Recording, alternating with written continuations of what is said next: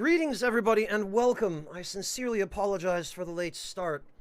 I had to take a work-related phone call, and I do my very best to keep those out of streaming hours, but every once in a while,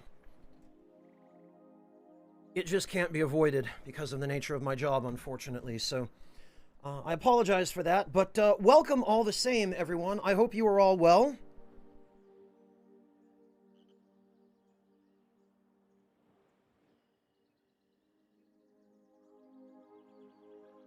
It is good to see everybody. And we are going to resume the Survivalists today. I think I might actually finish this. I think I might actually try to get to the end because it has a somewhat engaging gameplay loop so far, somewhat interesting mechanics with the monkeys. And I'm curious to see where it goes. So what I think we're going to do is today I'm going to try to actually start exploring some dungeons. I've sort of scratched the surface of those areas so far, but I've been focused mainly on just building up camps and bases and making sure that I had the ability to be self-sufficient before I started traipsing around in dungeons. So hopefully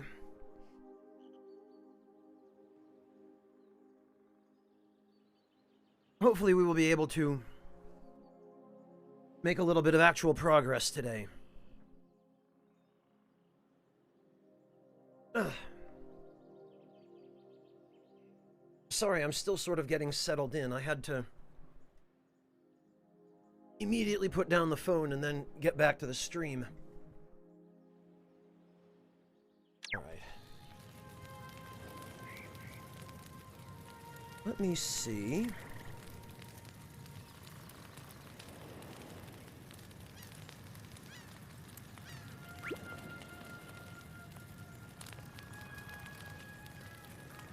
Whoops. One of the problems with this game, though, is that I find I'm constantly interacting with things I don't intend to interact with,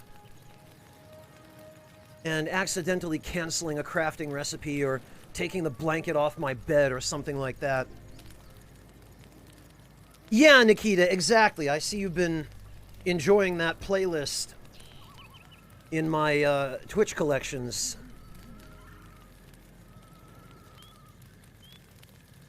So, I have put in a little bit of time over the past few days just familiarizing myself with the game a little bit more, taking some time to do a little bit more of the slow, boring stuff that doesn't really work well on stream. I would have liked to stream some of that, but I haven't had enough time free at once the past few days to just sit down and stream. You know, you really need to be able to guarantee that you'll be uninterrupted for at least a few hours, and I unfortunately haven't been able to do that. But we're back now. I basically have just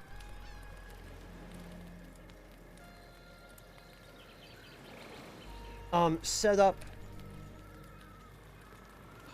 a... Oh, Mantis Man!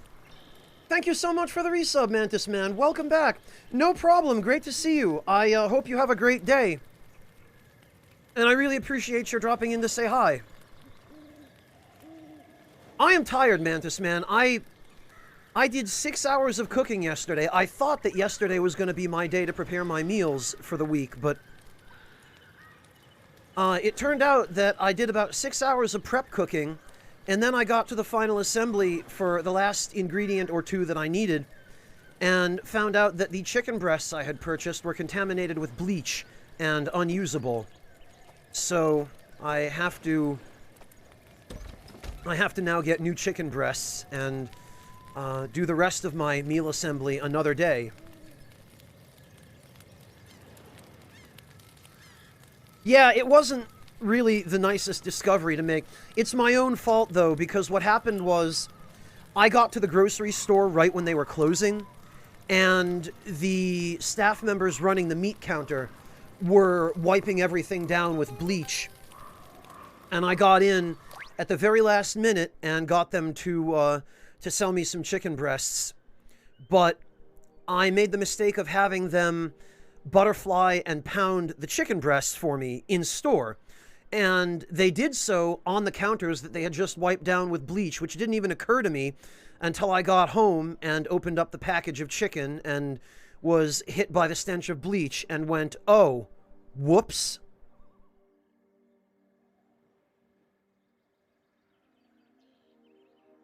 So that should answer your question, Blaine.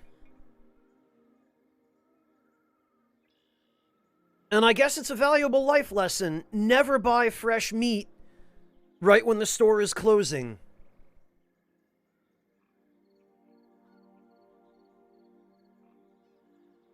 Yeah, at least I caught it before I ate any of them, but then I had ended up doing like 6 hours of prep. I was going to make chicken breasts stuffed with all sorts of really nice things. I got some spicy Italian sausage, some spinach, which I sauteed with butter and garlic, and a little bit of salt and pepper, some onions, which I caramelized with a little bit of balsamic vinegar, and I had some provolone cheese, slices of provolone, like deli provolone, left over from some sandwiches I'd made the previous week, and I threw that in as well, or was going to. And I had a cheese filling that I had made, which actually started off as what I had intended to be a Mornay sauce, but that ended up a little bit too thick. And so I thought I would use that as a filling instead, because it was a little bit better suited to that. And I made my own breading as well, which I started off with some just regular breadcrumbs, seasoned breadcrumbs with Italian herbs, and I added some more seasonings. I added some paprika and chipotle powder to coat them with. And I had everything ready. I had everything all set up to start flouring them and dipping them in the egg wash and everything. And then I opened the package of chicken, and there was just a wave of bleach that hit me, and I was like, oh, come on. Well, Mantis Man, fortunately, yes, the stuff that I was going to put in them, I was able to just, put back in containers and put in the refrigerator. So I am going to still be able to use that. But the chicken breasts themselves were unusable, unfortunately.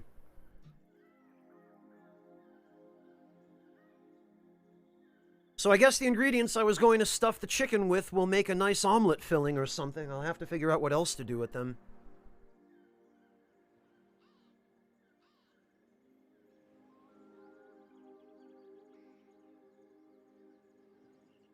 But yeah, that was that was my day yesterday. Would have loved to have streamed, and if I'd known how things were going to turn out, I would have.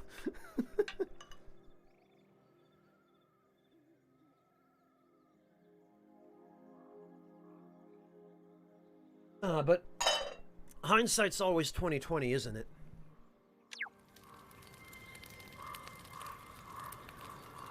Anyway, I have finally figured out how teleporters work in this game. And I actually was able to set up a base next to apparently the only biome where you can get the stones that power the teleporter. And I like this base. I set this up. This is on the third island.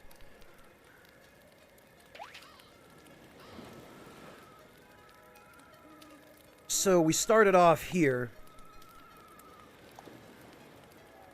And then this is a second island. That's the second island that we went to. I set up a base there as well, and then this is the third one. And it's in here. This, I guess this is a swamp where you get the stones that power the teleporters. Now that I have them, and I've got quite a few of them, they used to be really hard to find before I knew where to get them. But now that I've got a bunch, we can move back and forth between islands much more conveniently without having to use the raft. And it turns out these traps, these spike traps, they make a huge difference in defending your base. Yeah, Krypton, a survival game not only with direct control, but you have these monkeys that you rescue or that you recruit as you encounter them. And they can be assigned different tasks.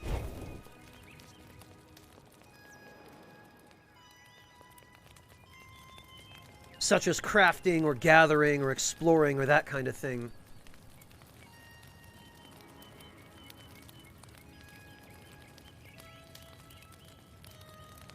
And using them is a crucial mechanic as well.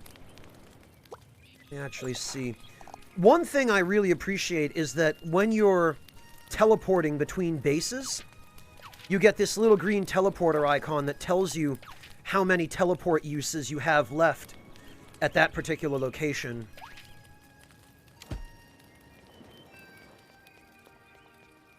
So what I need to do right now is I need to bring a couple of the monkeys from my first base over to my current one.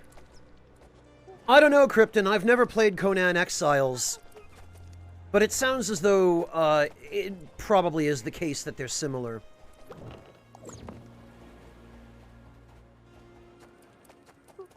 Alright,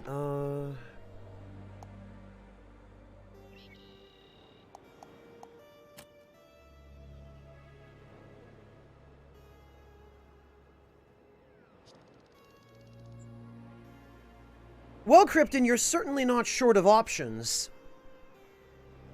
Honestly, though, if you feel like a survival game, a lot of people I've heard talking about Valheim.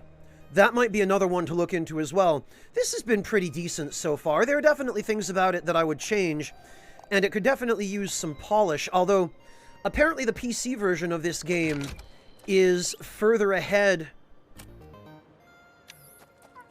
than the console version, which I'm playing.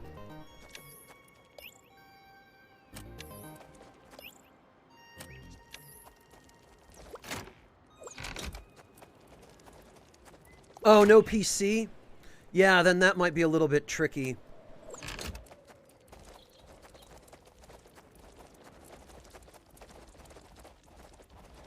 Okay, so actually... I want to give him a weapon.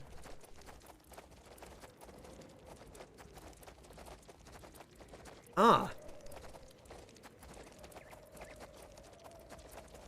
Hello, Jerusik, welcome! More Hong Kong food, I take it that means? HK?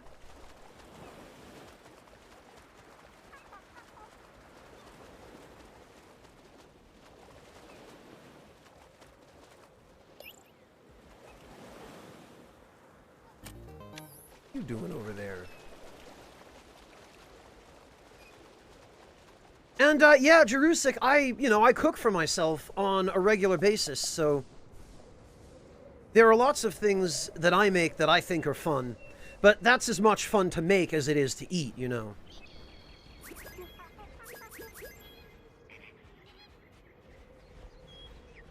What the heck?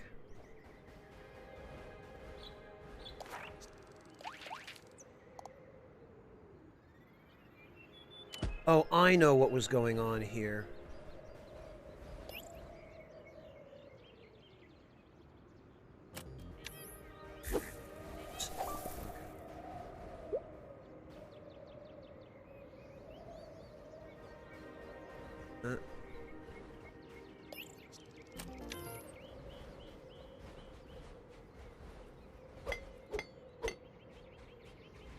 So I need somebody repairing this. Because I believe the monkey that I had repairing it before I moved to another base. How do you delete an emote off of your account? Bone, is that one of your emotes? As far as I know, Bone, the only way you can delete an emote is to replace it with a different emote.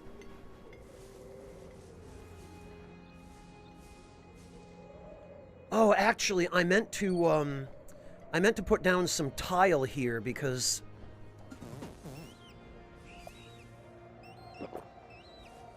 the pathway there keeps getting blocked when those stupid rocks respawn. Neo Shadow, thank you so much for the resub. Welcome back.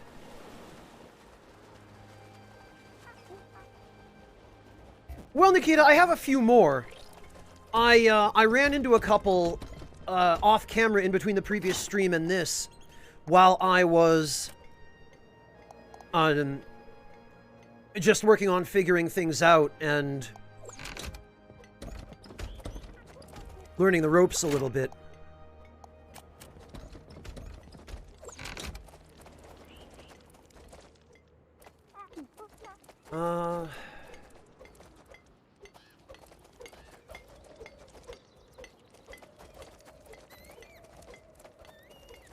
Oh, okay, Bone. I see.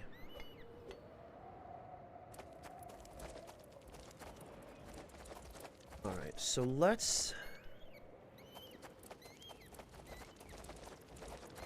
Matter of fact, I'm gonna need some dirt, so...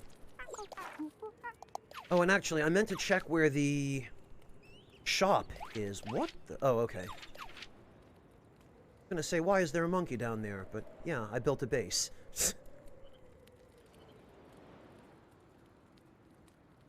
Heck is the merchant?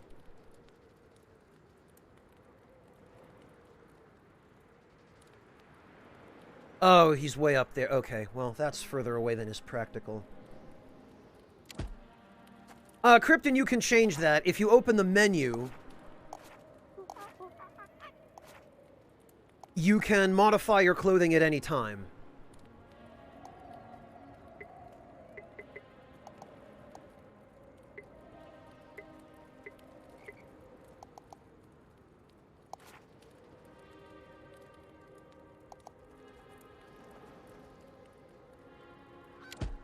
There are some lore entries that I do intend to read, but we'll get to those a little later.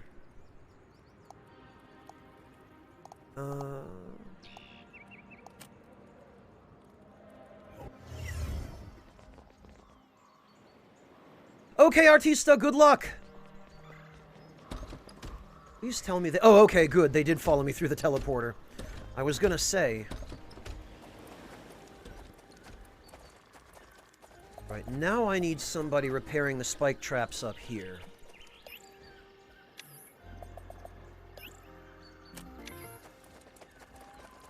So... There.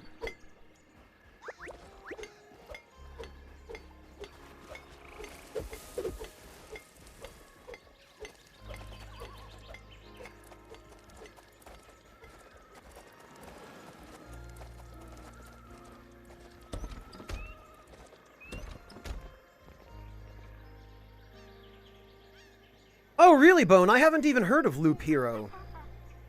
Is it any good?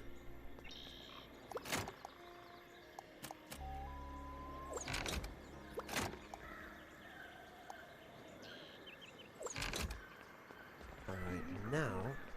Dracolon, thank you so much for the resub. Welcome back. Great to see you. Let's warp over here, because basically what I am in need of right now is... some resources.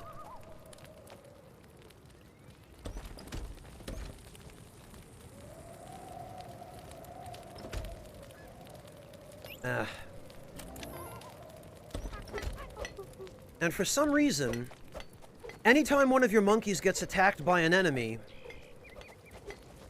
they stop doing whatever they were assigned to do.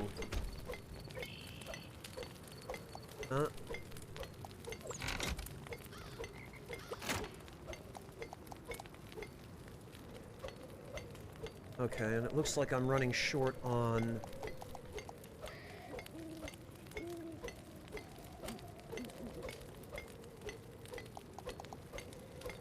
metal and gold, so we should probably get more of that.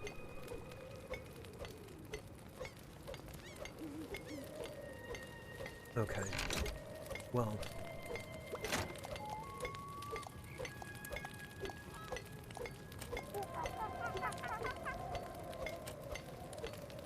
Guess those can go in storage for now.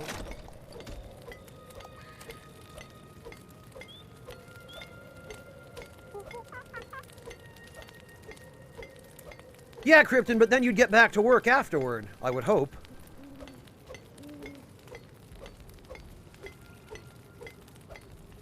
Yeah, Devilish, it does, doesn't it? I mean, fortunately, I just had breakfast, so I'm good to go, but...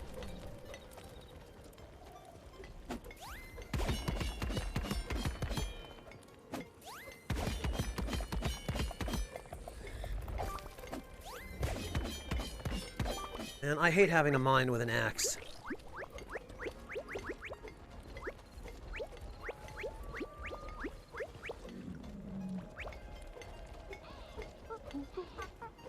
Oh, right. And I forgot, in order to be able to walk on the lava, I need to drink some water, because apparently that's how that works. I've got a pretty good setup for this, though. You can drink the water, you can get the stat boost, you can refill the water bottle. Oh, but now I need to rest. Because it's nighttime, and I don't want to be dealing with bats.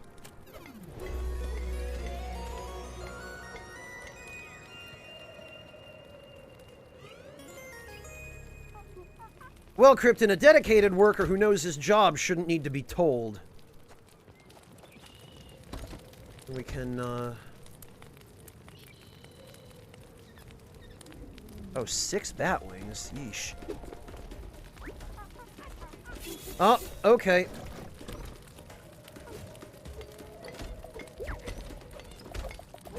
Hey!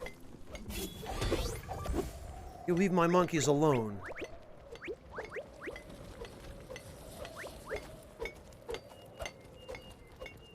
Yeah, he's fine. He's just sleeping. Hey, Yummy! They are in this game, Krypton.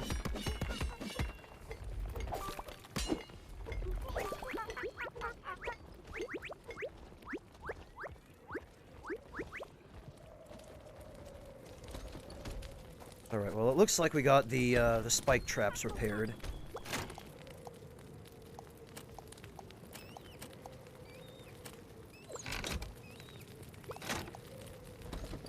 Now to put away all this food.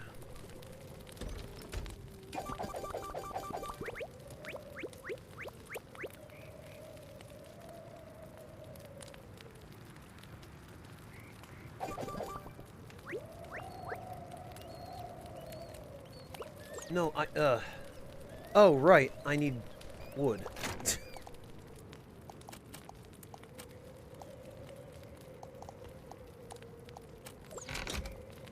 Can't cook unless you light the fire. Funny thing about that. Ah!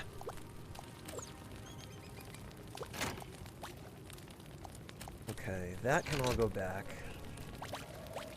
Now we make some more water. Yeah, we're getting there, Yami. We're getting there.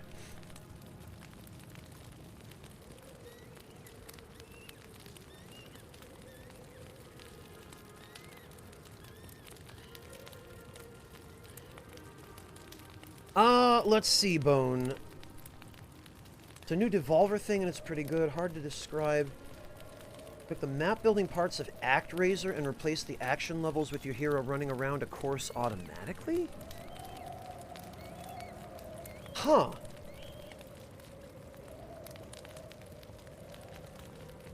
Interesting, Bone. So it sounds like there's a lot of automation.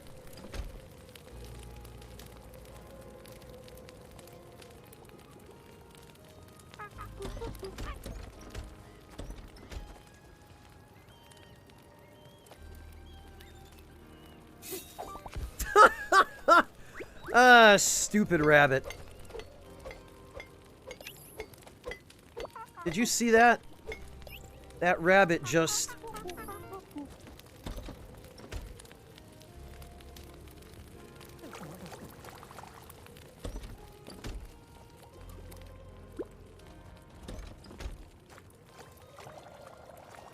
Ran straight onto the spikes.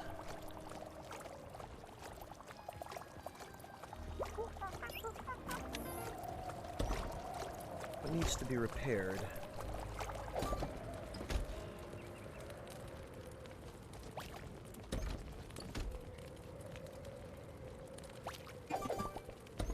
Ah.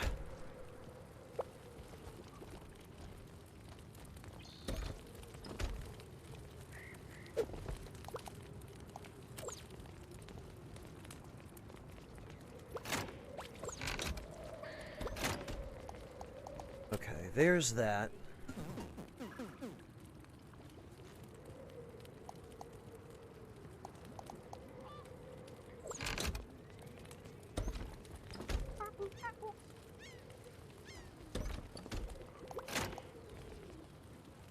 Oh, hello, Quietus. Welcome.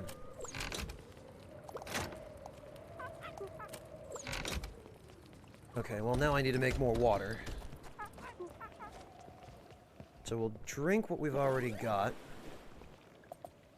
We will refill that bottle from the ocean, which is dirty. However, apparently, if you boil ocean water with charcoal...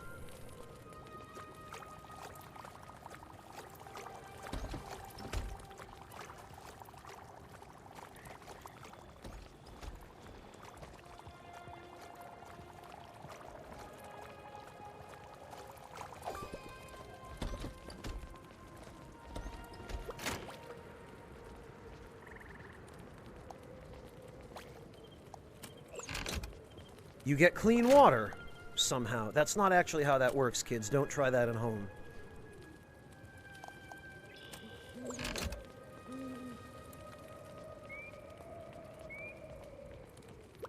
Well, then you've come to the right place, Quietus. I'm pleased to tell you. So we need a couple of pickaxes, and we need to make those. Which means we need iron sheets and iron nails. Do we have either of those? No.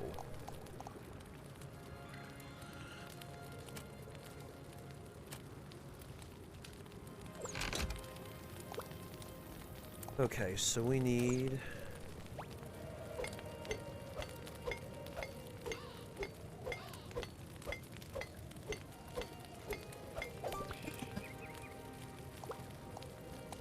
what do we need? 1 iron sheet and 2 nails.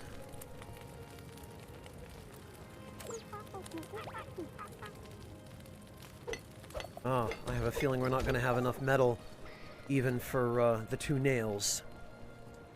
Well, that's great.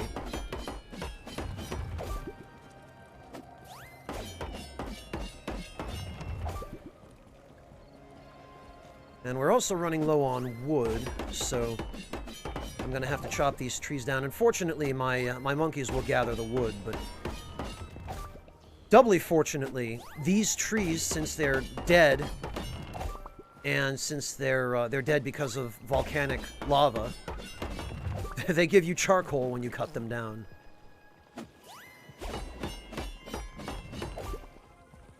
Yeah, Bone, if only. Also, when your cooking fire burns out, it spits out charcoal, which isn't really exactly how that works. Charcoal is made through a slightly different process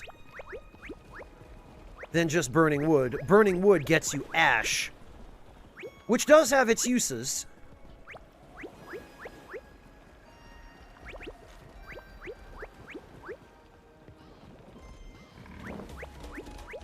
Oh, great. Hey.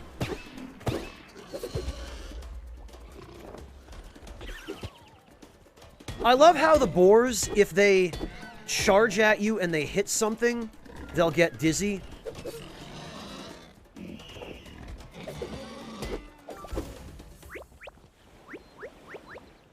And then they just sort of fall over for a couple of seconds and go, oh, my face.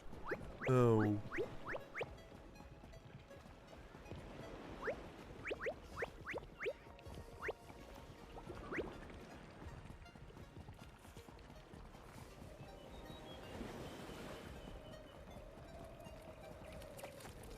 Yeah, Devilish. When does the spin to win not work? When is it not the strategy that you should use?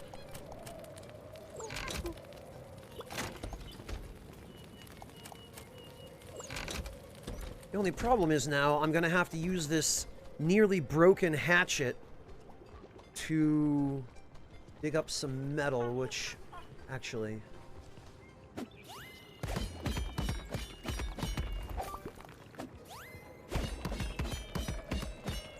looks like this might work. Right, look. Stupid bats. I hate the bats.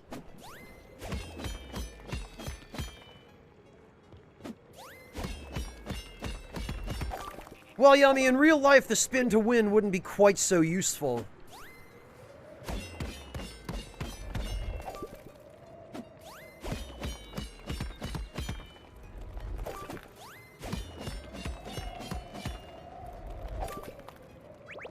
There we go. This ought to be enough metal for us to at least make a pickaxe.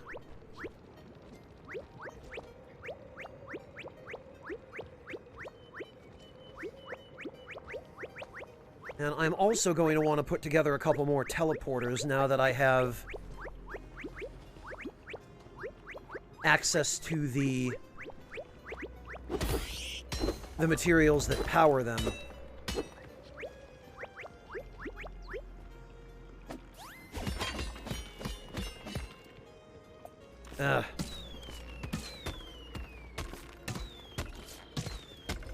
Man, mining with a bow. Who would have thought?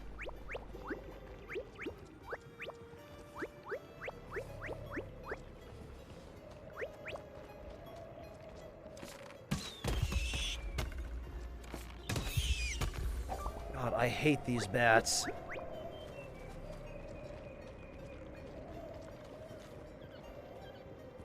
Okay. I think we're good. Well, yeah, Devilish, it's irrelevant here.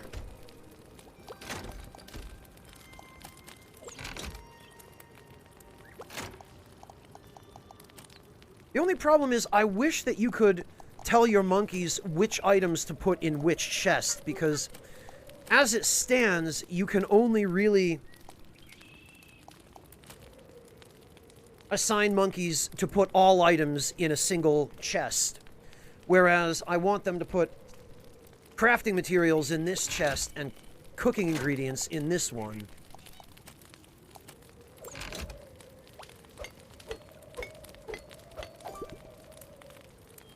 Yeah, Bone, it is. And I do use that.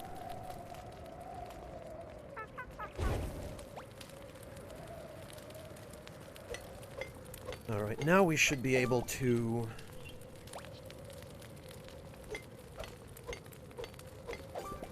at least make a couple of pickaxes.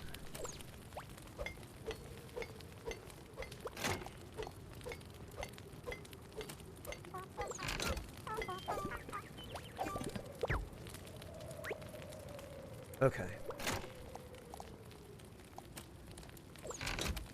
Yeah, I believe now we can make 2.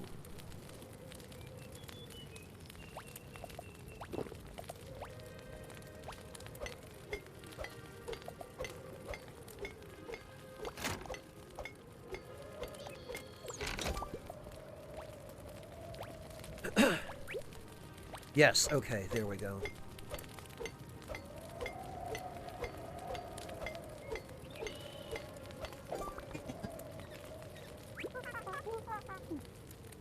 And we'll put the pickaxe in the tool chest for now, since we've already got the one.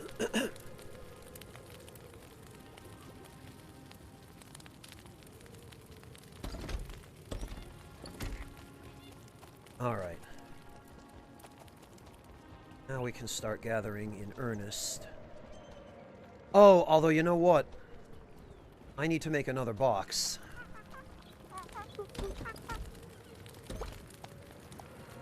What do we need? 8 timber and 3 hinges. Have the hinges.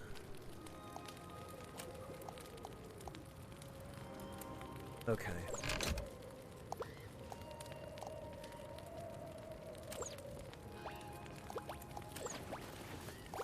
So now I just need a whole bunch of rope.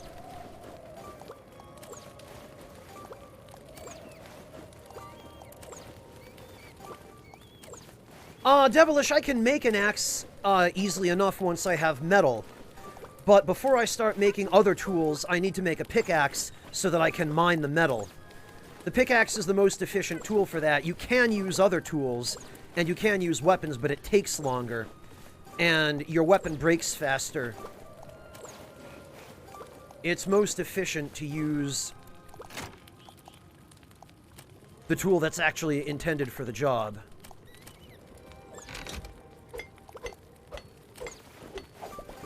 And unfortunately for me, it's also fastest to make the rope by hand.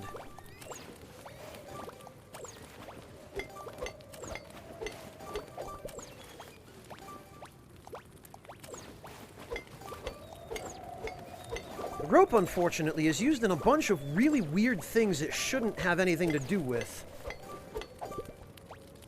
Like, it's used for making wood planks for some reason. It's also used for making wooden dowels, like wooden rods. I don't know why. Yeah, one thing at a time, Devilish. The axe is not something that will help me create new axes, whereas the pickaxe is. No, Nikita, it doesn't seem as though you can. Hello, Kitty. Welcome back. Thank you so much for the resub. Great to see you. Yeah, no, Nikita, they might have added that in the PC version, but in this version, the console version right now, you can only make one item at a time.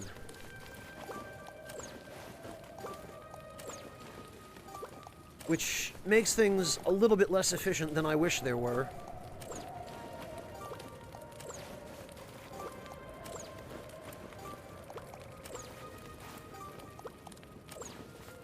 It's not the best, Nikita, for sure. The console version, anyway, is definitely lacking in some quality of life.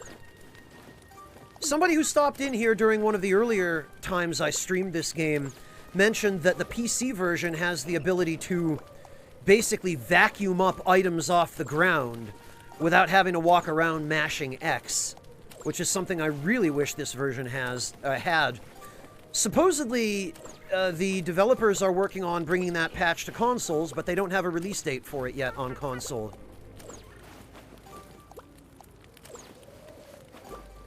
Yami, if I had known that in advance, I would have gotten the PC version of this. I was browsing PSN on my PS5 for games that looked interesting, and I saw this. And, you know, I had no reason to believe or to even suspect that the PC version of this game would be a major update ahead of the console versions. Because that's usually not the case.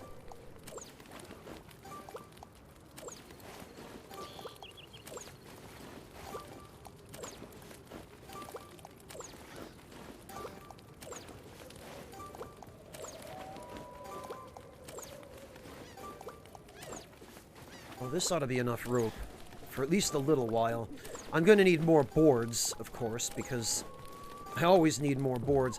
Boards and wooden rods seem to be the materials that I run out of the fastest.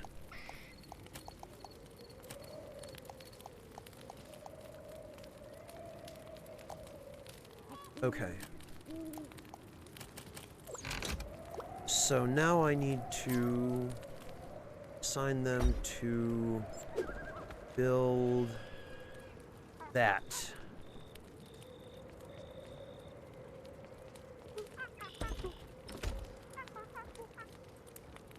Oh, come on, really?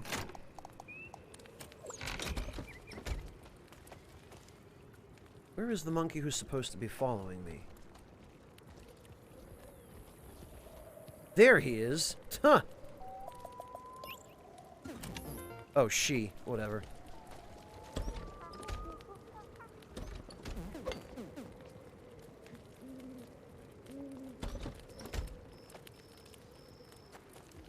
Oh, and now she goes and hangs out with all the other ones, and I can't see where she is.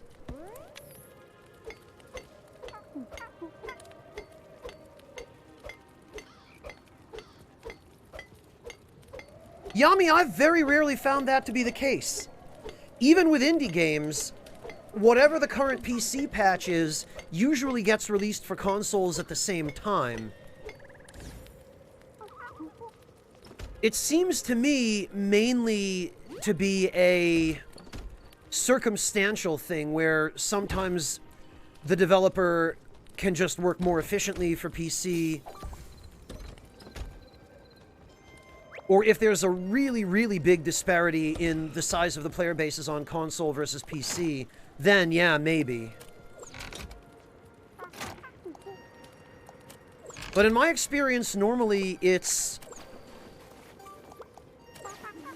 normally developers go out of their way to make the effort to release a patch at the same time on PC and on console. Just for the sake of keeping everything on par. Okay, Blaine, have a good one. Take care. Hey, Soki.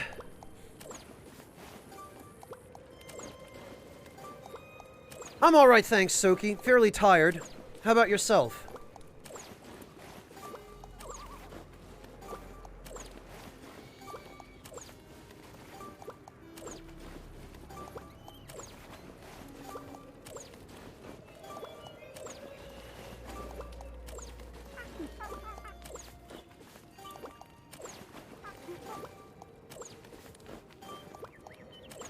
Wow, Jtron.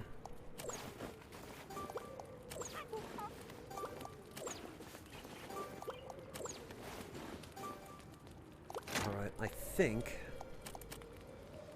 Yes, that's a full stack of rope. Now I just need timber.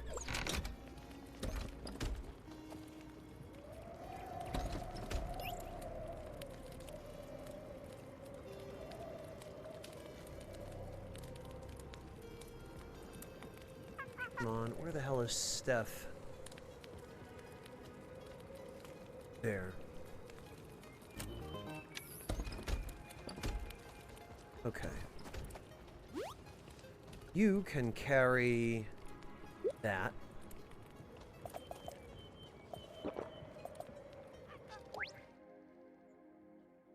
I'm going to have a little bit of tea before we proceed.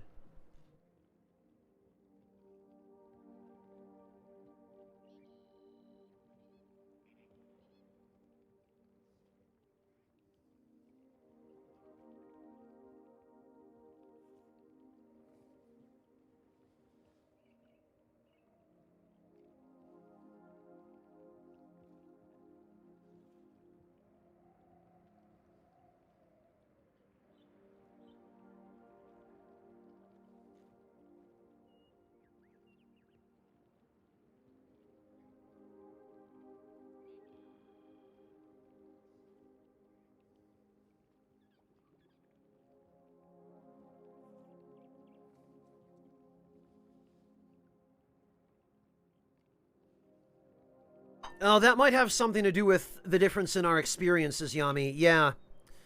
I play a fairly, even mix of console and PC games. With maybe some bias toward console, but...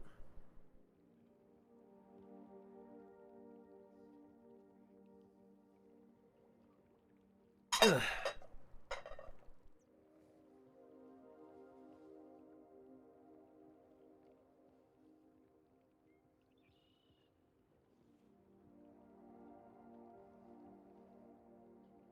Oh, yeah, Bone, I've heard of that, using the carbon from the ashes of cremated people. There's a whole subplot about that in Metal Gear Solid 5, in fact.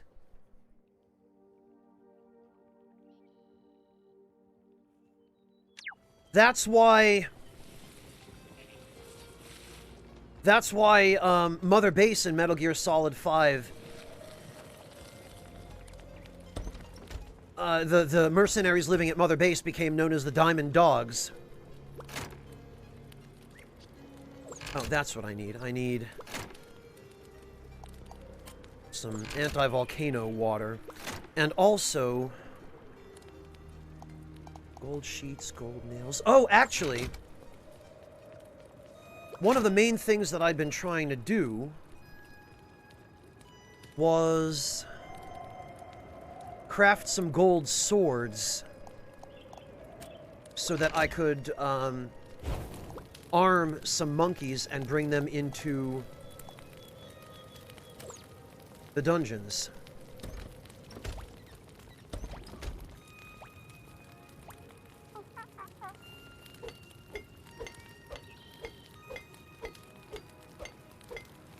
Oh, Yami, you're talking about Katana Kami, right? That Way of the Samurai game that came out, what, like early last year, I think? I know the one you're talking about. In fact, I remember talking to you about it right when it came out because you were asking me whether you should get it, even though you had pretty much already made up your mind that you were going to.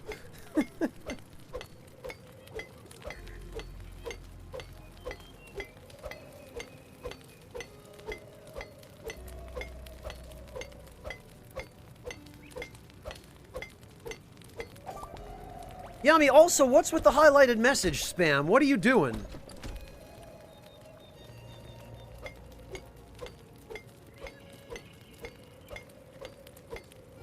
No, I'm not gonna play Katana Kami.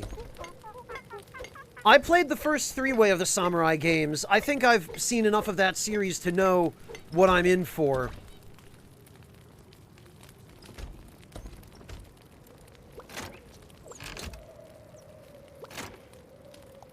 Okay, that looks like it was all my gold. I know, Nikita, I know. It's just... it is a little bit spammy.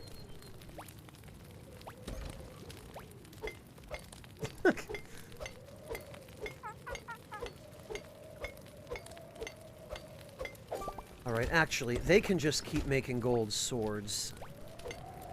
Of course, they're gonna all end up in my food chest, but... whatever.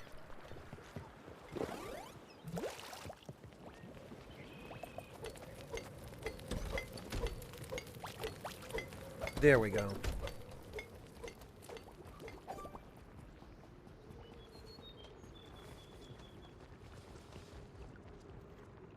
Now I can finally get some mining done.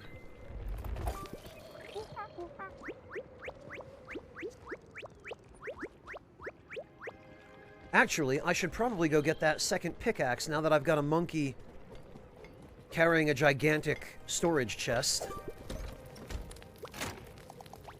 There's no reason I can't bring that with me.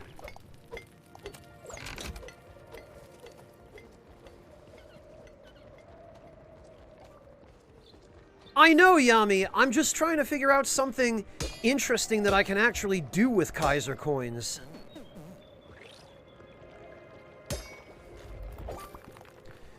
Yeah, Ghost Mutton, if only.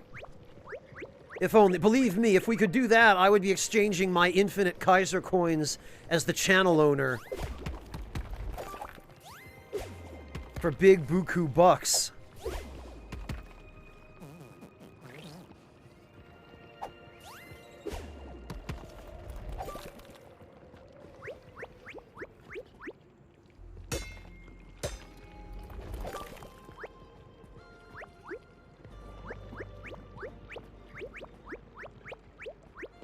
Yummy, you made me think of the money sink in the Messenger by using the term money sink, where in the Messenger, it's a literal money sink. They do a bit of a fourth wall break, and you go into the shop, and the shopkeeper says, "Oh, well, our fans were asking for a money sink in the late game, so we gave them a sink, like a literal sink that you can pour money into, and it just goes down the drain."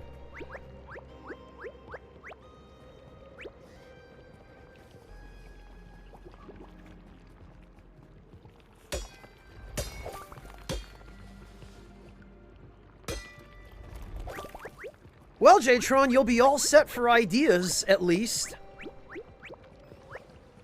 Mind you, it's going to be a bit of a challenge for me to come up with them, but I'm sure if you have anything specific you want, even just a little bit of guidance will be enough for me. Food is something that I can roll with pretty easily.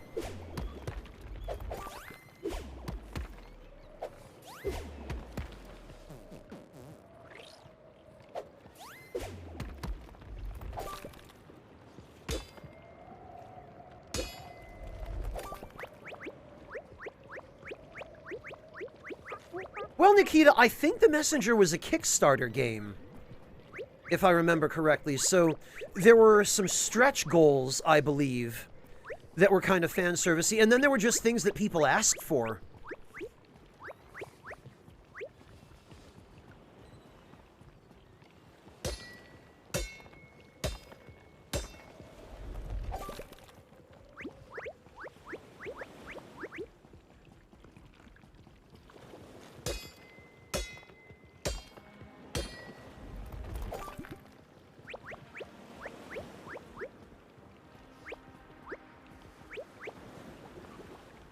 I know, Yami, I know. I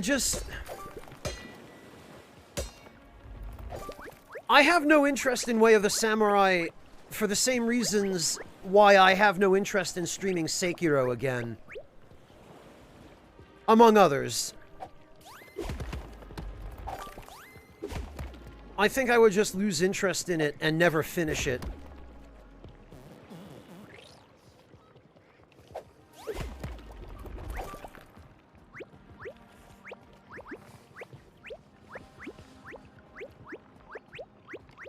This right here, this having to walk around and just mash X on every individual item, this makes me wish I had gotten the PC version of this game.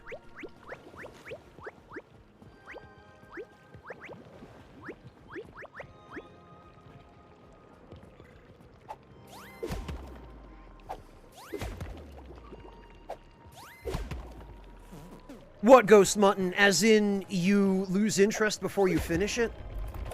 Well, that's one of the reasons I'm so selective about what I play to begin with. Supposedly, Shinichi-zo, yes. Supposedly the PC version is a fairly significant update ahead of the console versions of this game. And the PC version has some new mechanics in it that don't exist in the console versions, like gardening and some other quality of life changes, including being able to just vacuum up items by holding X.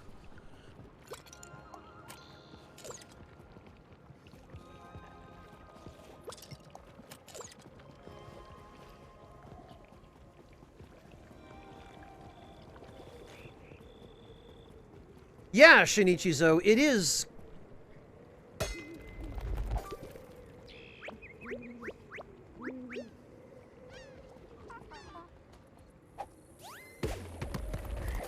Although I'm not sure if it got left out so much as just nobody thought to add it, and maybe somebody requested it later. That I don't know.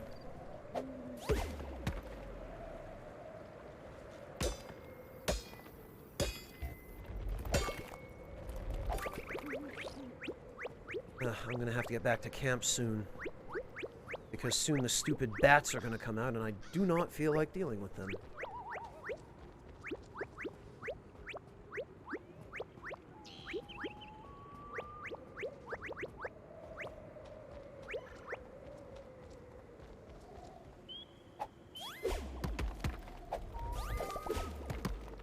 Not in the console version, Nikita.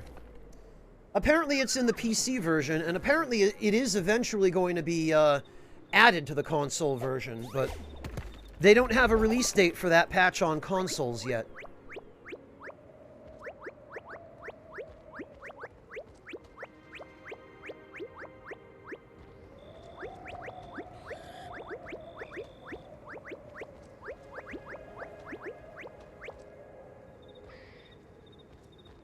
Ah.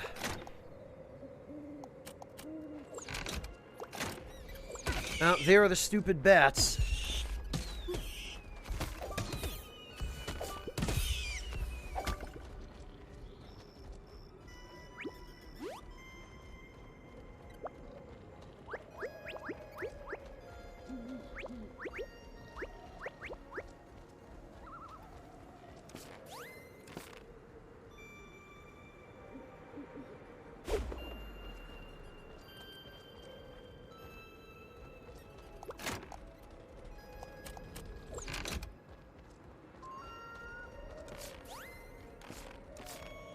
What the heck? Where'd it go? No, Nikita, nothing is infinite in this game. Everything is consumable. Your bow can run out of arrows, and when it does, you have to craft more. Oh, here we go.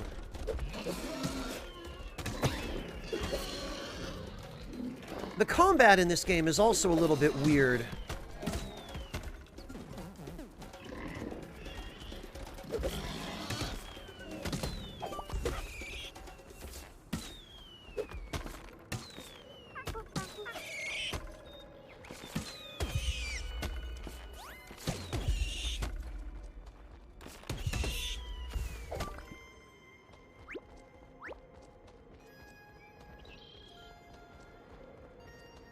Well, I didn't want to be up. Ah. Hey.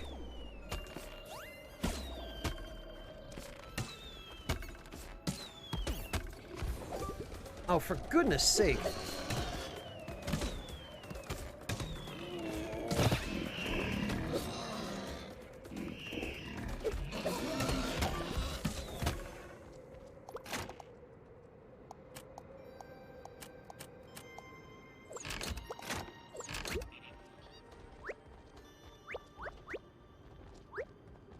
Man, I can't catch a break around here.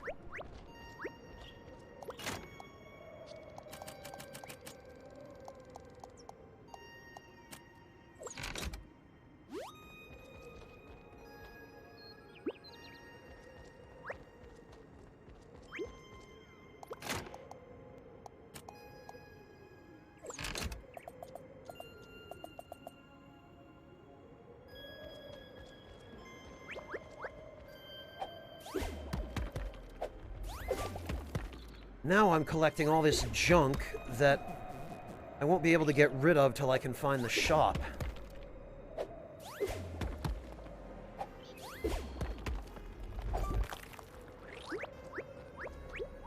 Rajmir, thank you so much for the resub. Welcome back. Great to see you, man. How are you holding up?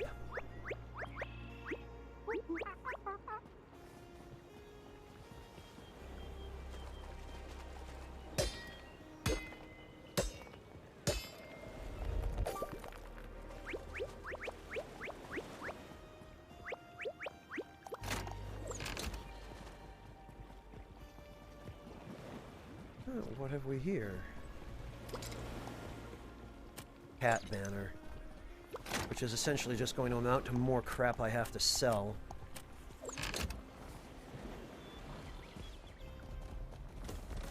Oh! For goodness sake.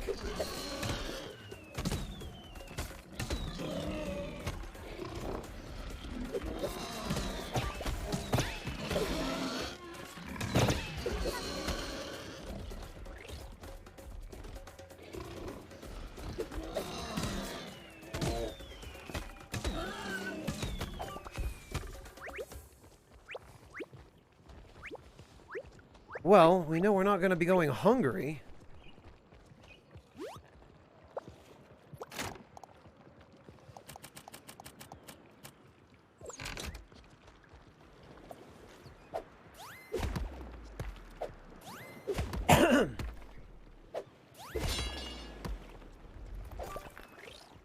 Well enough, thank you, Rajmir. I am hanging in.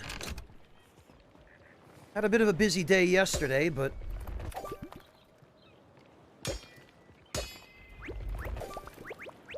other than that, I'm doing okay, thanks.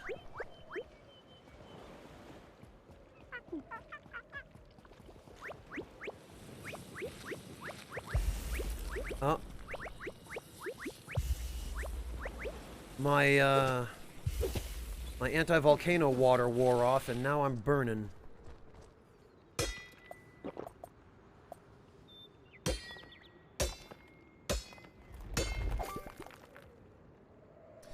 Rajmir, if you're going to buy this, get the PC version. The PC version is apparently the definitive version because it has stuff in it that the console version, as of right now, does not.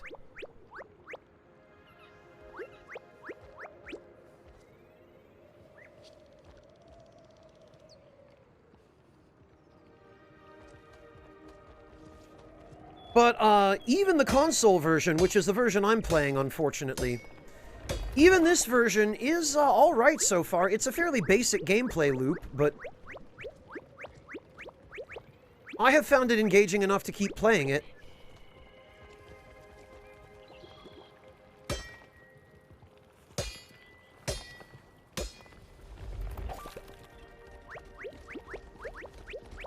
Oh, I hear... No.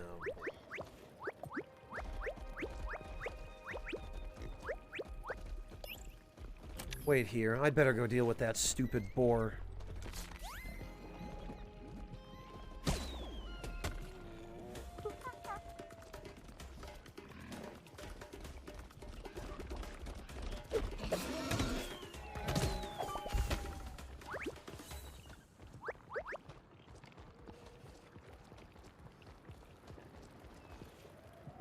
There we go.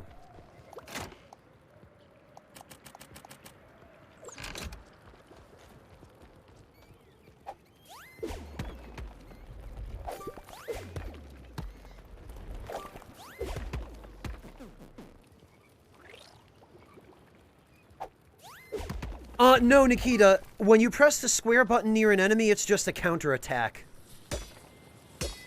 Which doesn't always seem to work. Sometimes it misses. It depends on what type of weapon you're using and what enemy you're fighting. Like, bow counterattacks will almost always miss bats. Because they move so quickly, they just get out of the way.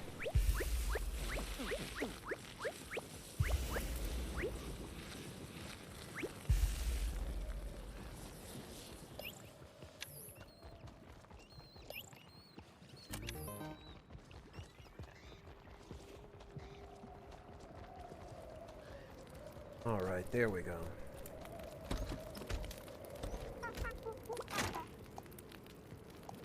Yes, okay, I think that will be enough gold swords.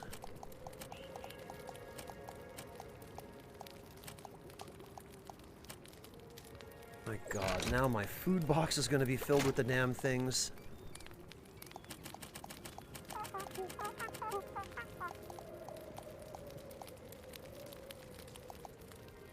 Oh wait, no, this isn't the box I want to put them in. Come on. There we go.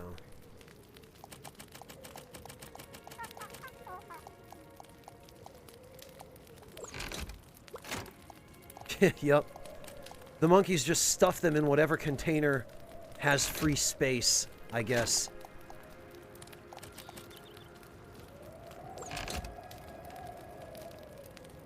Well, Nikita, there's a consumable item that lets you survive the heat. This right here. The bottle of clean water.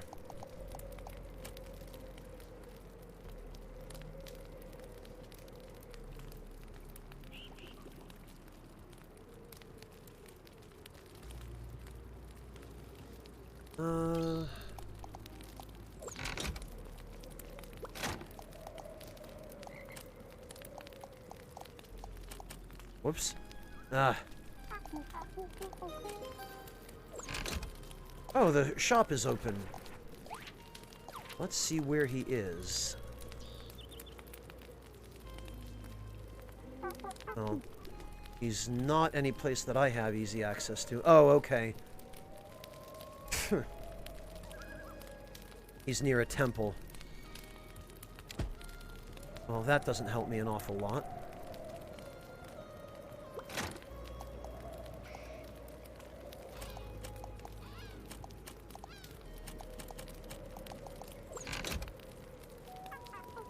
Well, let's deposit the food.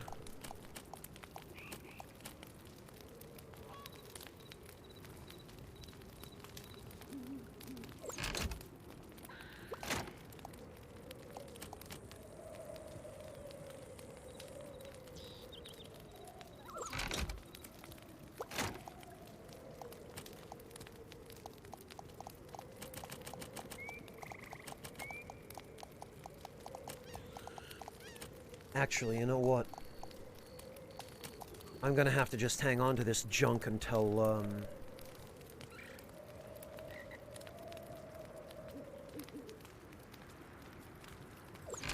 Actually, though, you know what we could do? We've got all these rocks. If I only had some mud...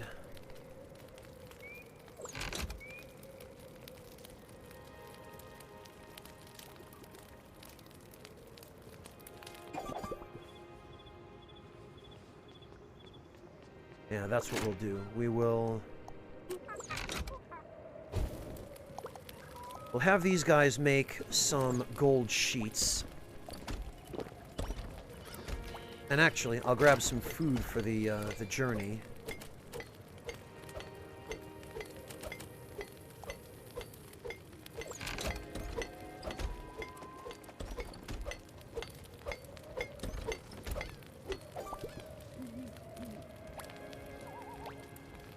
Oh, hello, I'm So Rye. Welcome.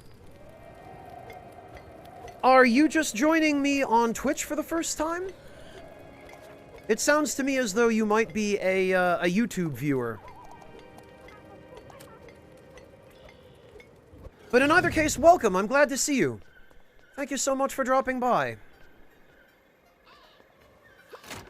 Okay, yes, we need...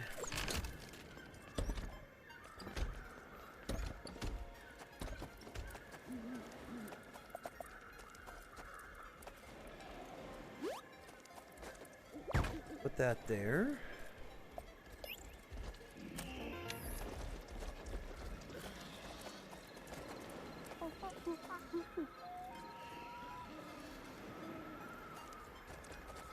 And I'm gonna need some mud.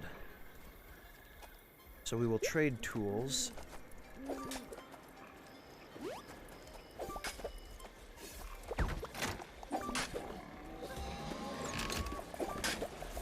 Oh god. What? What? How? This panther just followed me across an ocean.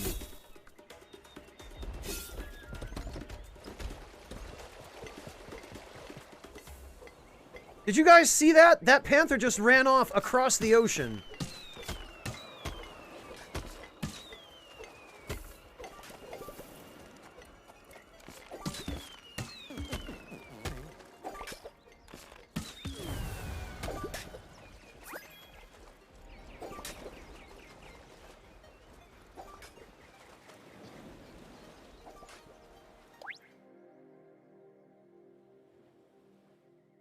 Oh, okay, Rye, I see.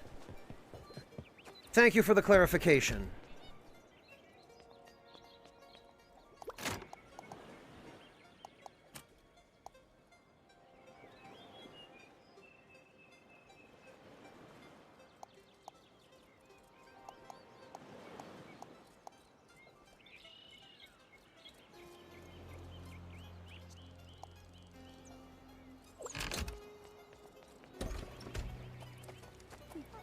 Yeah, that was more than a little bit silly.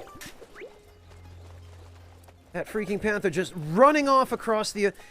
Probably it was because he had me targeted when I teleported away from my other base, but...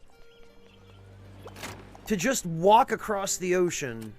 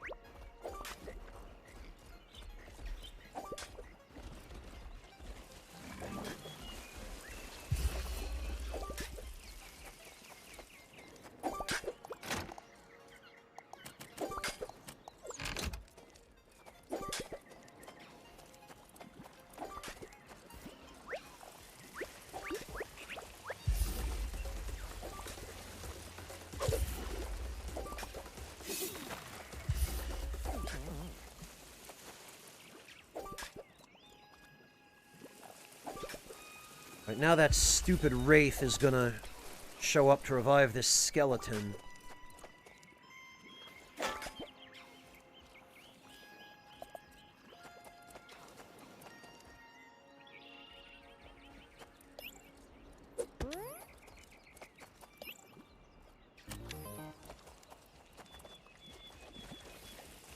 No? Maybe not.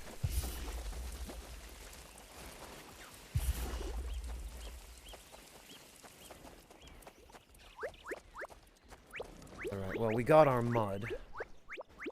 There was supposed to be a monkey over here repairing...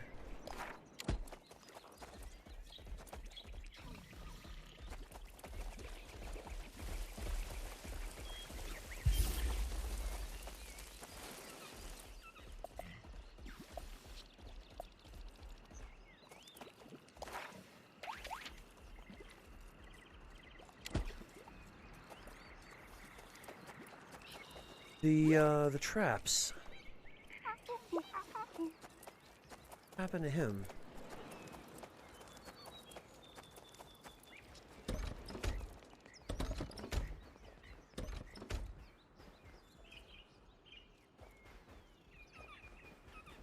That's one of the problems with the monkeys in this game, is that sometimes they just run off for no reason.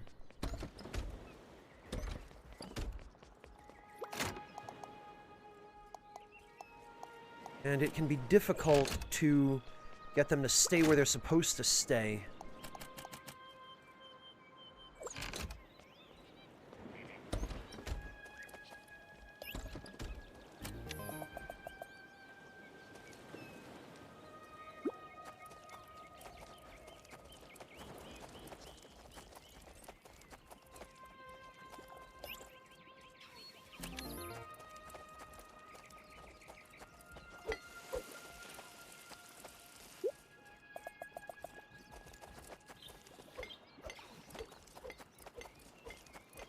Should have been another one here.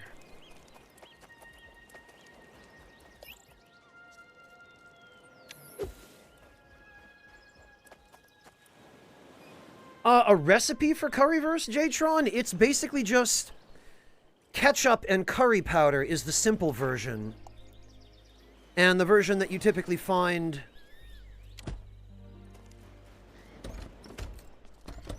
at street stands in Germany.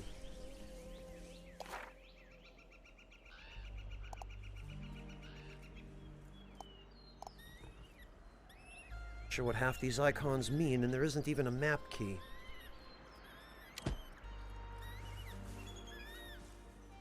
Oh, Ghost Mutton, yeah, online applications are the worst. Especially because everybody's trying to apply now. Sell you a $25 Currywurst. Alright, Jtron.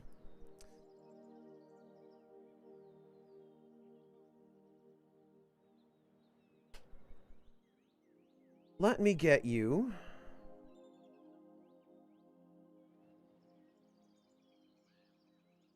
a recipe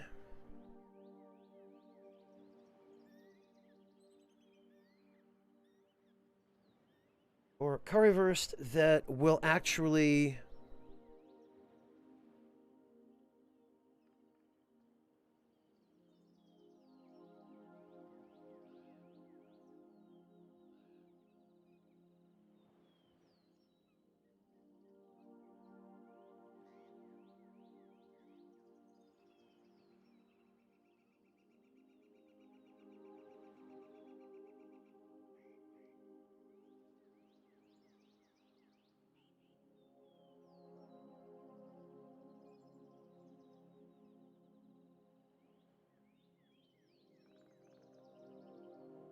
all right, Jtron, so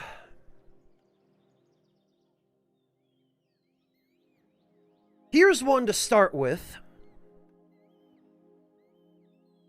which is a little bit unusual. This one is served with what appear to be dumplings.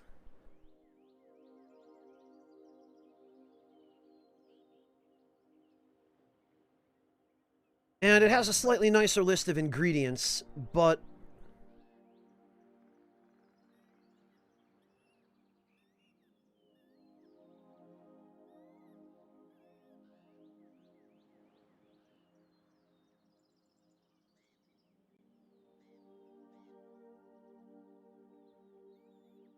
you were going to order it at a restaurant.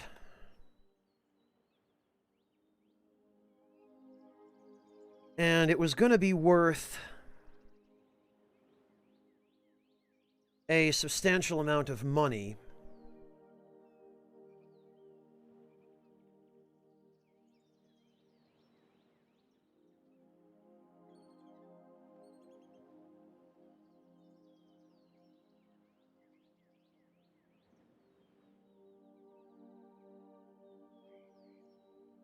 I would probably recommend...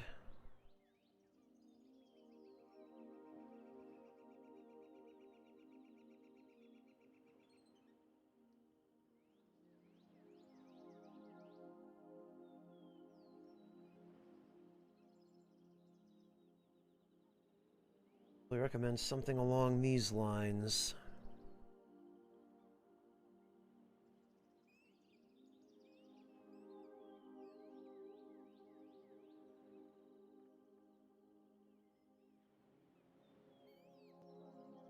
So, here, Jtron,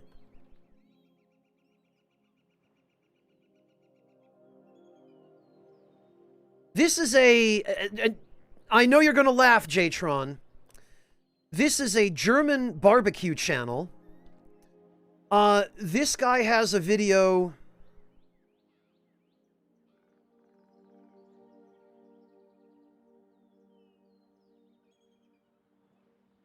a video in which he makes currywurst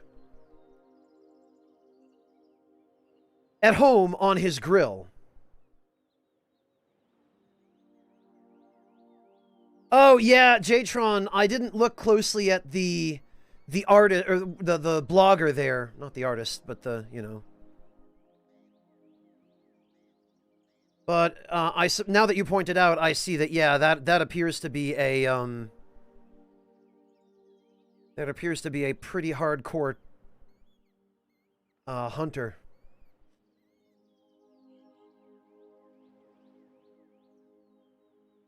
But yeah, Jtron, here, let me... A lot of the best resources you're going to find for currywurst are going to be German sites.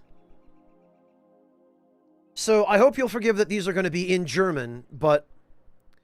Like, look at this one. This is getting you up toward the really high-end currywurst, which honestly is a bit of an oxymoron. Currywurst is explicitly not supposed to be high-end. It is explicitly meant to be a cheap street food. But if you really want to dress it up in a suit and tie...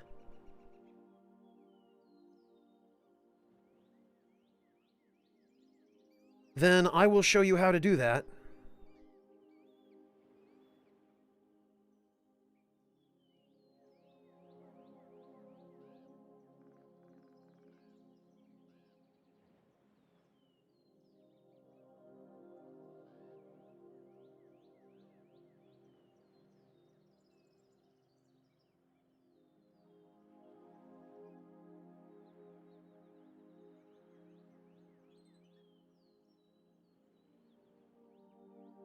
Let's see.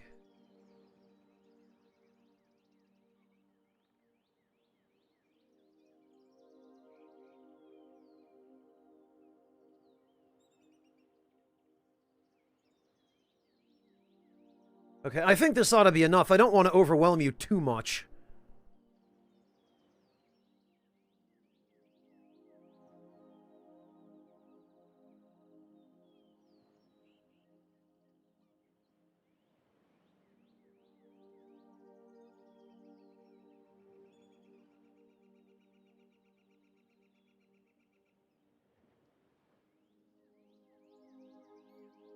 So I'll give you one more here.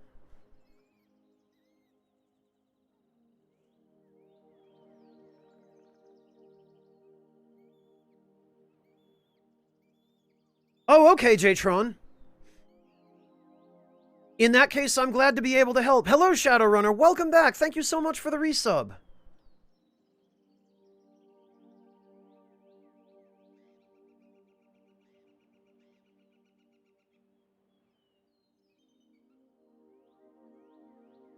And actually, once again, Jtron, this blog is in German, but it has some pretty good information on it as to like what type of sausage to use, what type of seasonings, what type of procedure. Here, I'll give you one more. Yeah, AutoMod just goes nuts on dumb stuff, Jtron. I need to just knock it down to its lowest settings. It's almost at its lowest settings now, but even the recommended settings apparently are too high. It just goes crazy.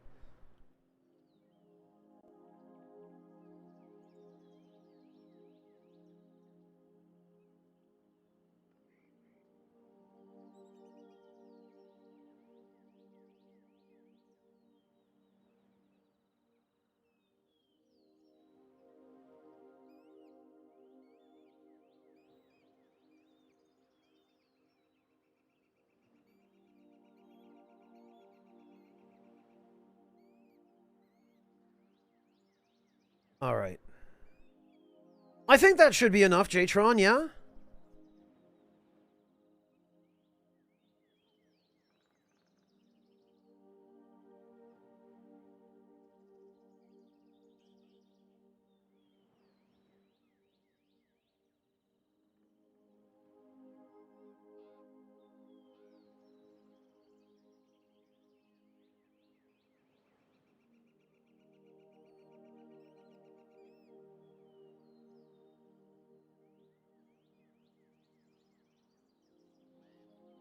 Okay. Oh, you did! Excellent, Jtron. I'm glad you had a chance to try some kippered snacks. Those are fantastic, aren't they? And they're great on their own, just out of the can. Or if you want to be a little bit fancier about it, you can throw them on some bread with just some fresh dill and some sliced onions. And a little bit of black pepper. Yeah, the kippers, Jtron, are an excellent source of protein. And they're a relatively inexpensive source of protein as well.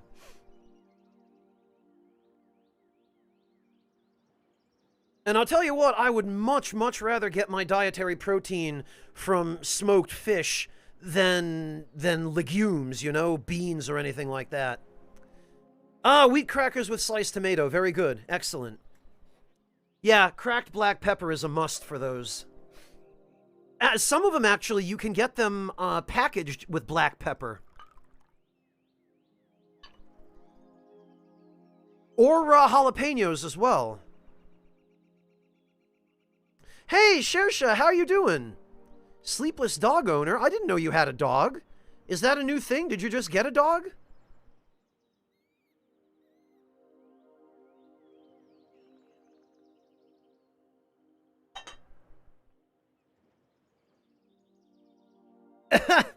That's the spirit, Jtron. Jtron, I suppose you're also going to be using campote pepper as well. I'm not one to talk. That's the kind I use. It's super expensive, but even a few ounces of it still last quite a long time. Oh, you got a dog for your birthday, Shersha. What kind of dog? You're obligated to post pictures now.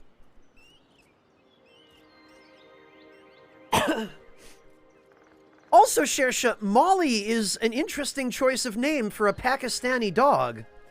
I'm surprised you didn't name her something in Urdu. Or is it just fashionable to use Western names in Pakistan for your pet?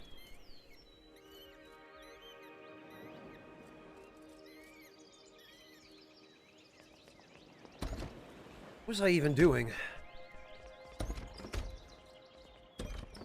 Ah, yes, please, Shersha. I would love to see a picture.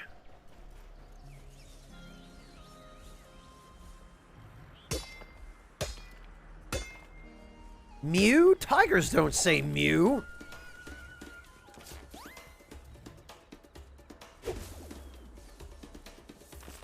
You know what? I'd better just deal with this.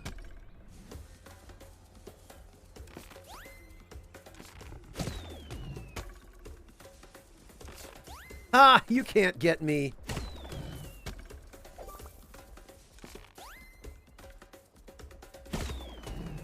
Yes, I figured out a way to cheese these guys.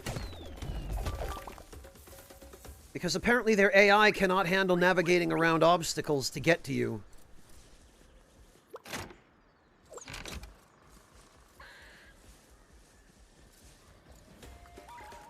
Oh, really, Shersha? That's interesting. I'm surprised to hear that. I mean, Western pets have Western names, but the reasons for that should be pretty obvious.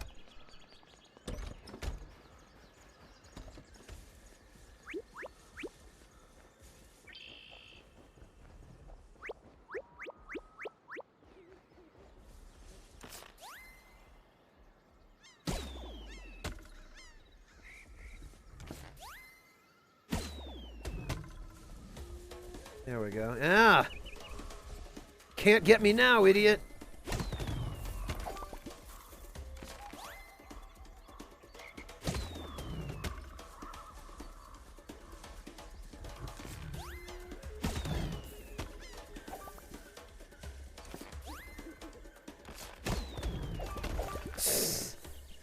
God, that's the stupidest.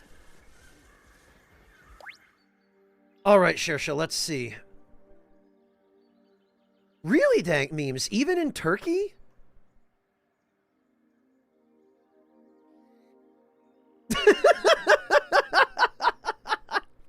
Shersha, what is this picture?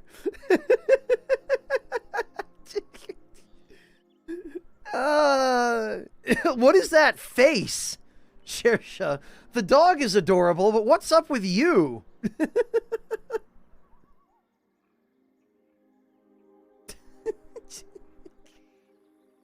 This is easily the silliest thing I've seen all week.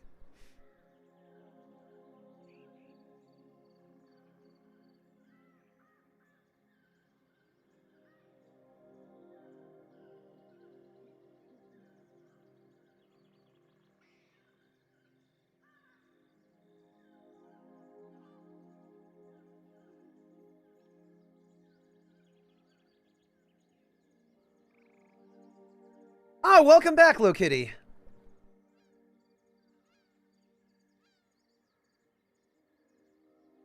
I see, Shersha. She constantly screams. Well, you better teach her not to do that while she's still young and impressionable.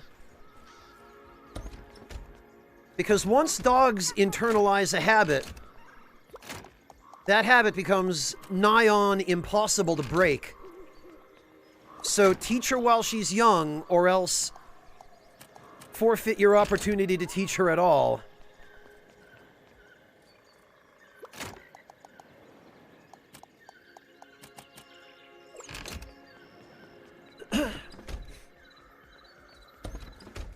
Ah, good, Shersha. Excellent. Very good. Yeah, you have to start young with the training.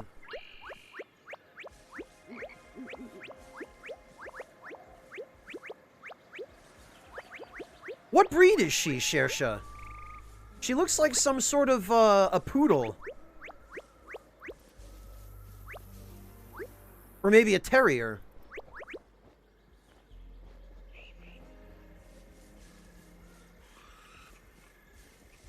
Oh, a Shih Tzu. Okay.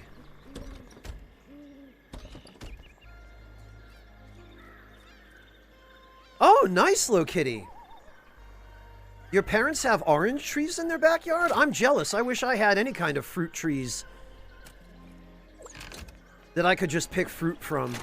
Then again, even if I did, I don't think I would trust fruit from any kind of fruit tree growing in Berlin.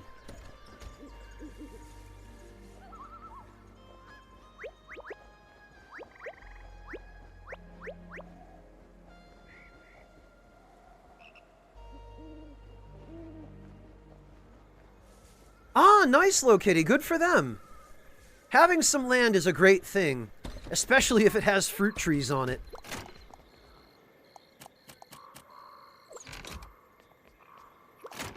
Oh, really, Shersha? You have lemon trees? Oh, avocado and orange trees. Very nice, Low Kitty. There are some really nice things you can make with fresh avocado.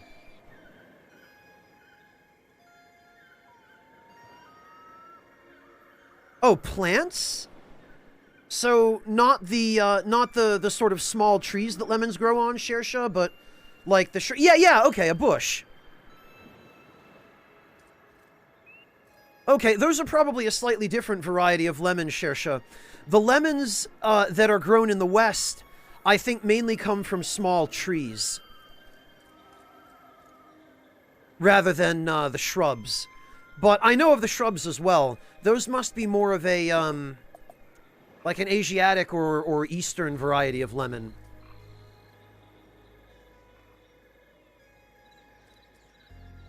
Ah, excellent, Low Kitty.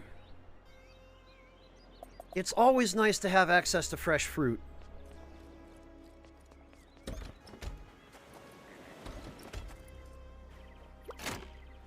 Okay, we've got mud, we've got rocks.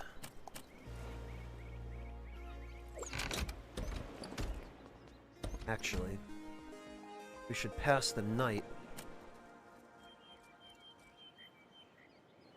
Oh, that's a good idea, Low Kitty. Although, Low Kitty, you can preserve your lemon. There are ways of preserving them that make them really nice.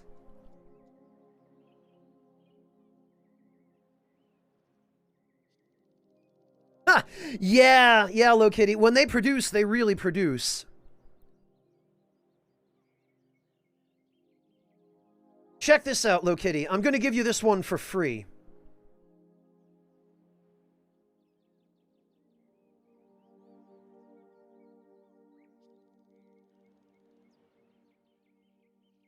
You don't even have to spend channel points on this. Because I'm in a good mood.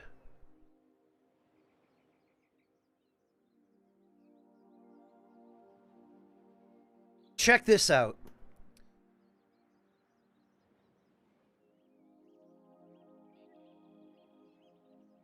So that's one thing you can do.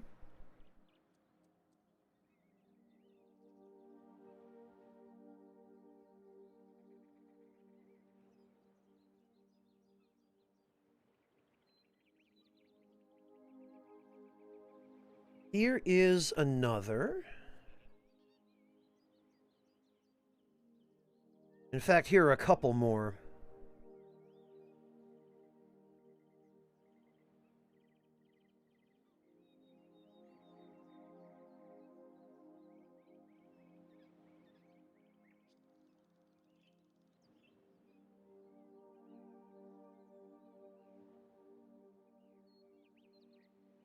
There's another one.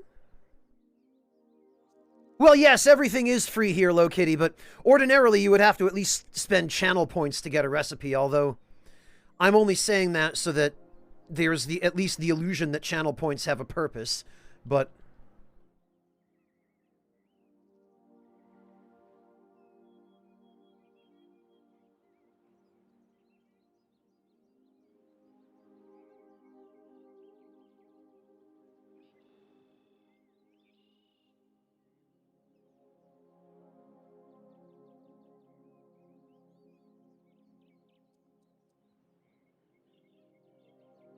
let's see.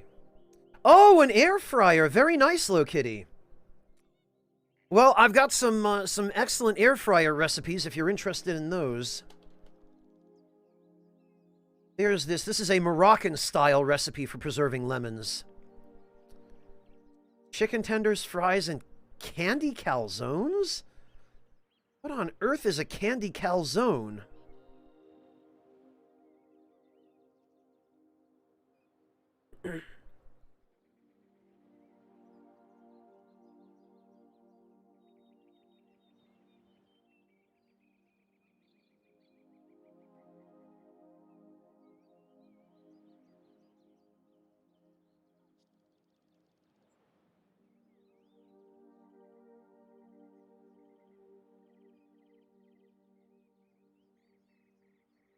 Kitty, let's see.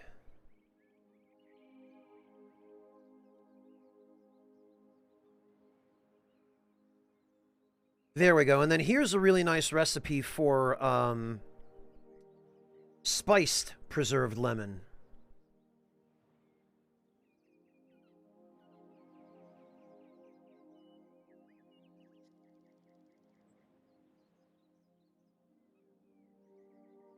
Here we go.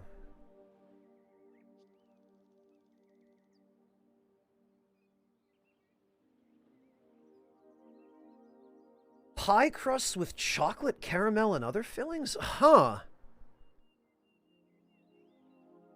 Andy Cows. Oh, I see. I see. Now that I see the image, I see exactly. I was going to say, they look a little bit more like they're geared toward Halloween, and now I see that that is, in fact, exactly what they are.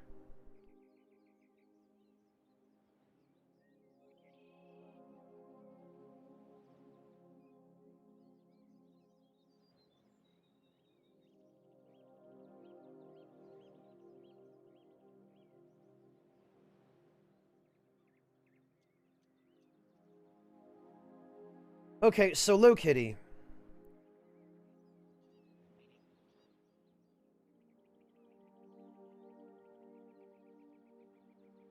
Let me dig up a...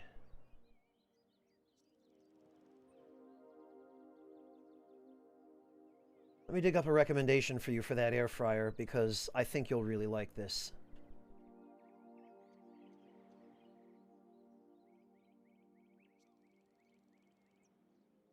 I have the link around here somewhere.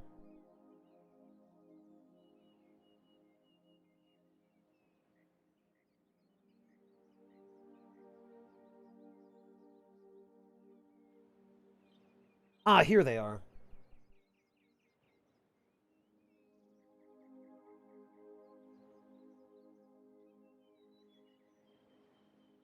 Yeah, they seem like they would be, Low Kitty.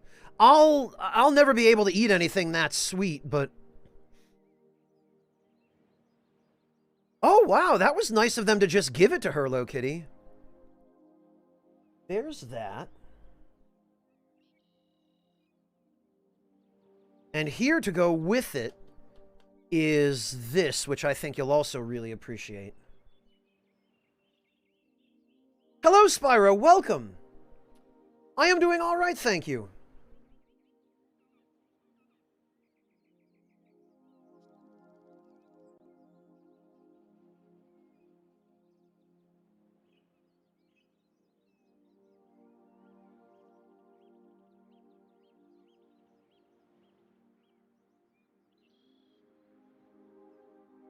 There we go. Good night, Nikita! Thank you so much for stopping in. It was great to see you today. Rest well. Oh, yeah. So that worked out perfectly, Low Kitty. That your mother just happened to have an air fryer that she got for free. Oh, no, not for free, for $35. But I mean, heck, it was almost free.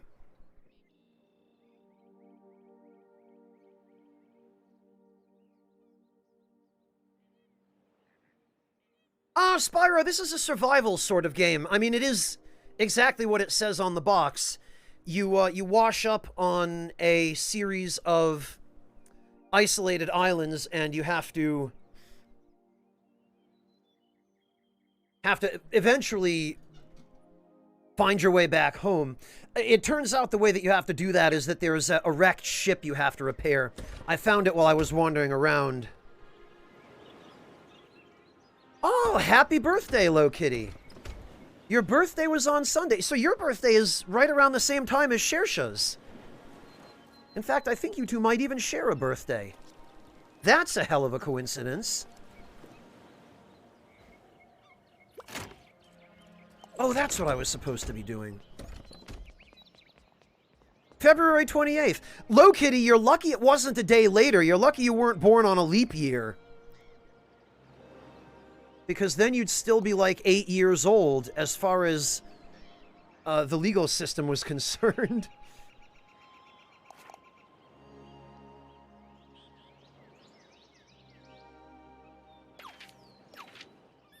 Alright, did I just... Oh! That's where that stupid monkey went. Why the hell? He just ran away. I was gonna say, I know I'm missing a monkey.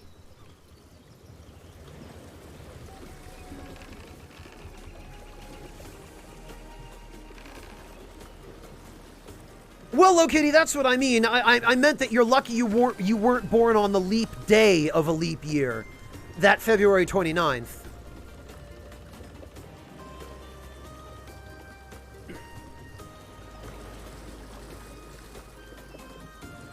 Ah, yeah, Spyro, crafting is involved. It's a fairly simple crafting system. There's not a huge list of things you can craft, but, it's definitely a game that scratches that itch.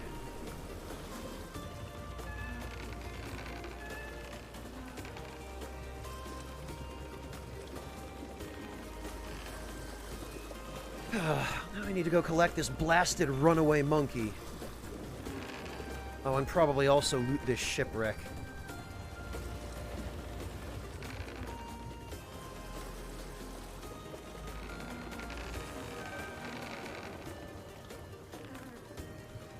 Yeah, I suppose I couldn't blame you for that, Lokitty. I mean, if you only get one every 4 years, then why not?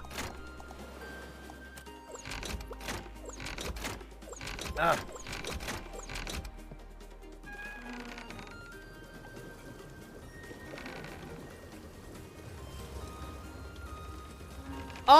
Spyro, it depends on where you get it. I would buy the Steam version, because the Steam version is a couple of updates ahead. What the... What are you doing over here? Get on this raft right now.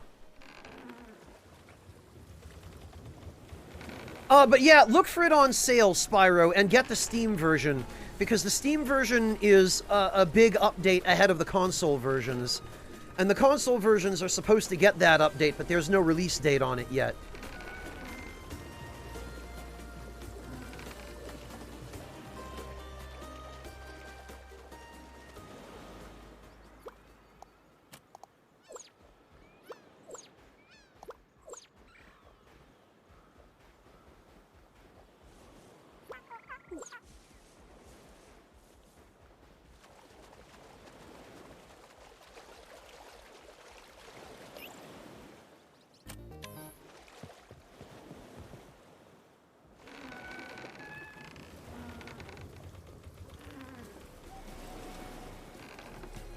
But yeah, stick around. You'll get a look at it. You'll get to see what it's all about.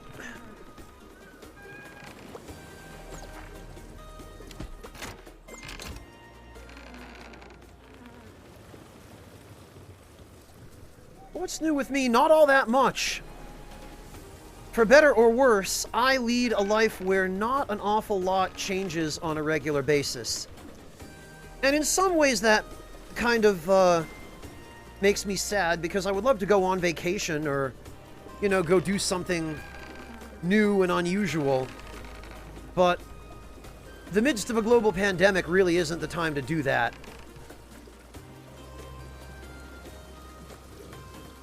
So, for the moment, I'm just trying to be grateful for the fact that, I don't have to deal with a lot of craziness.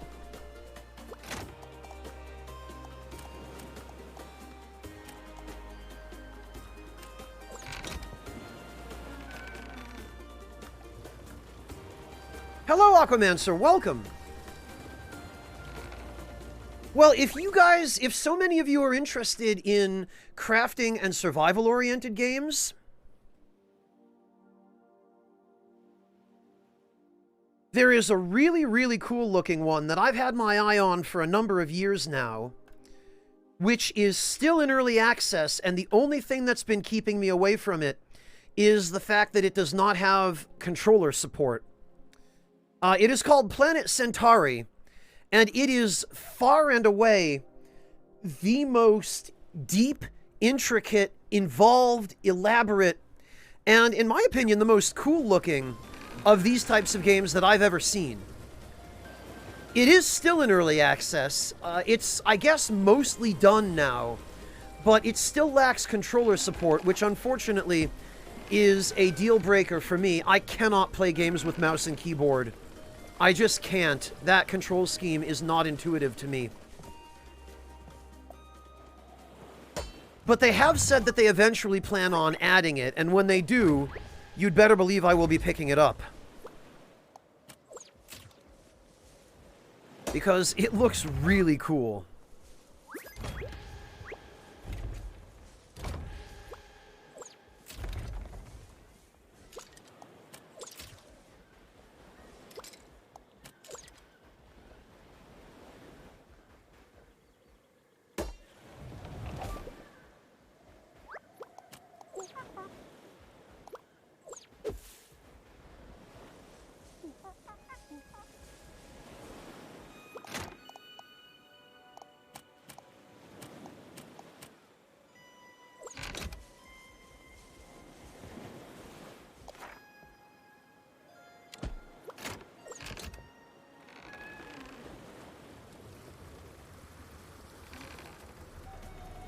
Oh, VR games, Spyro. No, I don't.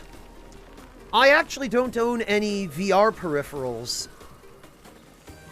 And I don't really have much of an interest in VR. Although I think part of the reason I don't is because I grew up in an era when VR was still emerging tech. And it was very much thought to be flash in the pan technology at that time. So, that was stuff like the Virtual Boy. And other, you know, other really preliminary VR technology. Which, let's be honest, most of it wasn't all that great. So I just never got into VR.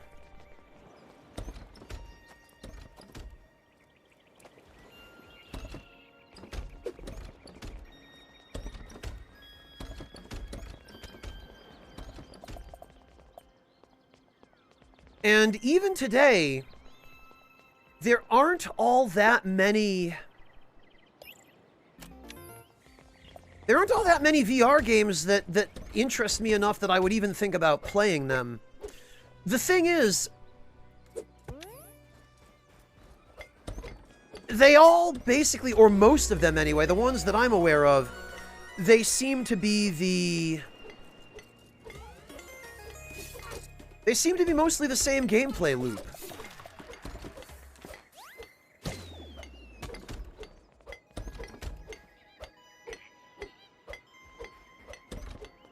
Although I will say, Spyro, at PAX East a few years ago, I did end up getting an appointment to try out the... Not the Oculus, it was some other, some other VR, or maybe it was the Oculus. I had the opportunity to try out one of the major VR headsets on the market, and it was pretty cool, but it was basically the same gameplay loop. It was, you're holding a gun, standing on a platform, shooting spaceships. Yeah, Spyro, they've come a long way, but I guess I just have never been impressed enough by what developers are doing with VR now to have any interest in continuing to keep on top of it, you know?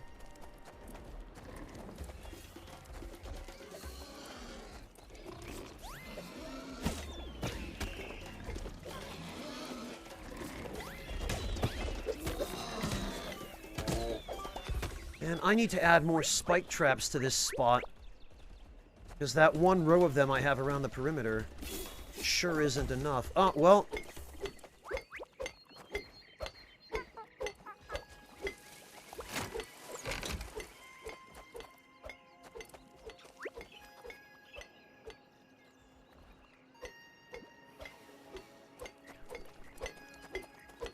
Boneworks, huh?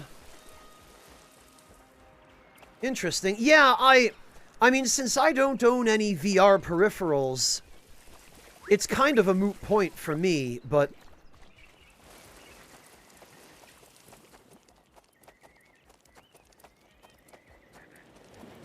It's interesting, nonetheless, to know that those sorts of games are still being worked on.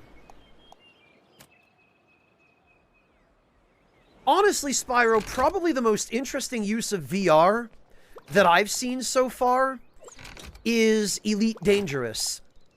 And Elite Dangerous is a seriously flawed game that unfortunately suffers from incompetent leadership on its dev team and an utter stagnation of creativity.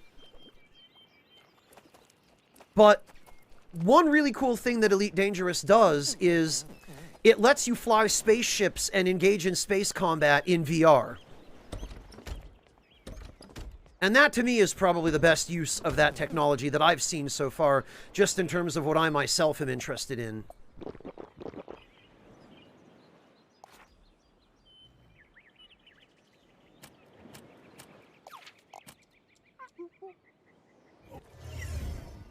Okay, Low Kitty, we'll catch you then.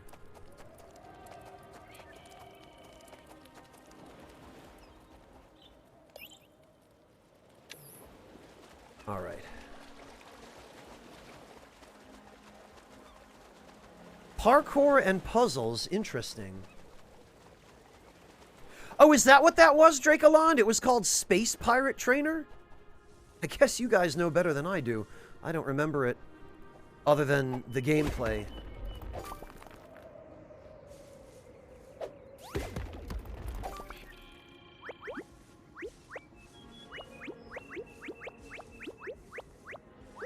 Alright, this is what I needed to do here, because...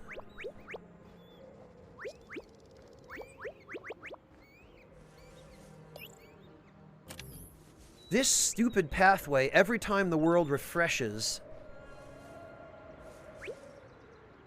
there are a bunch of boulders that respawn and block this path.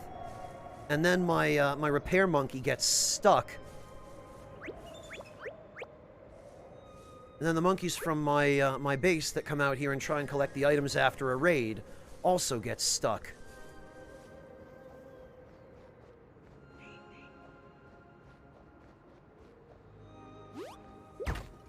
All right.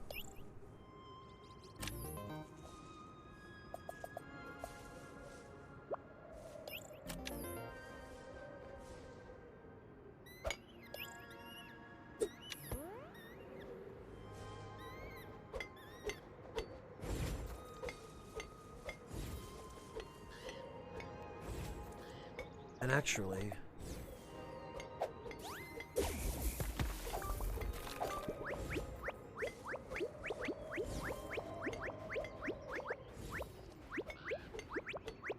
could probably clear this out a little more.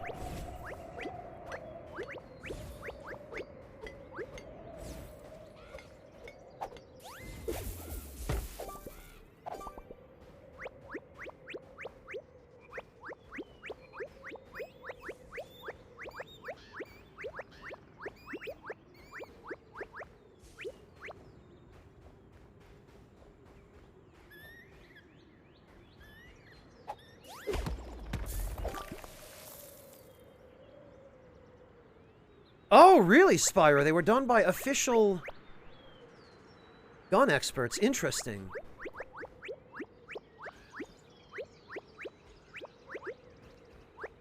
Then, yeah, that probably does make for a more realistic experience.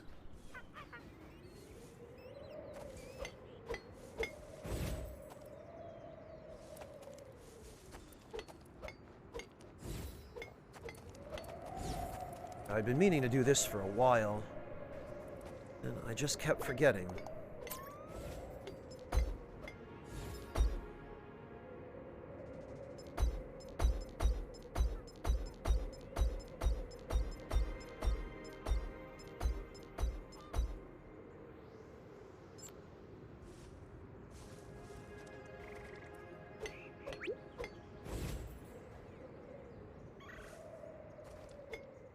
This ought to at least ensure a clearer path.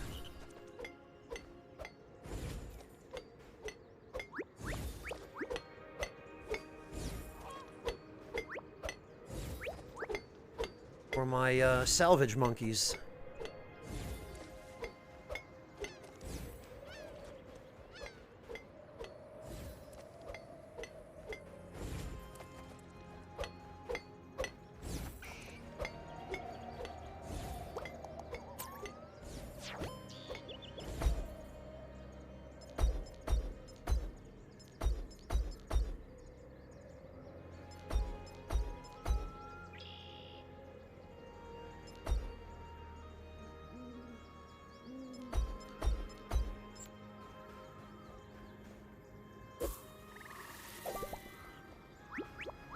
There we go.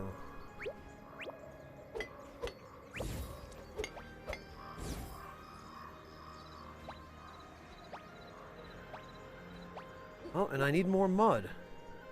Who would have thought?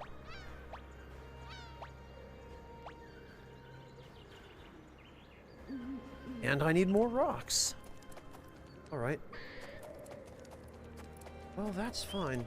Oh, that's quite all right, Spyro. Thank you. I can, just as easily find a video of it to see.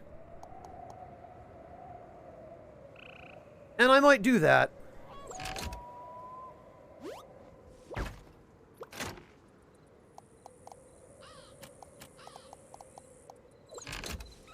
Okay, there we go.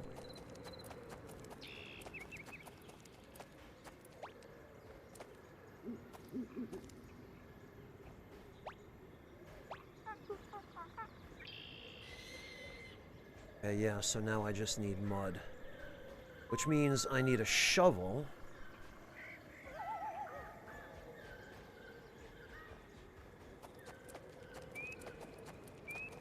Hello, little dog! Welcome!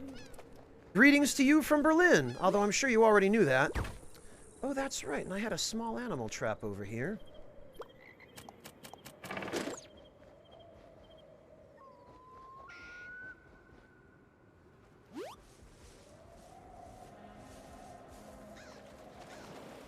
Alright, well, now I need to go get a shovel. I'm pretty sure I had a shovel. Or two. It might have been at one of my other bases.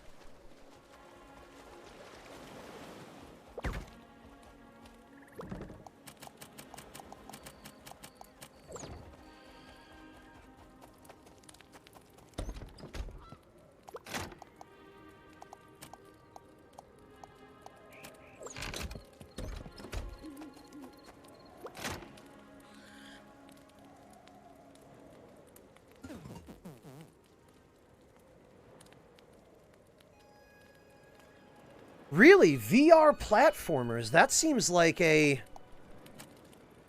somewhat disorienting genre. Although I guess you never know till you try. Ah, I do have a shovel. I was going to say I thought I had one. It would be really nice if I didn't have to go all the way to one of my other settlements.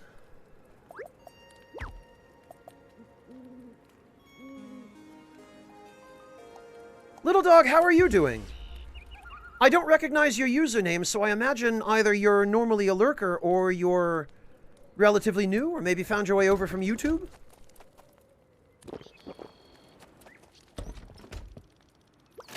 Actually, let me grab a couple of those.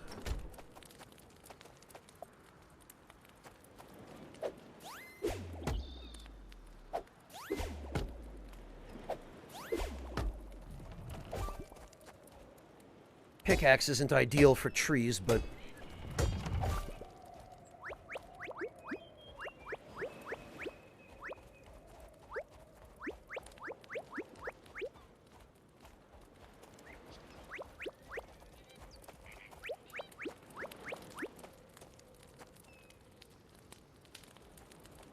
Burning Jalapeno, do I use the same settings and process in Audacity for recording audio? The same settings as what, Jalapeno? Because these days I don't use Audacity for anything more than as an intermediary program for reformatting and exporting audio to other sources for editing in Premiere.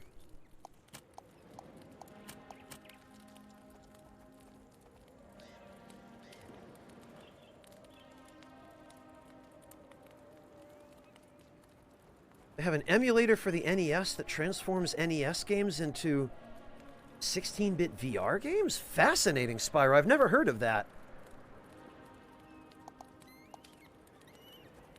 Oh, yeah, believe me, I know how far they've come since the days of the Virtual Boy. It has been a very significant change, for sure.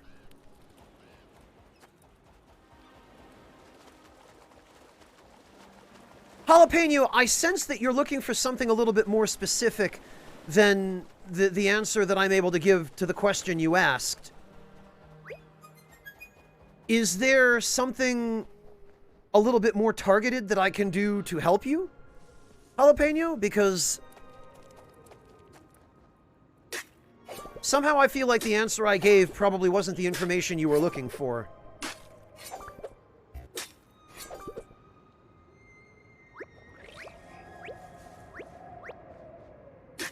Oh, okay, little dog. Excellent. So you're a lurker.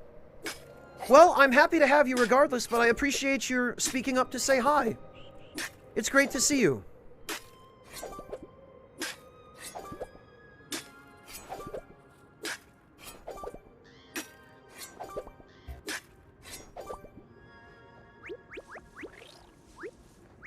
We might need a little more mud.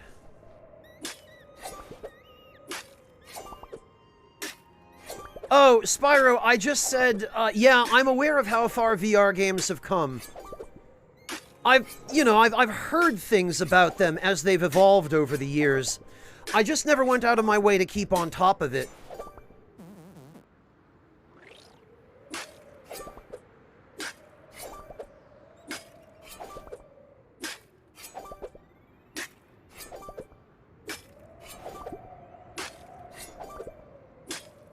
Man, I'm really glad I have this stamina boost from that luxury bedspread. No, that's okay, Spyro. I haven't really kept on top of VR games. Like, I've seen and heard of a few of the changes that have happened to them, and I know generally where they are now, but I never bothered really keeping on top of the play-by-play, because VR never interested me back when it was in its infancy, and ever since then, I just never developed any interest in it. Oh, okay, Jalapeno. The process I use is still similar, but it's not exactly the same. I've continually upgraded and changed my equipment and the software that I use since I made that video, Jalapeno. So the process itself is still fairly similar, but it's not exactly the same, and I have better equipment now. Jalapeno, if you're asking for specific advice, I would be happy to just sit down with you sometime, and I can message you, or we can do a voice call on Discord if you want, and I can go over some of the audio editing techniques specific to whatever hardware and software you're using. I'd be glad to sit down with you and lend a hand with that if you like.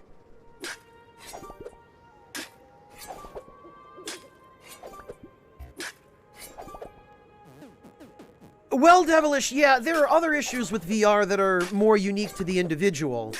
Some people get disoriented from VR. Some people get actually motion sick. I know Wooly is one who gets really motion sick. I know he's talked about it before. And I think I remember him saying that he can't do VR for that reason.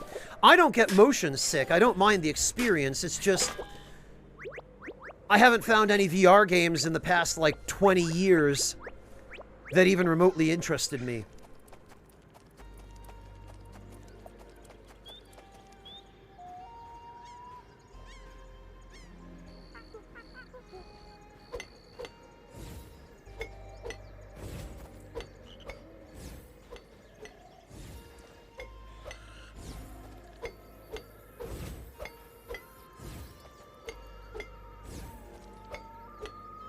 Okay, there we go.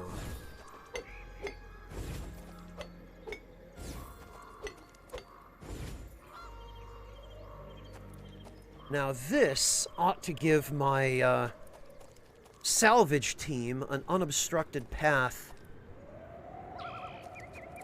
Actually, maybe to be on the safe side, I'd better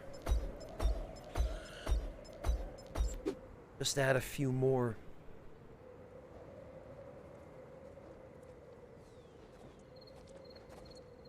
Just to keep those blasted rocks from respawning in their way and blocking them in or out. Yeah, Jalapeno, if it's not too late when I'm done streaming, feel free to message me after the stream and we can talk then.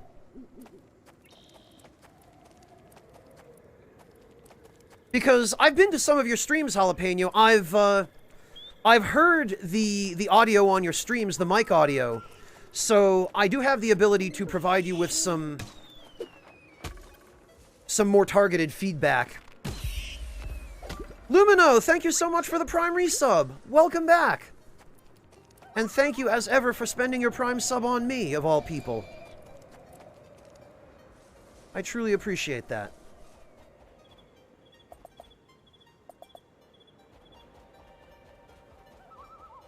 Oh, okay, and actually I need...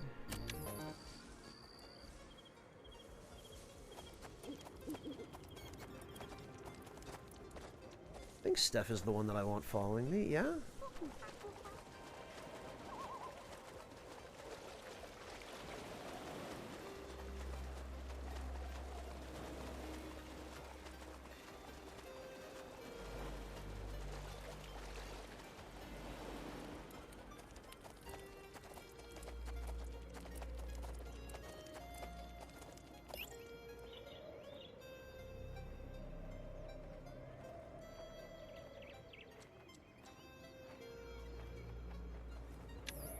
Actually, maybe not. I might have to go reassign that task.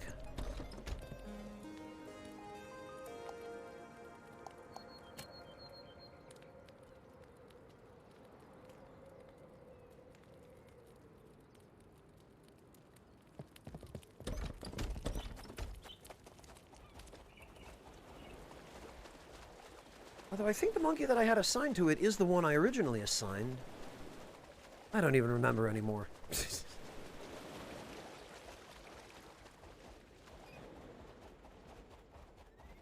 Actually, let me check that trap again, because I think, yup, caught another one.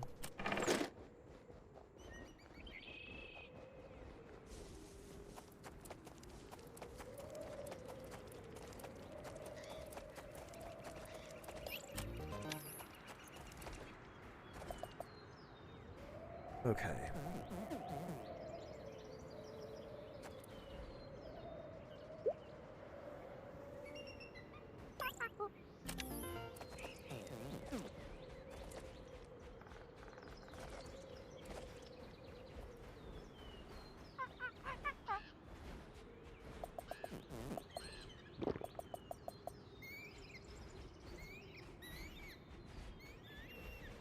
Oh, can I not repair this?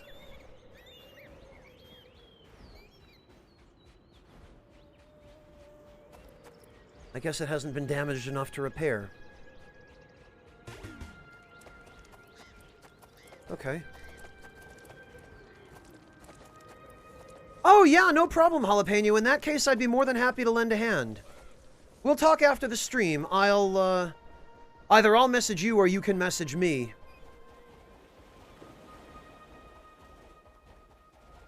Now what I need to do is try to scare some of these rabbits. Boy, they just do not want to... They don't run directly away from you, it looks like. Oh, maybe they do.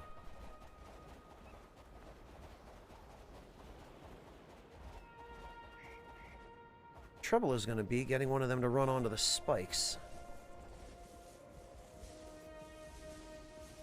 Come on. No, damn it. Yeah, and then they just run There's no way.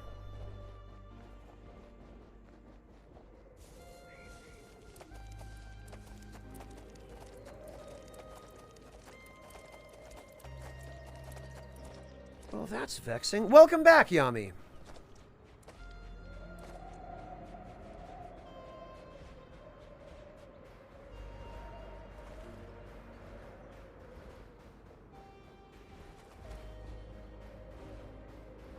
Yeah, you can't order a monkey to repair something unless there's actually something to repair.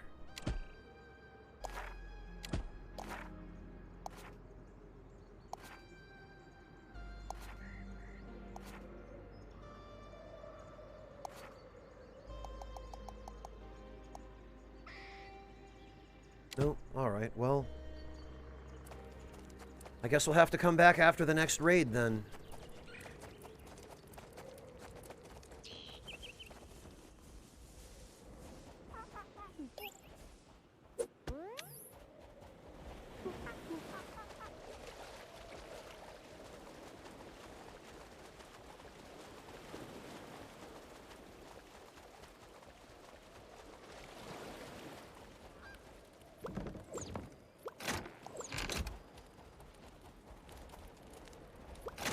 So far, so good, Yami. Nothing's caught on fire and burned to the ground yet. Knock on wood.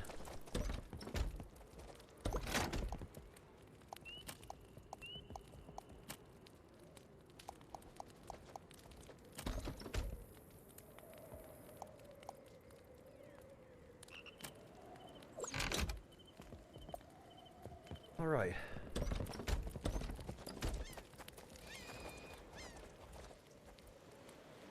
Oh, Yami, any opportunity. What, I can't throw the chest to a monkey? Come on.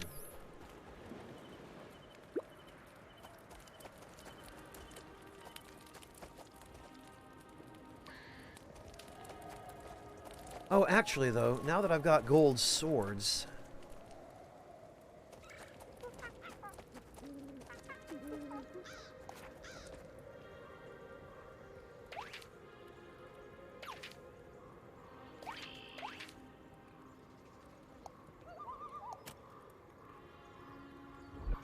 I should probably give him one. Little dog, I've never played Don't Starve, so I don't know. But I wouldn't necessarily call this a casual game. It does have combat, and it has dungeons that I haven't even really begun to explore yet.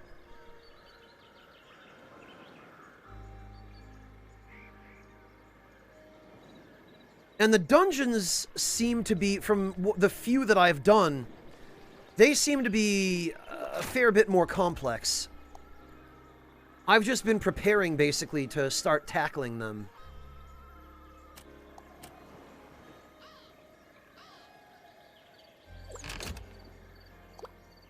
Actually, how many more uses does this teleporter have? 3. Okay, that's fine.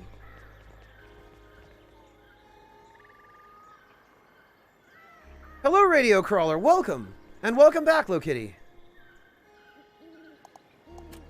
Hello, Squid King.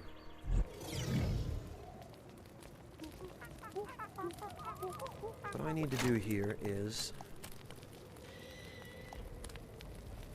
grab a couple of gold swords. Huh? Your battle music. Oh, that's why.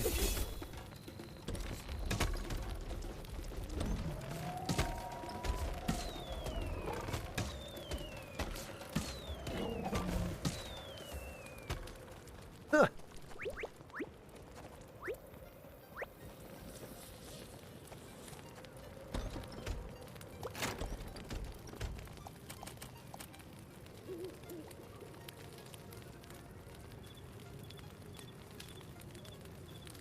Oh, because all the rest weren't forced, Yami?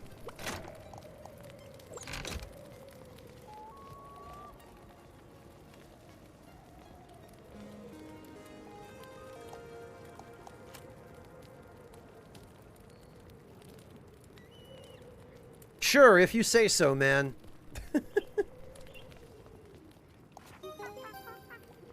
Okay.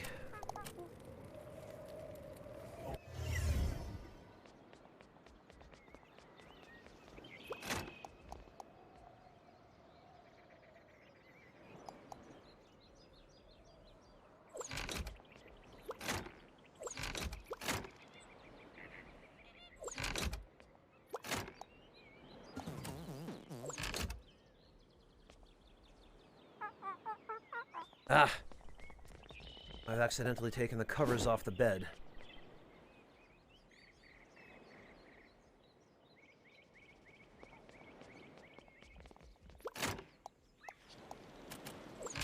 I'll take a couple of those because I've been using the teleporter quite a lot, and I do not need to run out of fuel when I'm away from my raft.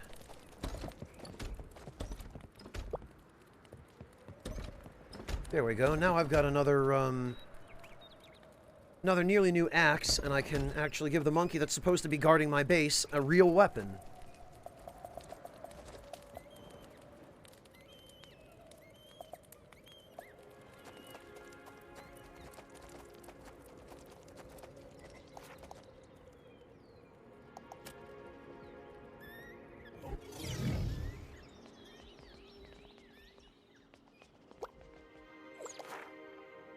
Do we have one more use left on that?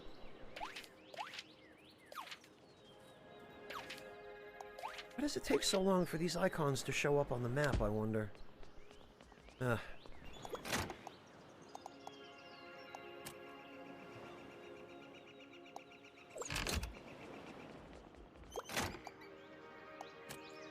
That can go in there.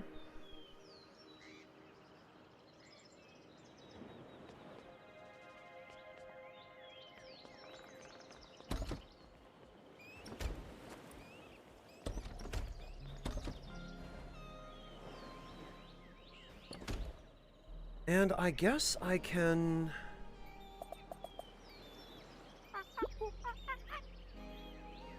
I guess I can begin gathering monkeys for...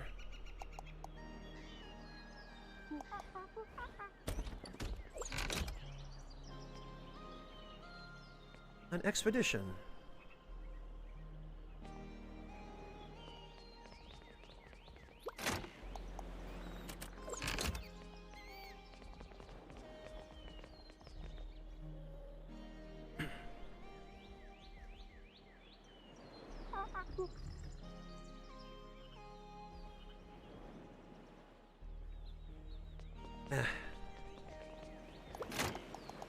I don't need to be carrying these around.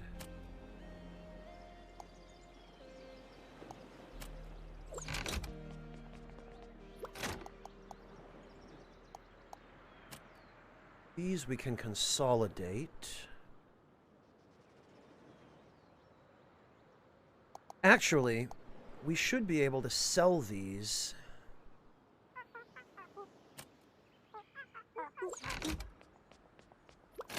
We have them on us and we bring them to the merchant.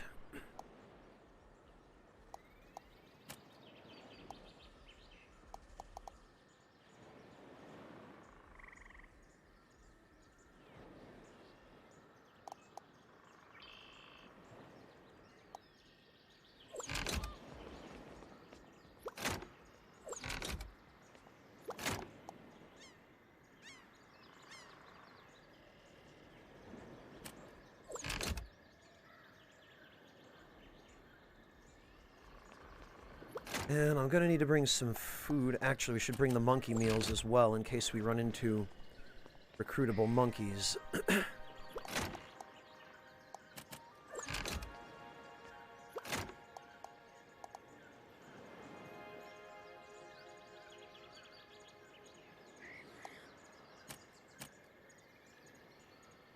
Take those. We'll take the stew.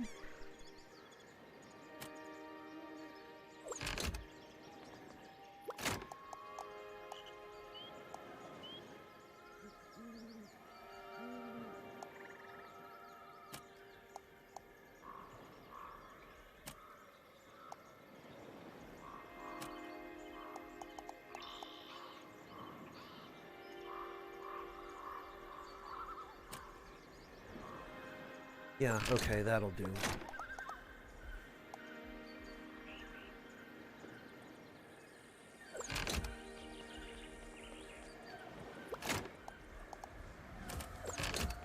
Huh?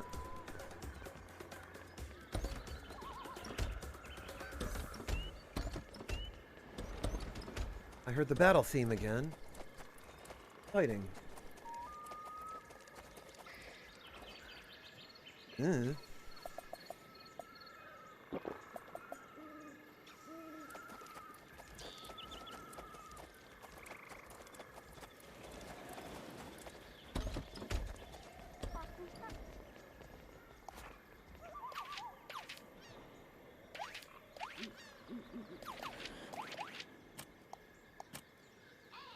There we go.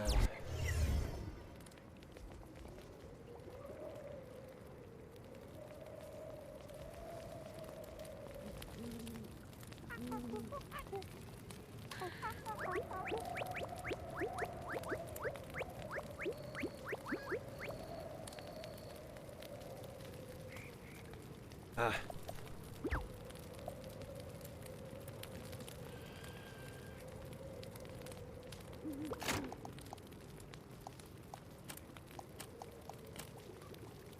Okay, I see what's happening. So the monkey I had assigned to pick stuff up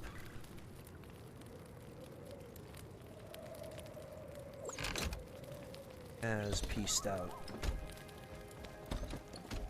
Oh no, I see why.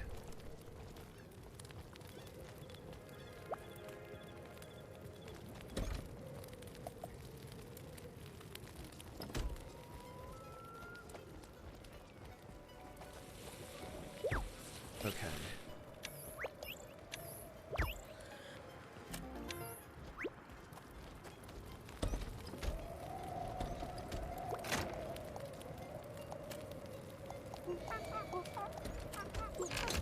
There we go. We need to assign another monkey to gather.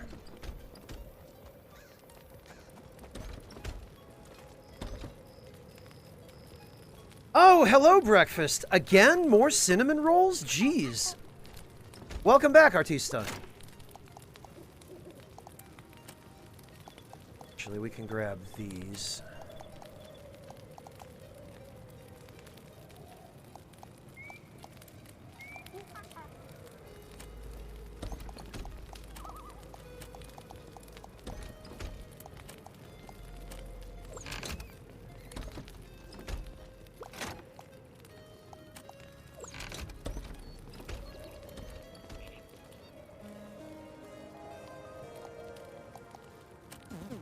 What is wrong with you today, Yami? Jeez.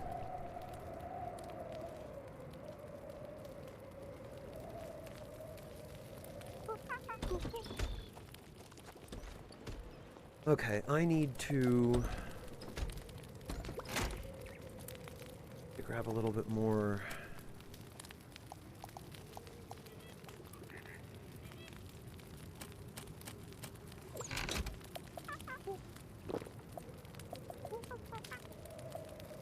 Naturally.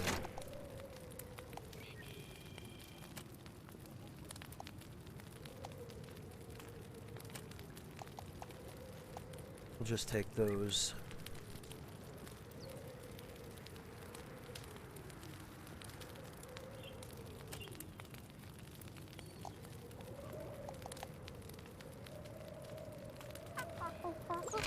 And those. So we have them in the box.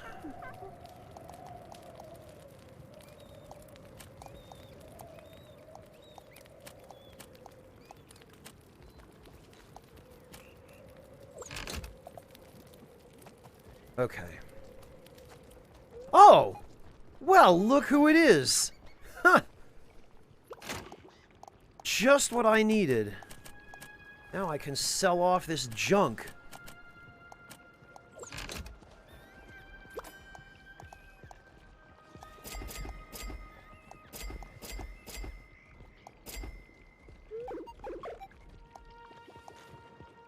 "18 flimsy shovels for 5 glowing rocks." No. No thanks.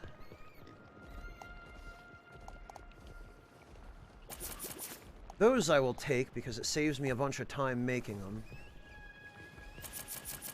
The bat wings I will also take because they're useful for cooking.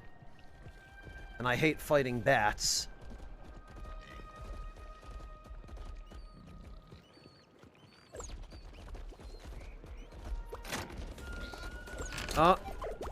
Okay, well.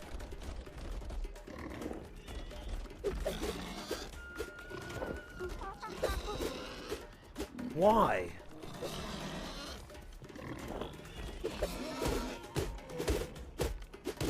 Okay.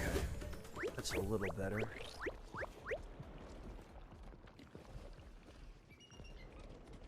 Breakfast, thank you so much for the tier 2 resub. Welcome back. Really appreciate that.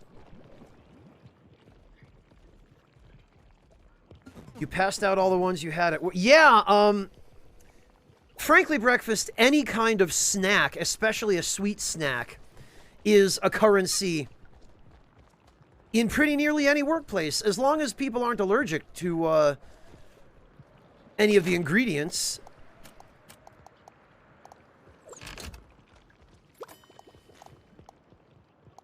But there's not too much in cinnamon rolls that people are typically allergic to.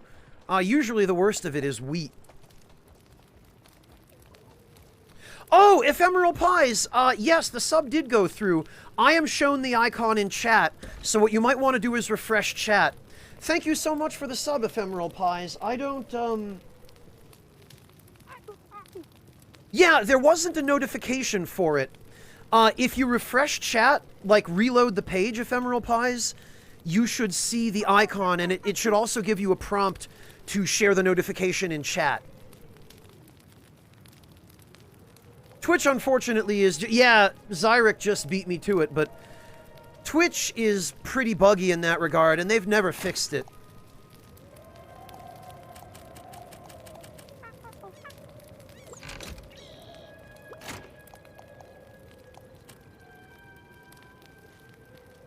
Ah, excellent, Pies. Well, thank you for the sub. I really appreciate that. Greetings and welcome.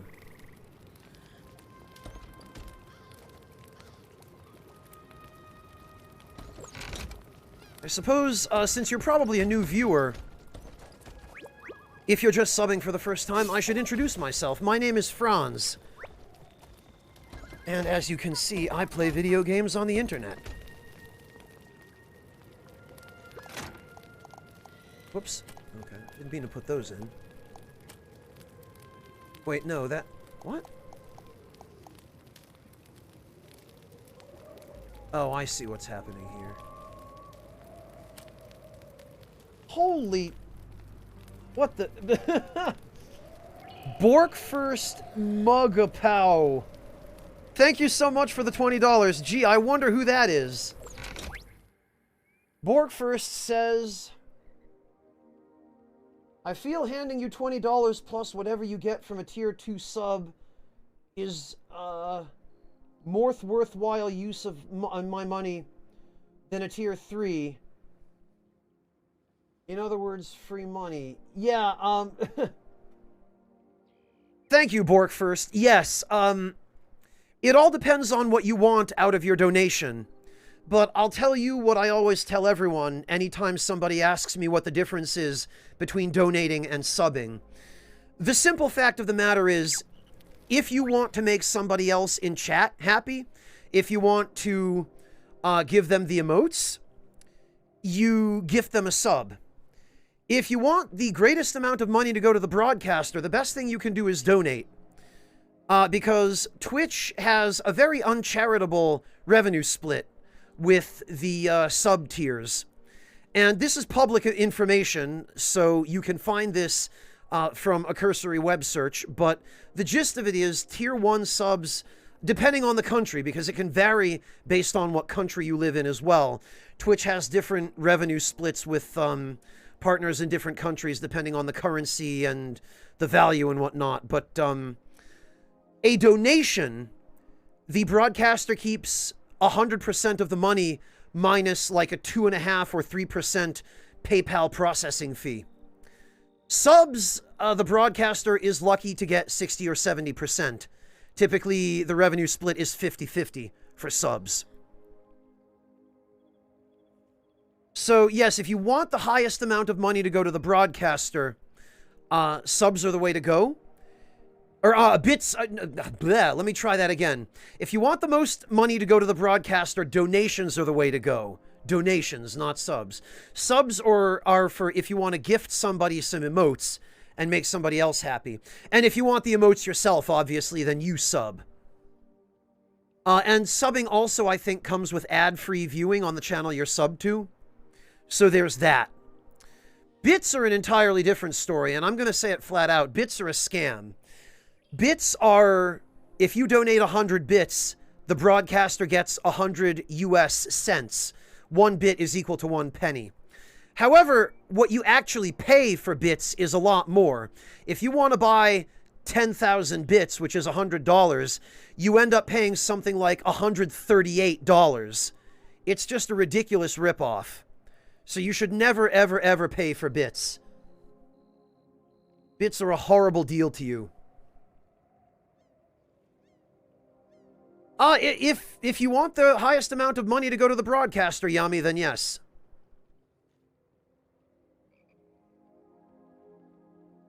Oh, you're an old viewer, Pies. Okay. An old school Dark Souls fan as well as a culinary enthusiast. Well, then you've come to the right Twitch channel, Pies. I'm glad that you could make it back, and I appreciate your being here.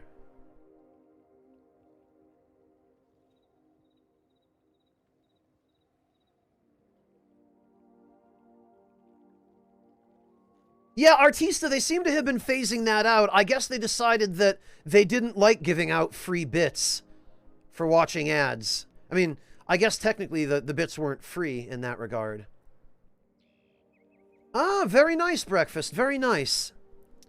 See, Breakfast, for me, because I have such a low tolerance of sugar, cinnamon rolls like this that don't have any real glaze on them are about as much as I can tolerate. Or if they had like a really, really lightly sweetened, like a cream-based frosting, maybe. But I wouldn't even barely add any sugar to the dough, and I would only add a little bit when I was rolling it up, you know, to the I guess, interstitial space in between the layers of dough. And I would use like a really, really lightly sweetened, maybe a buttercream frosting, or possibly a mousse or a custard-based frosting. Something without too much sugar.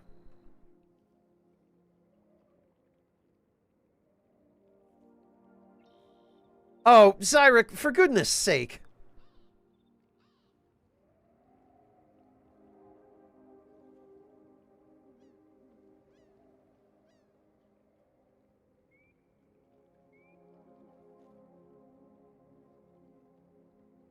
Yeah, Breakfast. I guess by American standards, that is considered a moderate amount of sugar. But for me, like... It's funny, Breakfast. There's a bakery near me. And it's normally a very good bakery. It's one of the, like, sort of higher-end places where they do nicer stuff. And recently, they started selling what they call a Fluffer Nutter cupcake, which is a blondie cupcake with a buttercream frosting and a buttercream filling and little bits of butterscotch sprinkled onto the frosting. Now, that kind of cupcake would be ideal for me because I like white cake, you know, and I like vanilla and, you know, more subtle flavors, except that I bought one to try it, and the amount of sugar in those damn things is about 3 or 4 times more than I can tolerate. It was all I could do to finish it. I had to drink 3 glasses of water as I was eating it. So, if they were to use like a quarter of the amount of sugar in those cupcakes, I could probably eat them on a somewhat frequent basis, but everything is just way over-sweetened. Not only in America, but Europe is guilty of it now, too. You know, the EU and countries in Europe are just as guilty of it now as America has been.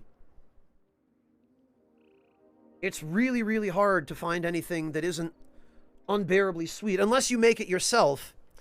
And I just... I don't have, frankly, the energy to do all kinds of baking and then end up with a ton of baked goods that I have nobody to give them to. Since I'm working from home now, I can't bring them into the office. I can't really go knocking on my neighbors' doors offering them because of the freaking pandemic. So I would just end up having to eat them all myself, which I can't do because that's still too much sugar. You know, Yami, it's interesting you mention Asian sweets because I find that my go-to, if I feel like something a little bit sweet, is mochi ice cream. Like matcha-flavored mochi ice cream is my favorite. And it's not all that easy to find, and it tends to be overpriced when you can find it in Germany, but... Well, no, breakfast because I'm working from home. I'm not going into the office. Because they're trying to cut down on having anyone who can work from home come in when we could work from home. If only, Artista, if only. Honestly, I'm a better cook than I am a baker. I never really did much baking precisely because I have such a low tolerance for sugar. And...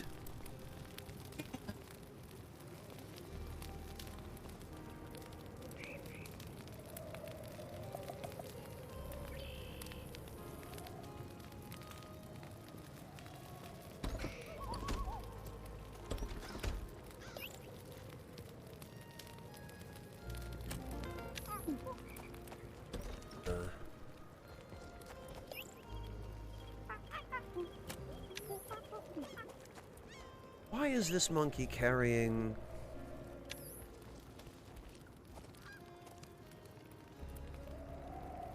Uh-oh, why can I not take the charcoal? Oh, because the monkey didn't actually have charcoal.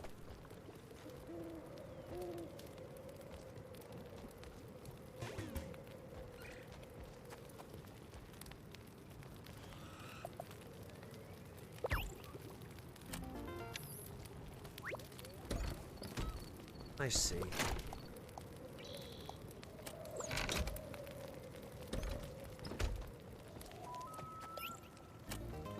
Hello, Taihao. Welcome. Yeah, Yami, you're absolutely right about that. I've had some really sketchy green tea mochi, and I've had a couple of really good ones. Fortunately, there's a nicer grocery store near me that sometimes carries the good ones.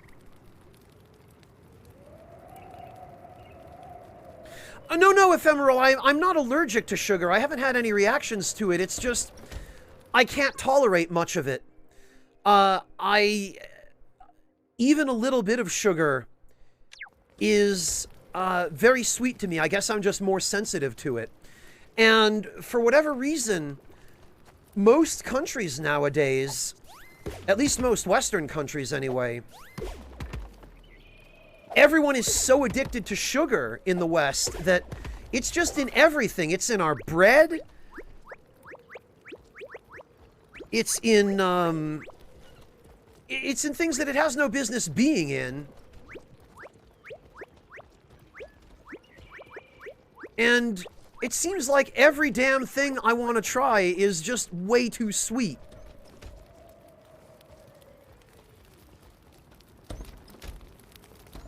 Shinichi, it's not even just about high fructose corn syrup. Yes, that's part of the problem. But even stuff without high fructose corn syrup in it still has a ton of other sorts of sugar. You know, be it plant-derived or... Well, I mean, all sugar is plant-derived, but... Well, all sugar that's used in food is plant-derived. Oh, am I starving? I sure am.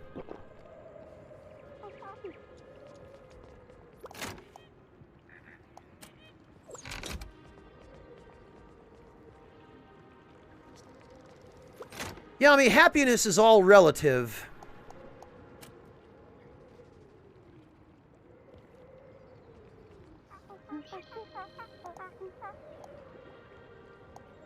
Oh, Oh, that's what I should be having the monkeys do. I should be having them make more refined gems.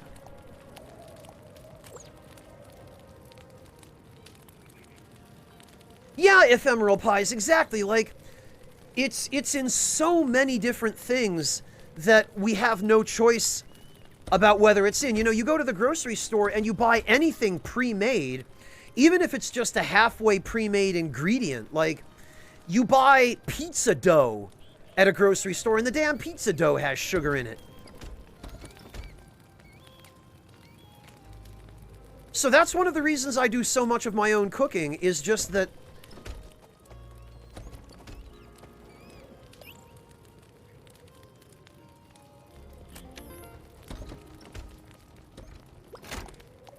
I do it out of necessity in order to avoid,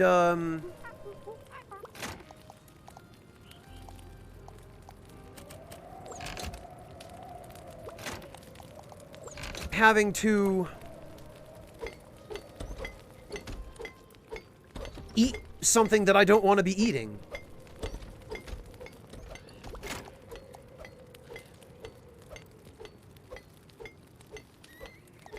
Yeah, Yummy, well, that's what you get for eating out of the hand of a big company. Enjoy your diabetes.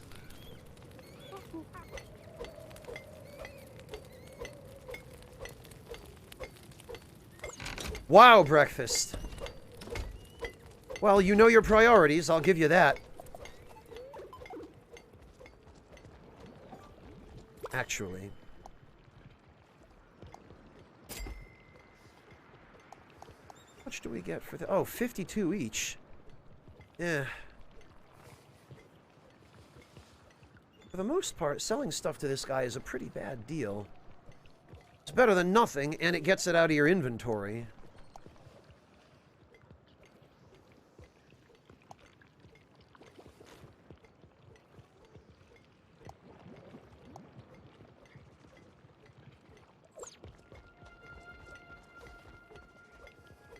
Aha! Well, Low Kitty, I guess the cat was hoping to be able to scrounge something out of the air fryer when you were done cooking. What are you making? What do you have in there?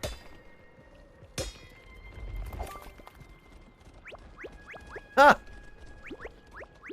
Yeah, they know when they've been caught. I'm sure he was trying to figure out a way to get in and steal it.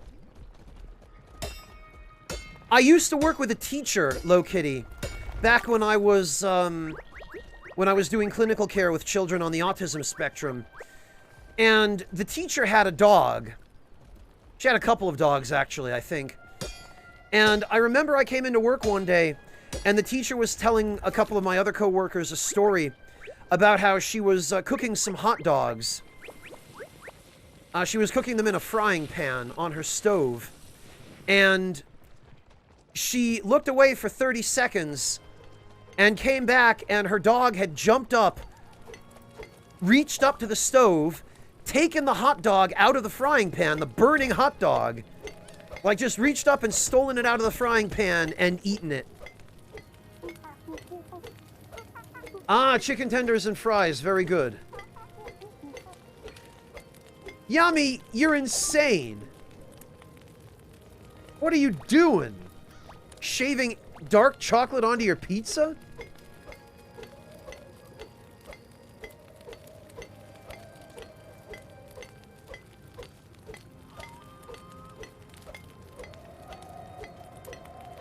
Yeah, Breakfast, it's just a scummy thing that Nintendo has always been doing, and they keep doing it because people keep buying them. Nintendo has no incentive to stop doing it because their fans just eat it up. They're like, full price release, who cares? It's a Zelda game. I'll buy it. Breakfast, if they were to re-release the Zelda CDI games on the Switch, people would go nuts. People would pay full price for them left and right.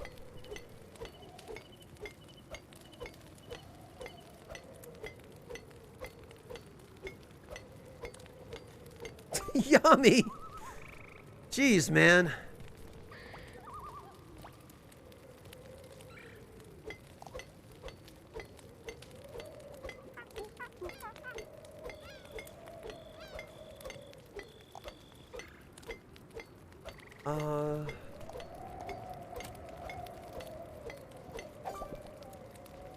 Okay.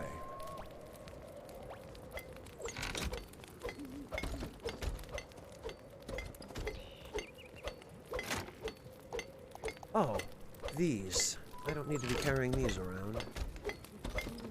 And actually, we can go sell some of these rocks to the merchant. He'll buy them. He's an idiot.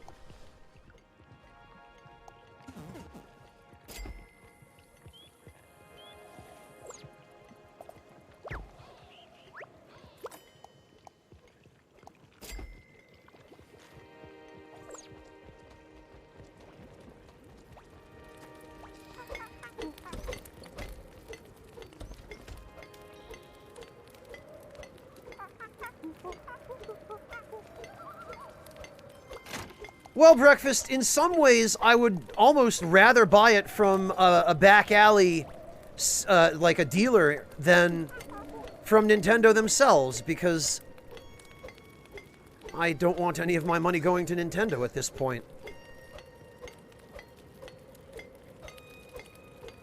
Yeah, Shinichizo, if you're talking like a powdered drink mix, those are all just sugar with artificial coloring to begin with.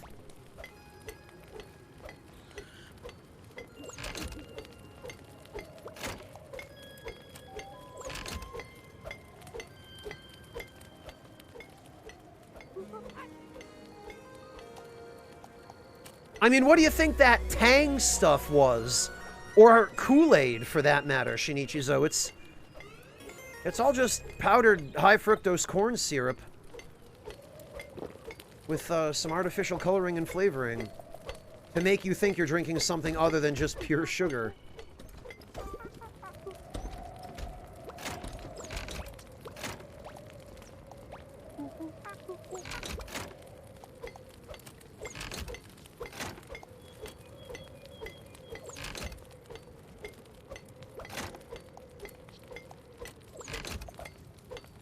Alright.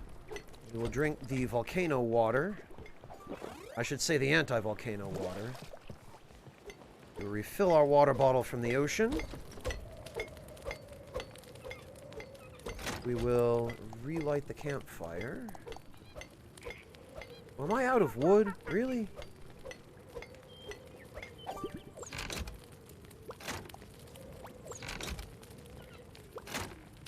I guess I am.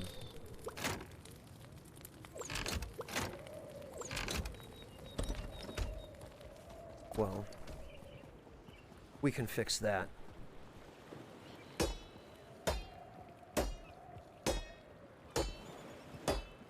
Ah, very good, Low Kitty. Guten Appetit.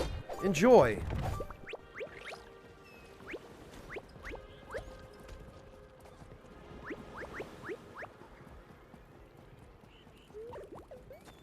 Okay, as I was saying, we can relight the campfire.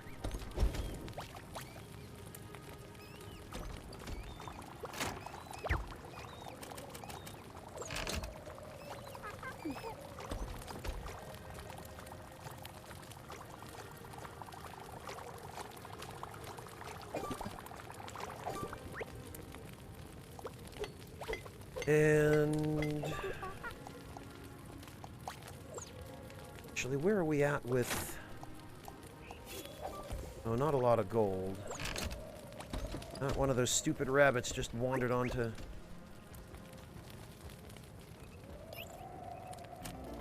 Damn it, Repair Monkey.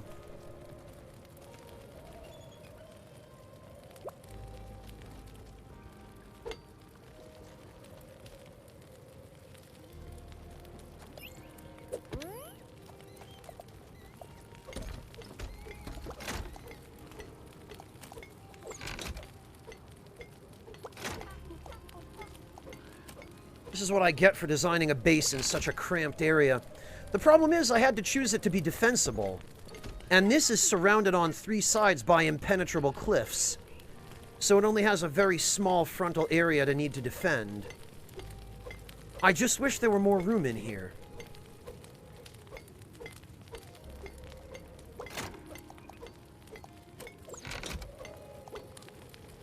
Very nice breakfast. Yeah, Low Kitty, there's if you're gonna make chicken fingers or anything like that, they have to be crispy. They absolutely have to.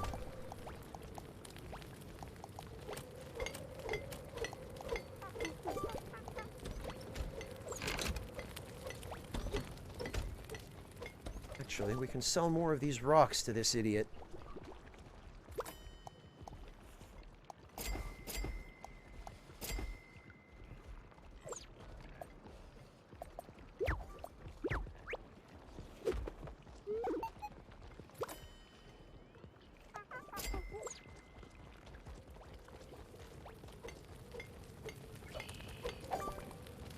Yeah, Yummy, because what you basically made is glue.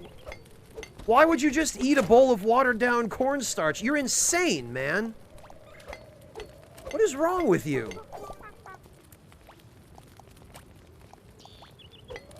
Just why?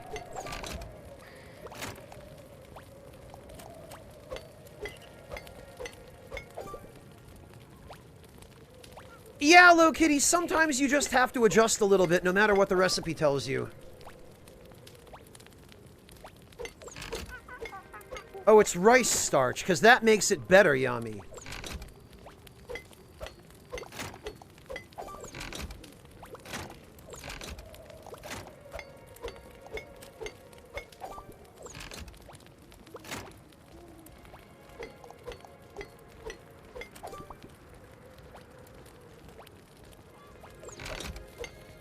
Yami, my friend, we need to do something about your diet.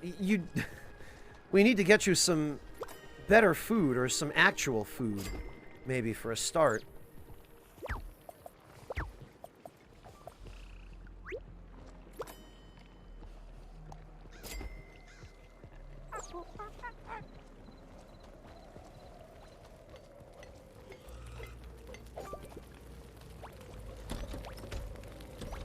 Oh, Kanji! Okay,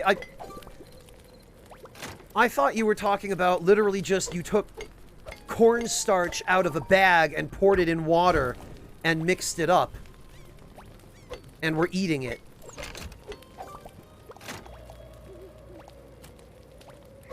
You made me worry about you, Yami.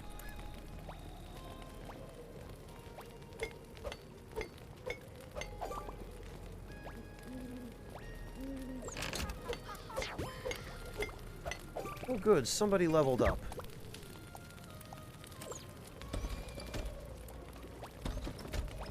And now we need to rest again.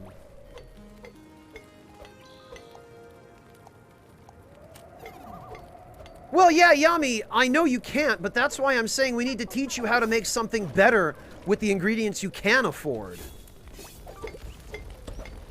Whoa. Oh, there's a raid.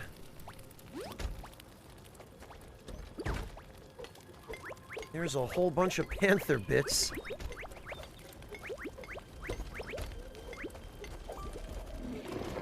Oh, God. 3 boars. My God, dinner is just throwing itself at us.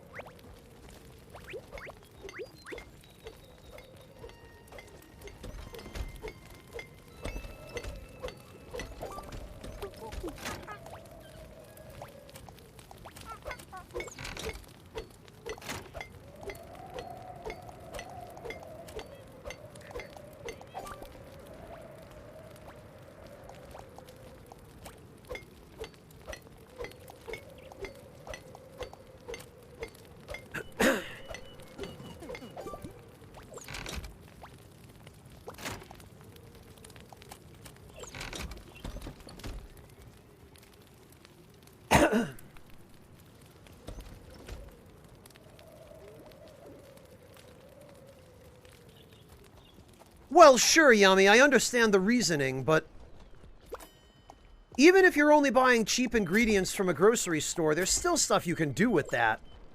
That's better than just eating congee all the time.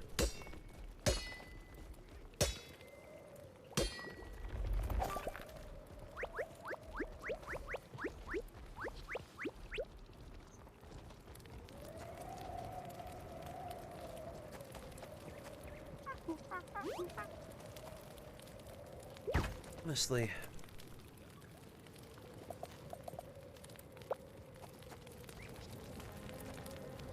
Probably better that the monkey accompanying me has a weapon rather than a tool. What are you doing here?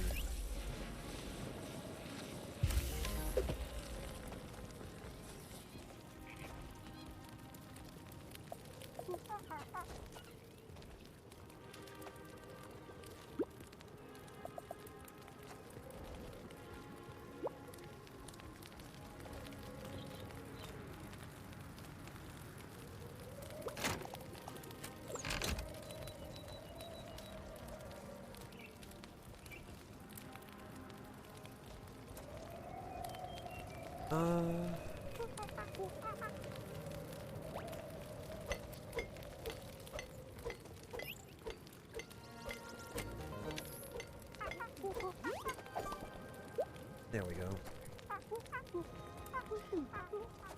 Hey! What the hell are you doing? Get over here.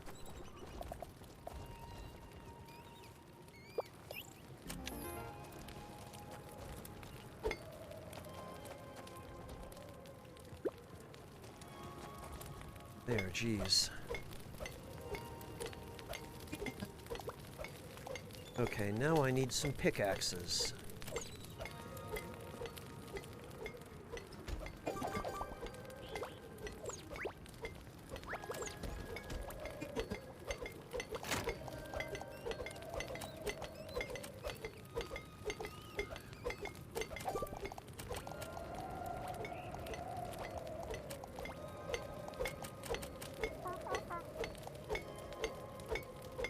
Oh, and it looks like I also need some tool handles.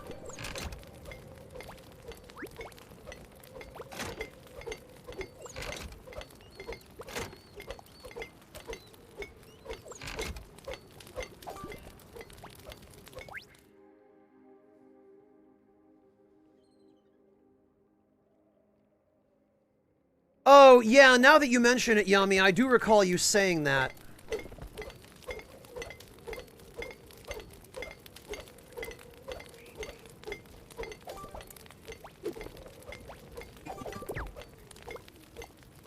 I do remember you mentioning something to that effect.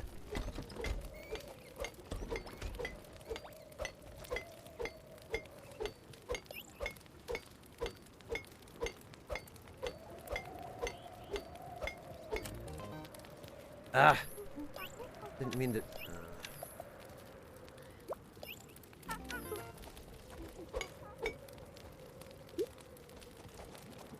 Hey, Monotone! Welcome! Good to see you!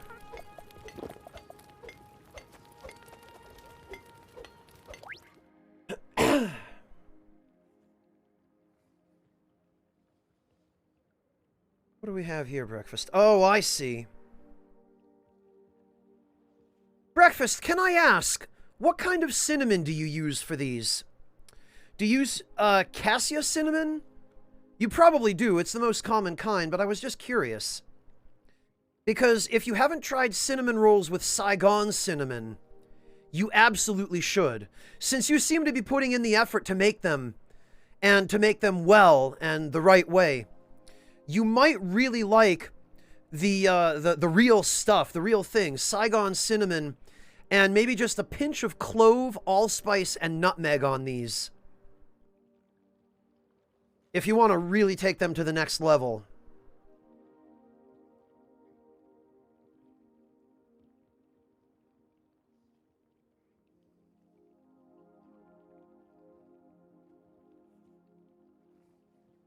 Oh, you are using ground Saigon cinnamon. Okay, ever a step ahead of me, Breakfast. Very good. I don't know why I'm surprised. But I am, and I'm impressed.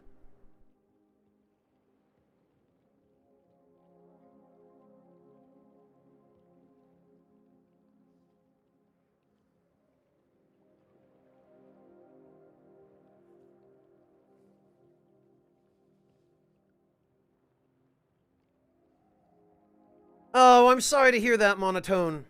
I hope things get a little bit better. Oh, gotcha, Breakfast. Yeah, maybe time to invest in some new stuff as well.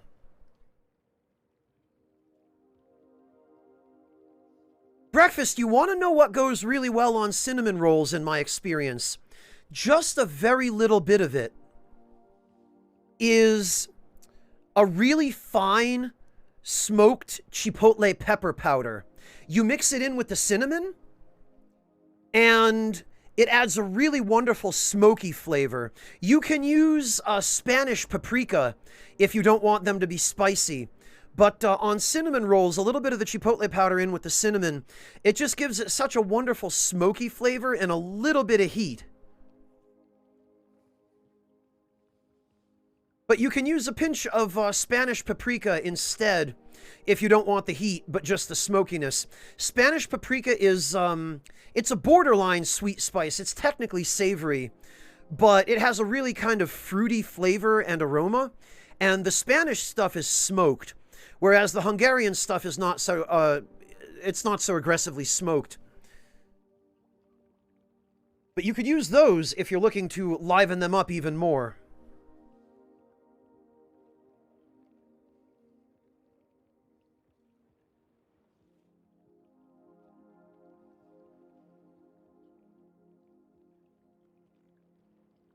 Yeah, let me know what you think, Breakfast.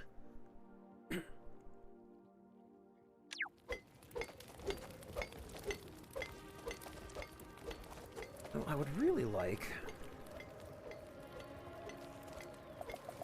We're going to try this. We're going to...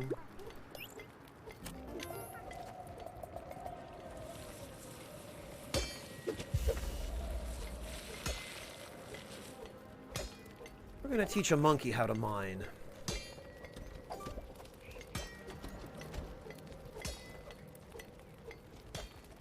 And then that will help ensure that I have at least a little bit of overhead in terms of supplies.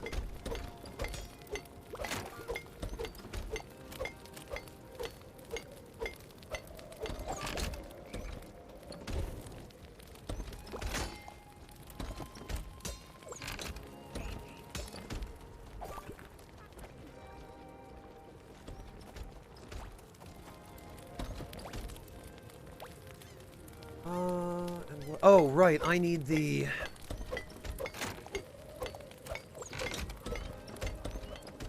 I need the volcano water.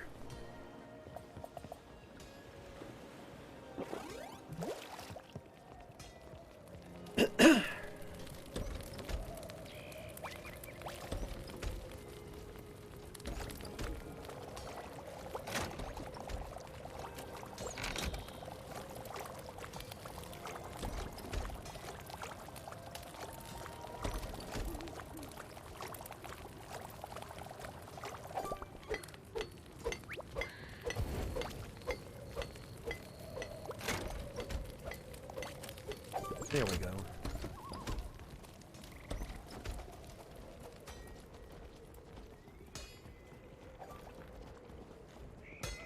Oh, but the monkeys don't discriminate what they mine. They'll just mine whatever. Okay. So they'll go for stuff that doesn't actually have ore in it.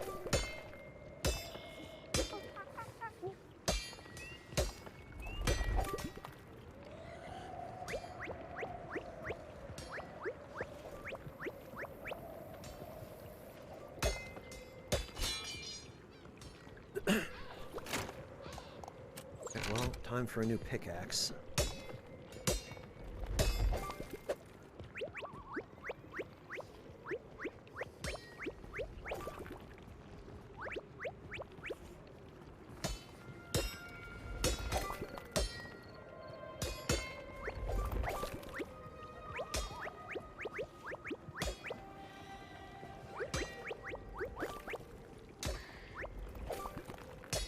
Yeah, they'll just go for anything. That sucks. I wish you could tell them what to mine.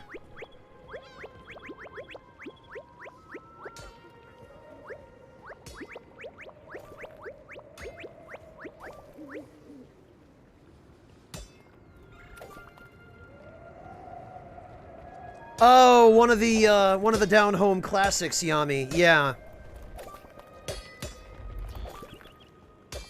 That sort of thing is definitely difficult to find in the West. You don't see too many Western restaurants serving congealed pig's blood with rice cake. I mean, you don't even see too many grocery stores selling the ingredients for that. Oh, God. The freaking bats. I hate the bats.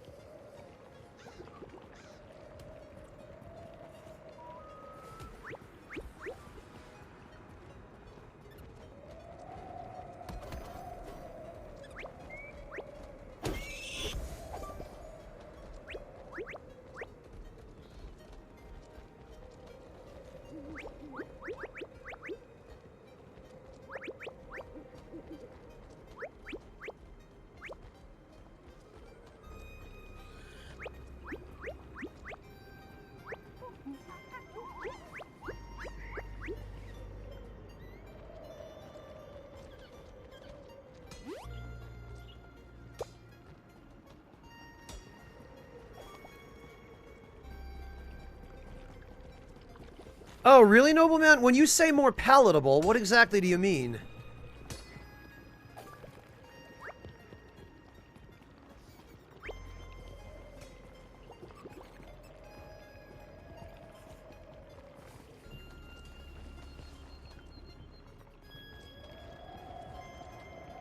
Yeah, Yummy, because most Westerners have trouble getting their minds around the idea of eating something like that.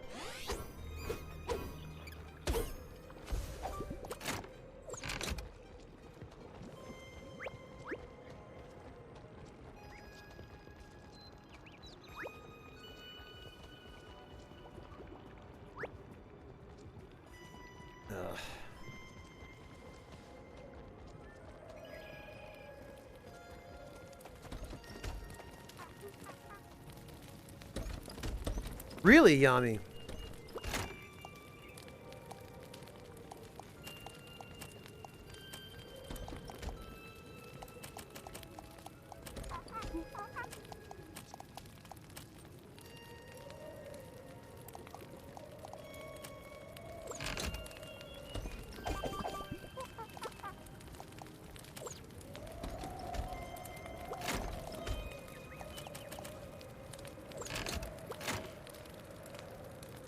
Well, yeah, it is a pain to make, and I think that's part of the reason. But I also think that a greater part of the reason is just the fact that Westerners do tend to find that stuff unpalatable.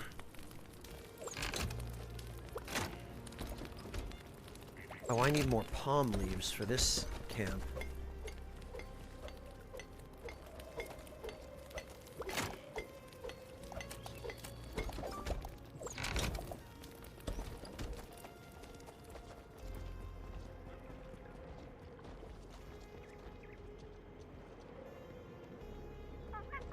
For goodness sake, monotone.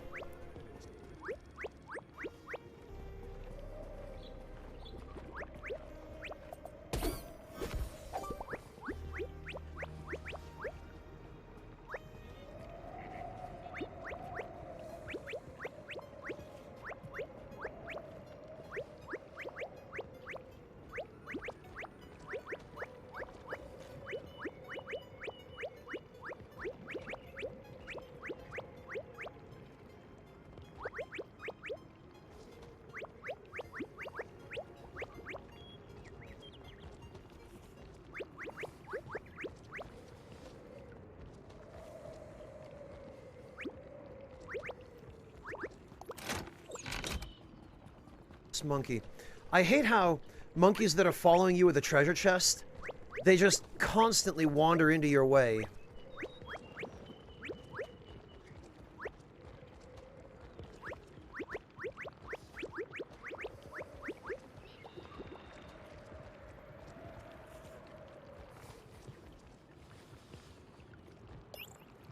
I guess, Yami.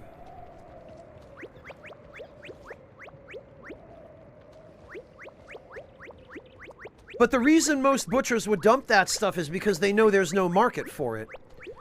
Because butchers generally try not to waste anything that they know is usable. The only reason Western butchers throw away the pig's blood is because in the West, there really isn't a market for it, or at least not a substantial enough market to make it worth keeping around and trying to sell.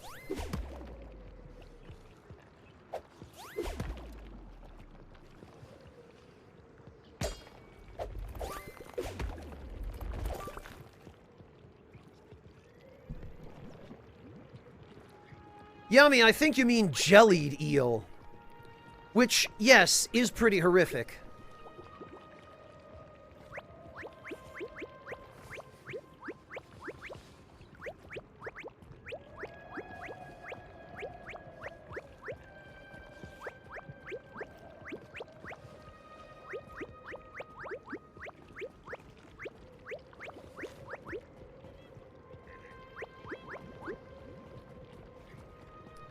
Well, Podlish, yeah, there's that, too. There are regulations that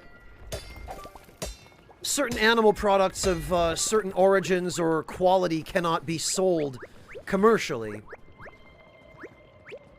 But those regulations don't really have any direct bearing, or not much direct bearing anyway, on the demand for those products, because where there's a demand, the regulations will usually allow for at least some form of that product to be sold. So where there's a market for pig's blood, there will be somebody selling it, you know? Better go... Speaking of selling, I better go pawn this crap off on the merchant before he leaves.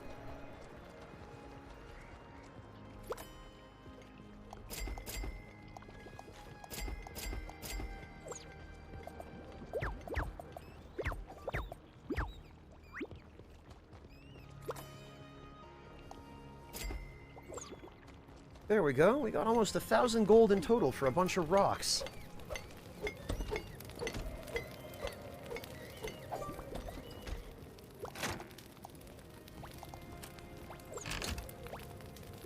Yeah, Podlish, it is, but the countries that want to do it have systems in place that enable it. You know, it's always a case of where there's a will, there's a way.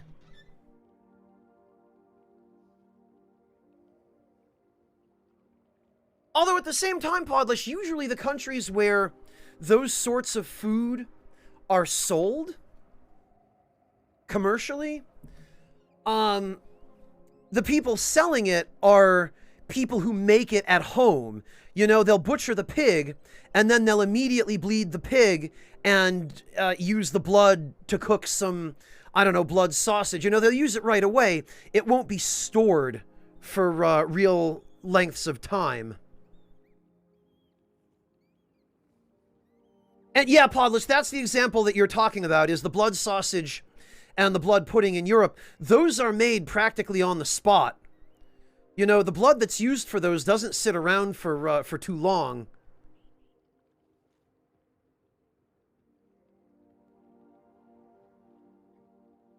Yami, I don't know, but it sounds to me as though you might want to double check your sources.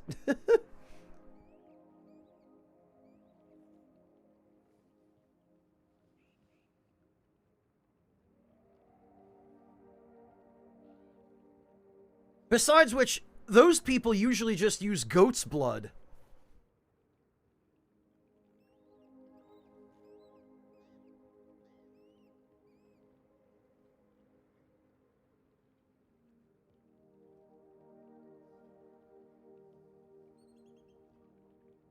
Yeah, Yami, you sure do.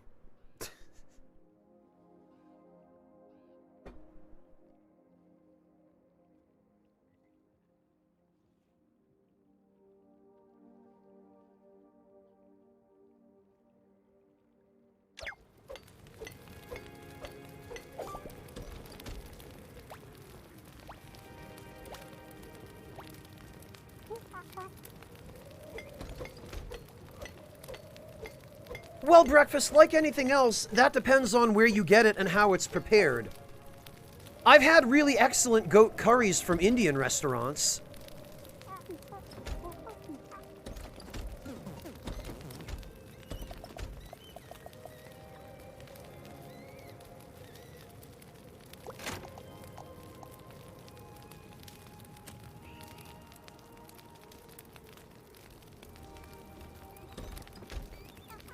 But in general, yes, goat is...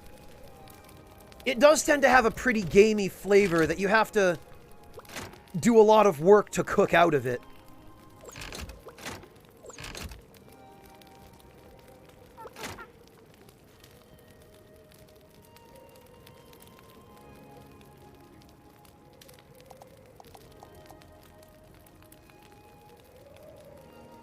Now I feel like I'm constantly checking my inventory just to make sure my monkeys aren't stashing food.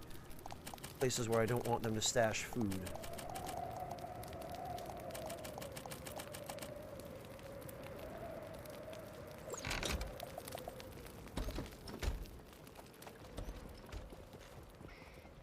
Well, Yummy, that's the kind of thing I'm talking about.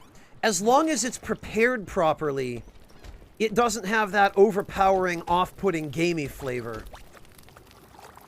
And Mongolian cuisine, as well as Indian cuisine, and also Middle Eastern cuisine. They eat a fair amount of lamb and goat in Middle Eastern cuisine as well.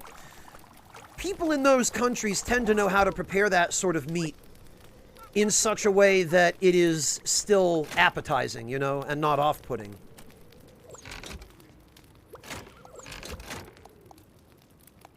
But goat and lamb are not the sort of thing that you just go to the grocery store, buy a couple of pounds of them, throw them in a frying pan with some olive oil and call it a day. No, they require more attention and care than that in order to not suck.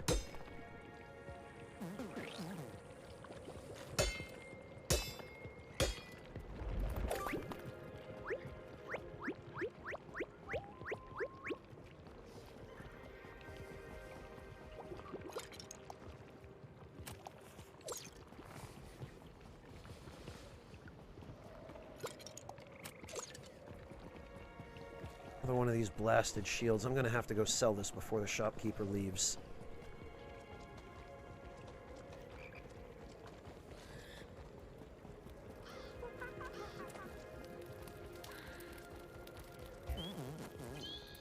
Oh, did he already leave? Yeah, it looks like he did. Blast it. Well.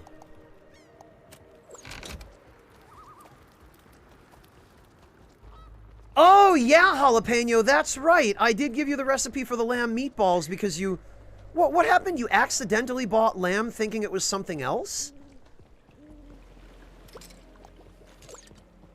But yeah, even gamey meats like lamb, Jalapeno, as I guess you discovered firsthand, there are ways you can cook them that make them really appetizing. And cooking all the gaminess out of them and filling them with spices and seasonings is one of the best ways to do that.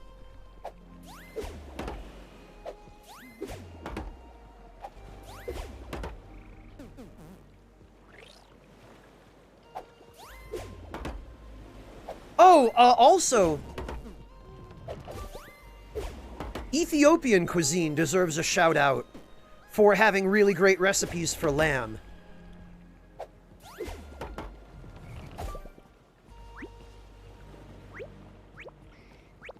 There's a hot pot style goat pot filled with Chinese medicine?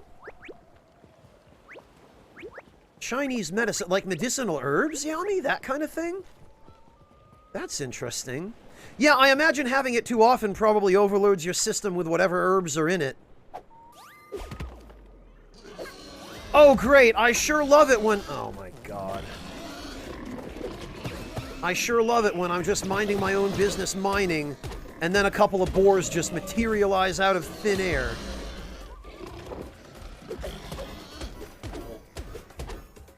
Get out of here, boars.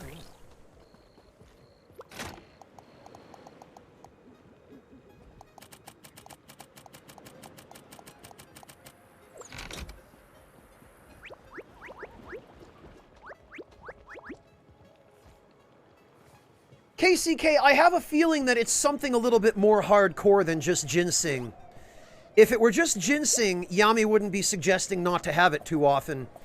Chinese medicine, you have to understand, Chinese medicine has been around for literally thousands of years. It's been around for longer than most other countries today have existed as such.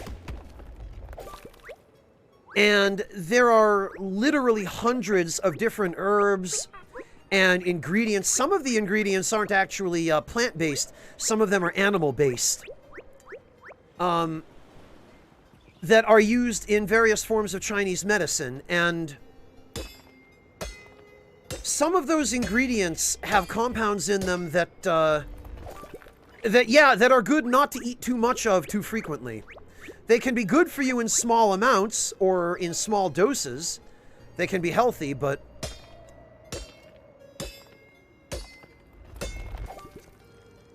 they're like any other sort of medicine, you know? They are healthy in moderation, but too much of them can be bad for you. Nobleman, if you die, it's like dying in RuneScape. You drop everything you were carrying, and you respawn at your home point. And then you have to go back and try and find everything that you dropped.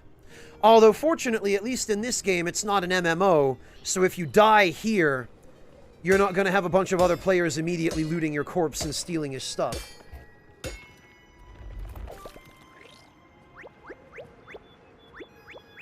I don't doubt that there are, Yami. It's just interesting to me every time I hear about them. Because I see them very rarely where I live, you know? In fact, I don't think I've ever seen a hot pot that had medicinal herbs in it. Nobleman, I believe that they stay where you died, and then they either navigate back or you have to go back and meet up with them again.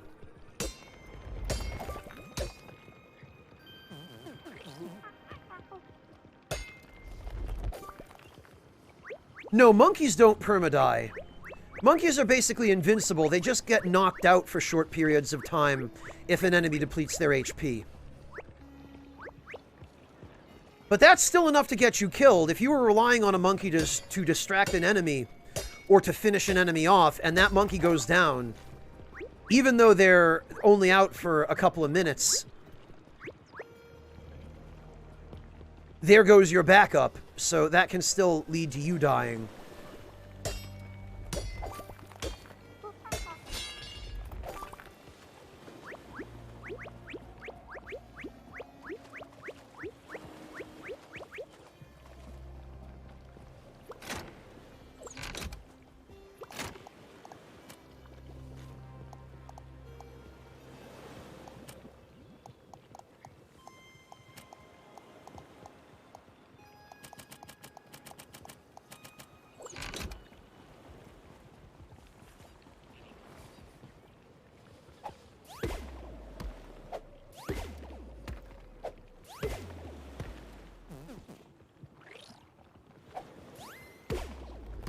There we are.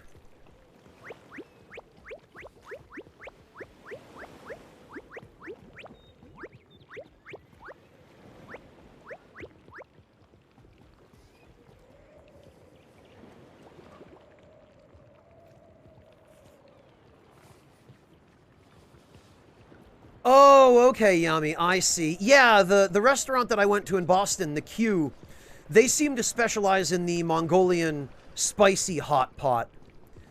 They certainly didn't advertise anything on the menu that had Chinese medicinal herbs in it, although that might, as Podlesh mentioned, partly be the result of regulations, because they clearly cater to a native clientele at that place, Yami. Like 90% of the people who were in there were actually of some Asian descent. And most of them were Chinese. Or Taiwanese, I guess, but...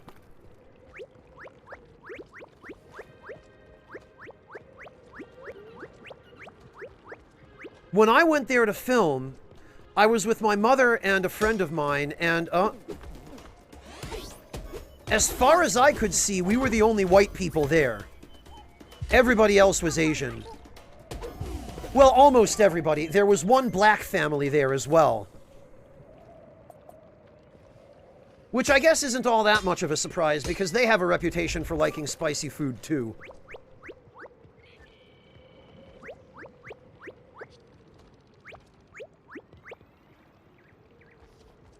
Yeah, thanks, Jtron, for reminding me.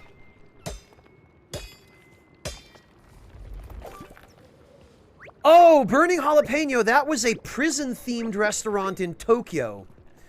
That place is called The Lockup, and it's located in Shibuya, or it was. I have no idea whether it was still open. The last time I was there was in 2009.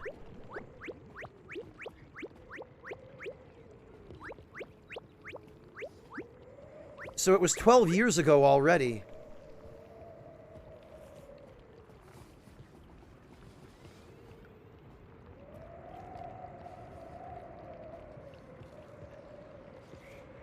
Oh, really, Yami? Okay. Interesting. Then, yeah, I mean, they did bill themselves as a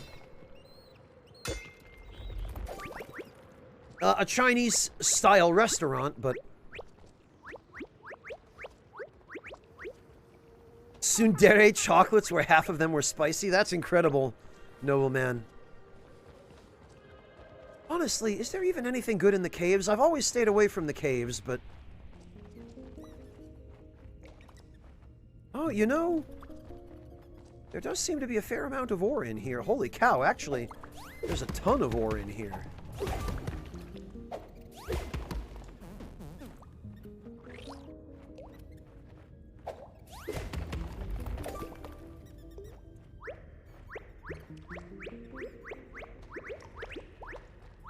Yeah, Jtron, the most, well, probably the most famous mainland Chinese cuisine that is spicy is Sichuan cuisine, which I believe, as Yami said, the Sichuan cuisine is a northern Chinese thing. If I remember correctly. Because it comes from Sichuan province, which I believe is located in the north of China.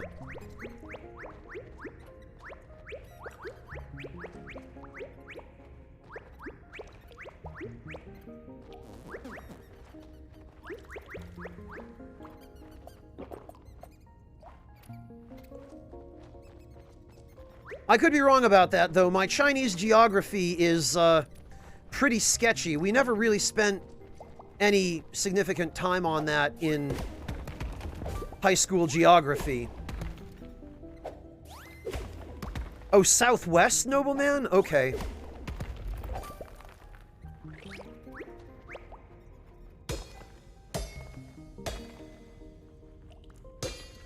Sichuan is more west, okay.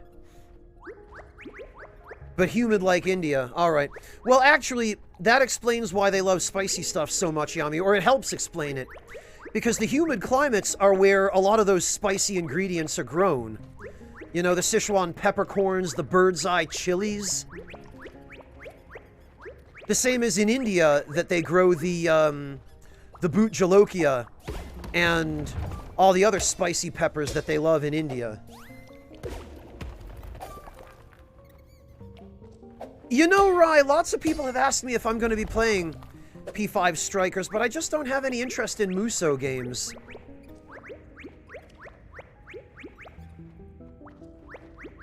Yeah, Yami, I figured you'd probably feel that way for that particular reason.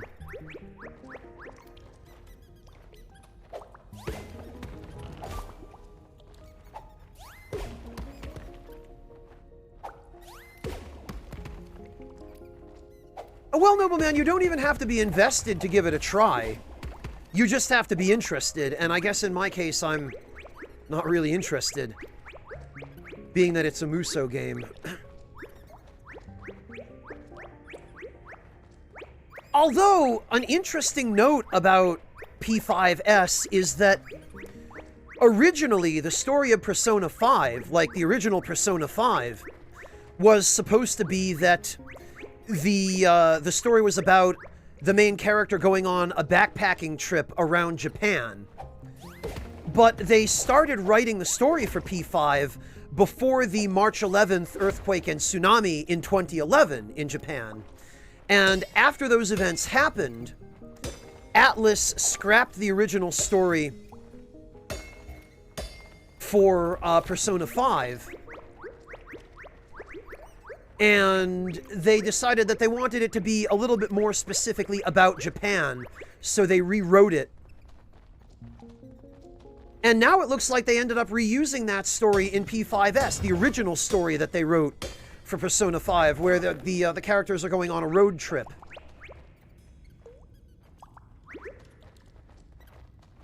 So it's interesting to see that they actually did find a use for that.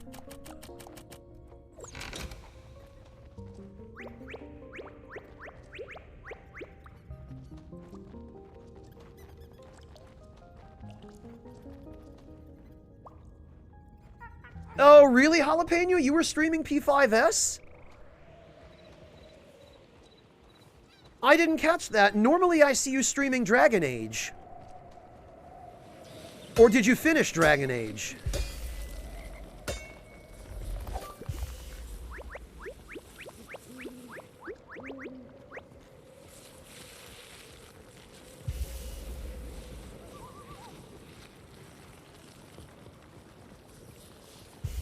Well, Jtron, we're getting the remaster of Nocturne, eventually. Oh, Dragon Age is on the weekends. Okay.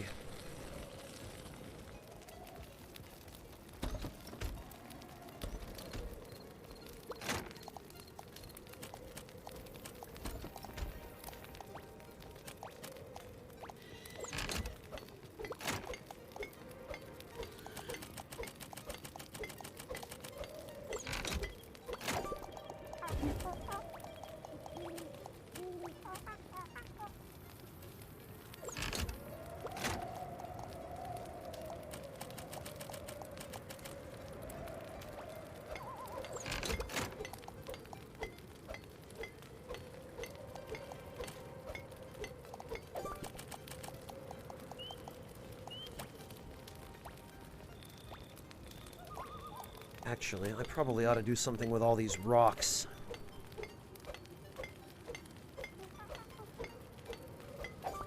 Yeah, fingers crossed, Jalapeno. I hope it all works out. Are you streaming tonight, Jalapeno?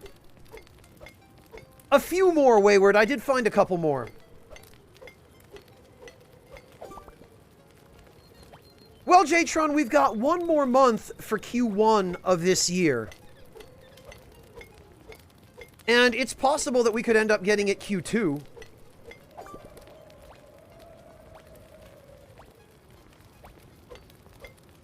Yeah, right. If I were to play that game, it would be primarily, if not exclusively, for the story.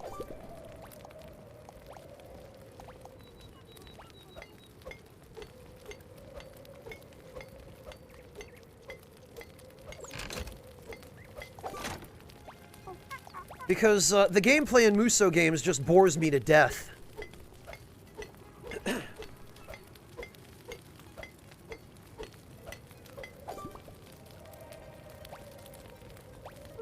Ah, okay, Jalapeno. Well, I'll probably be done streaming before then, so I'll be able to catch you, I think. And we can talk audio.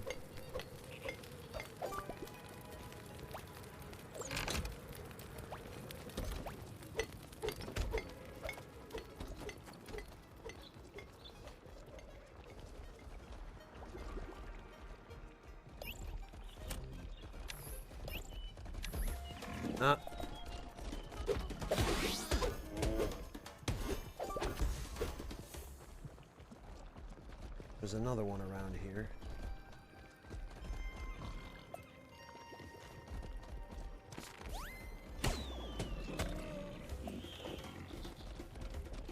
Man, now I'm starting to feel like I'm playing Final Fantasy XI again. Here I am pulling enemies with a bow.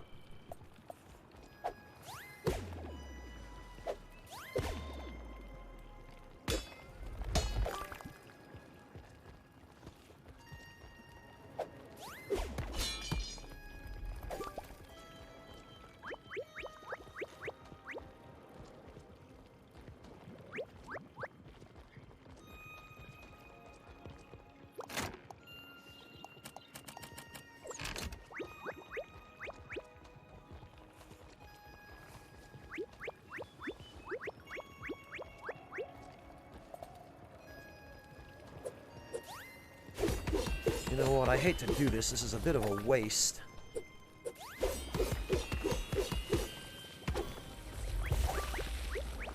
Using a gold sword for mining, but... finish what I start.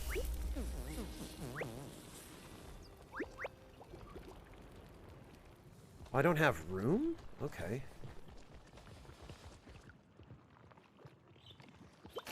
You've heard there are a lot of complaints about the Nocturne remaster? I haven't heard that, Rye. What sorts of complaints? Because I know that one of the initial complaints was that they didn't let you choose what skills your fused demons inherit. And then apparently they changed it, they updated it so that you can do that.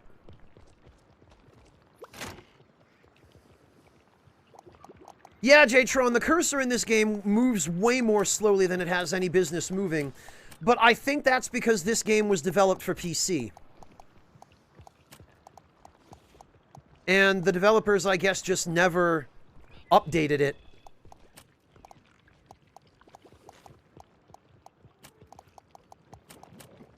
For consoles, which is unfortunate. If they even just added an option for cursor speed, that would be enough. You'd think that wouldn't be too difficult. Well, what do I know?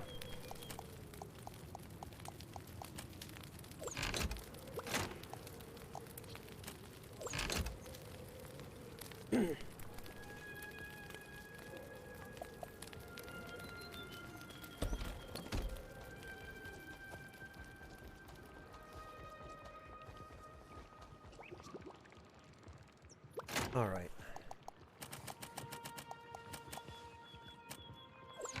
All these rocks.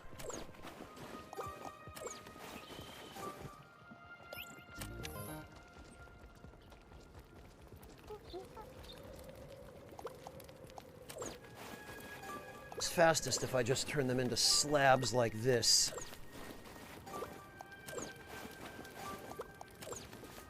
Although, I suppose there's no reason why we couldn't divide and conquer. These guys can take a stack. And I'll take a stack.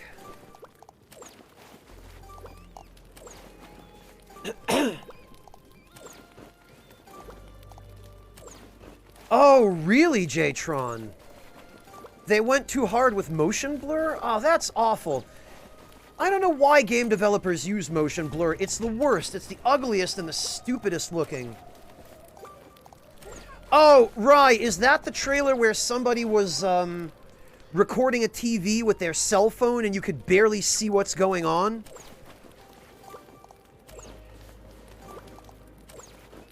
I don't regard that as being worth my time. At this point, we might as well just wait for an actual trailer.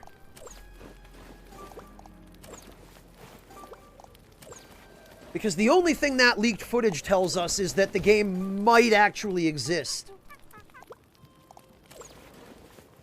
Yeah, Jtron, but nobody uses it that way. Developers just slap motion blur on everything. Every weapon swing, every combat action, sometimes all movement, and it's just awful. I don't remember the last time I played a game that used motion blur well.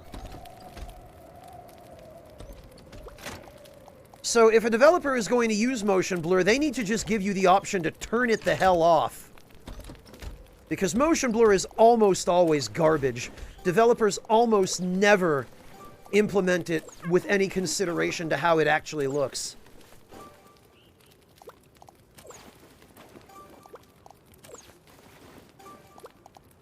Well, we can hope so, Rye. We can hope it still exists.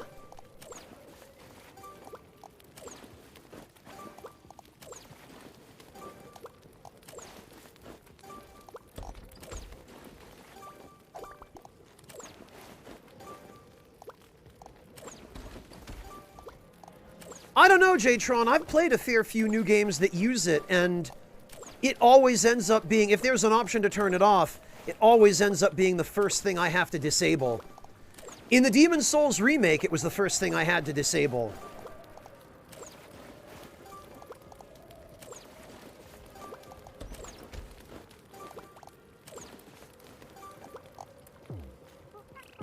Yeah, I disable it as a matter of course, Rye. Just because it's virtually never done in a way that's good.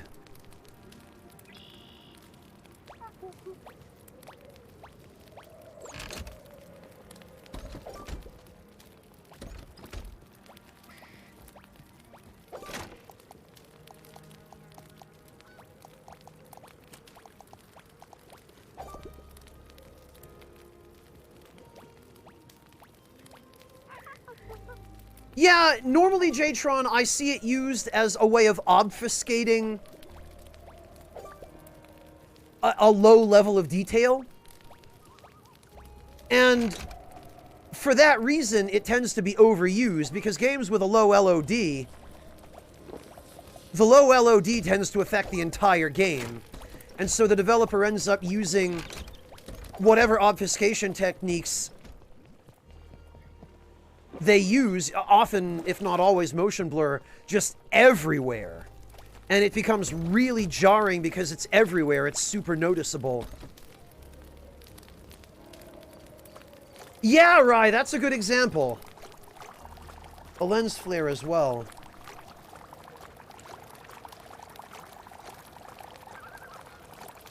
Yami, if you want to ride a dragon, play aground. Not only can you ride a dragon in aground, you can have a dragon follow you, and you can turn it into a spaceship.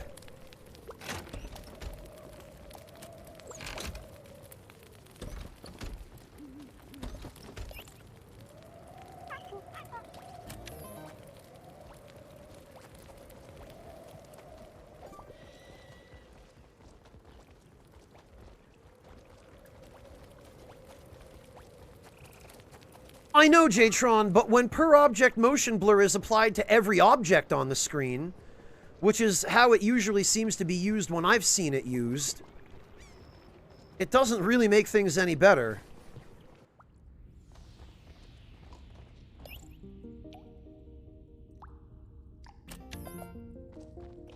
And if anything, it just makes them worse.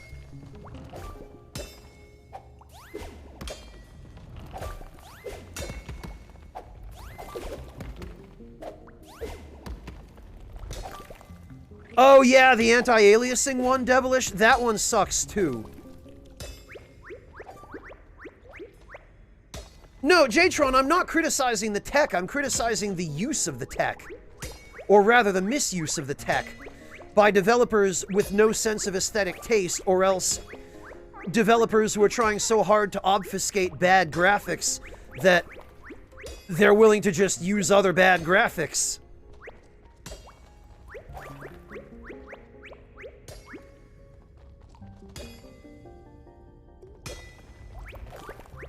Yeah, Jtron, Bloom ruined the Oddworld Abe's Odyssey remake.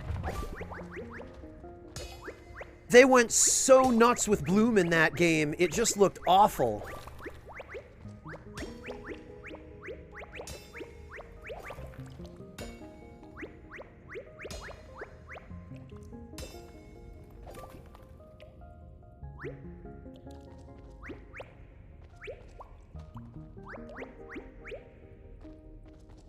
Yeah, new and tasty, Jtron, that's the one. It's in your library? Well, when you get around to it, you'll see what I'm talking about.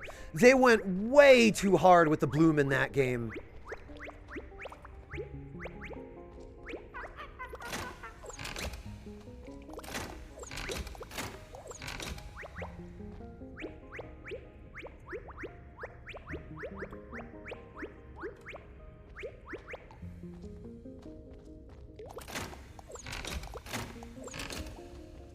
Ugh.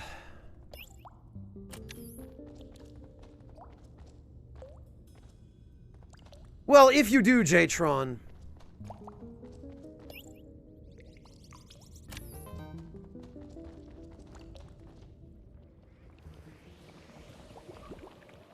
The earlier games are too hard. Well, I mean,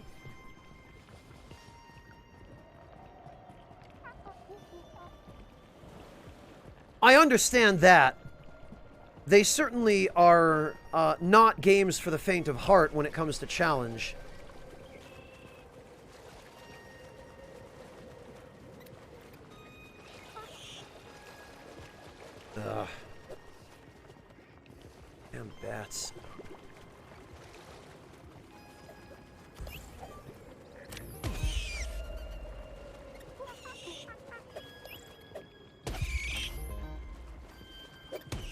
Stupid monkeys. What is your problem, monkeys? Come on.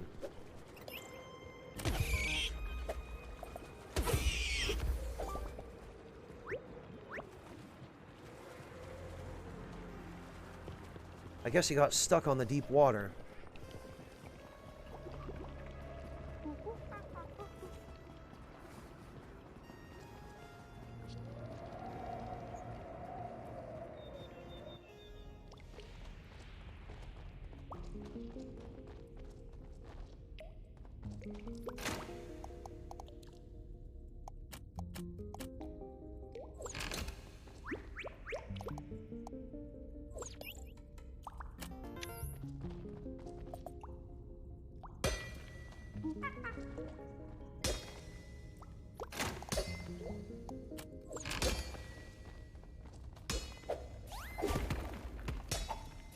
Hello, Shirosuke. Welcome.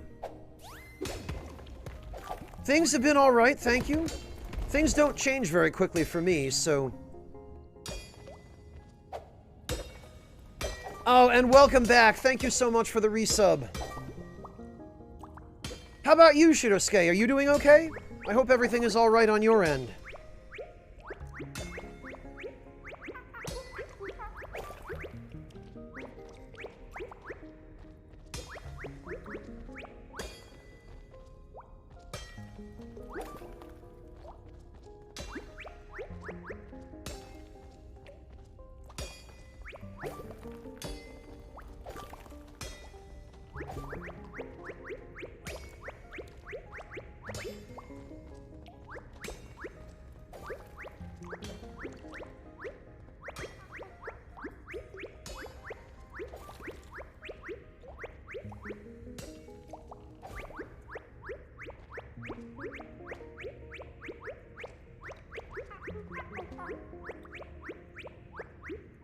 Okay, mostly? I'm glad to hear that. Ah, another one playing P5 Strikers. Yeah, lots of people I know have been playing that game. I hope you're enjoying it. Ah, hello, Dark Mage. Welcome. I'm glad you could make it.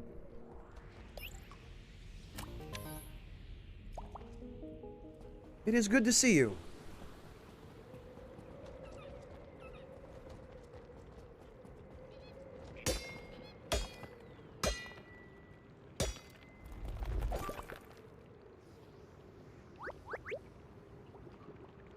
Yeah, so I've heard about P5 Strikers, Shirosuke. I've heard that it's not quite as traditional as other Musou games, which to me seems like a good thing.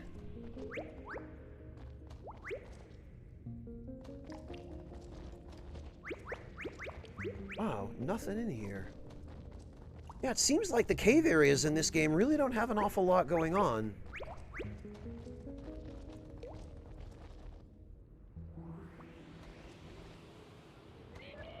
Oh, from Strikers, Rye?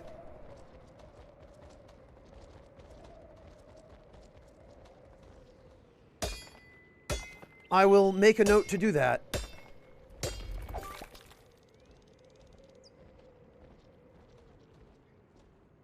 Well, Shirosuke, that's the kind of game that you really do play mostly for the story.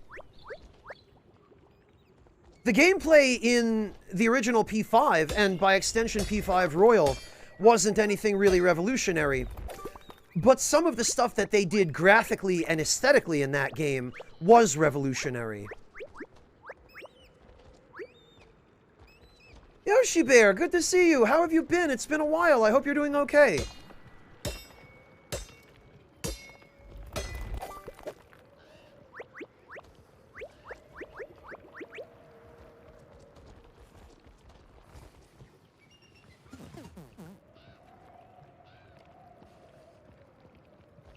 Oh, very good, Dark Mage. Milky Oolong. That's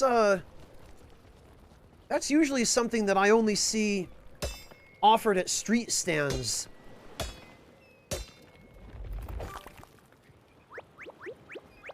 At least if you're talking about oolong that's already had milk added to it.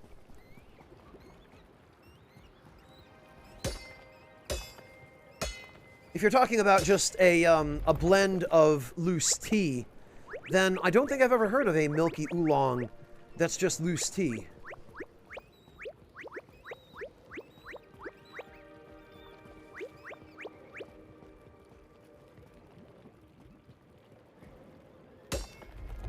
Oh, I figured you'd have something to say about it, Yami. Oh, good, Yoshi Bear. I'm glad to hear that.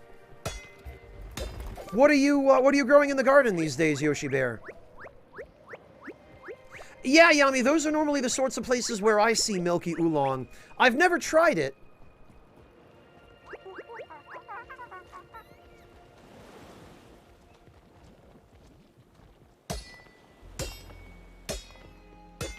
Oh, yeah, Yoshi Bear. Lots of people I know are playing Valheim. In fact, even my friend Charlie was playing Valheim today, which is unusual for her. It didn't strike me as the sort of game that she'd really go for, but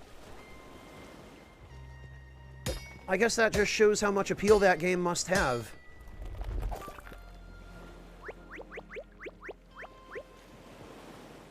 Oh, it's a blend called that. Gotcha, Dark Mage.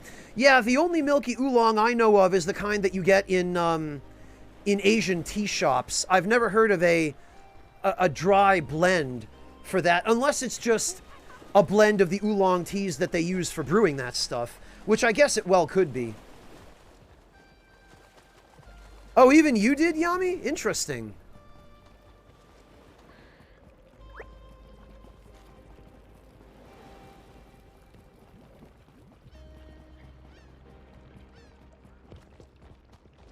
Well, Dark Mage, once you've tried it, if you haven't already tried it, do let me know how it is.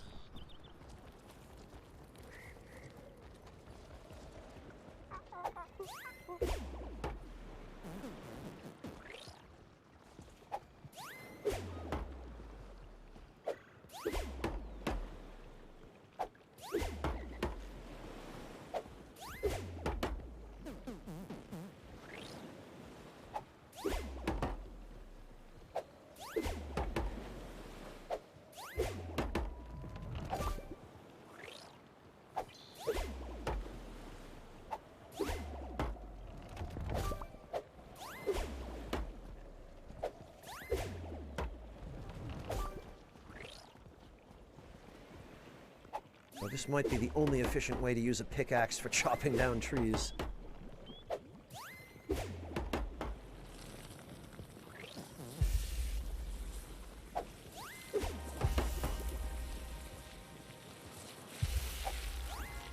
Oh, okay, Yoshi Bear. So you pretty much had to start the garden all over from scratch.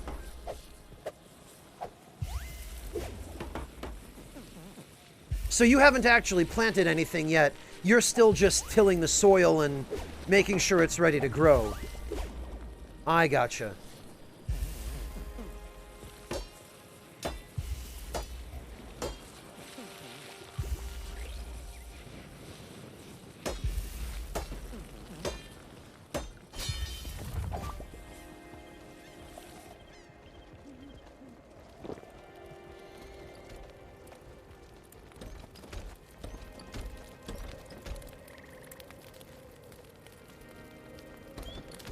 Jatron, I think the planting and watering are in the PC version because they were added in that major update that hasn't made it to console yet.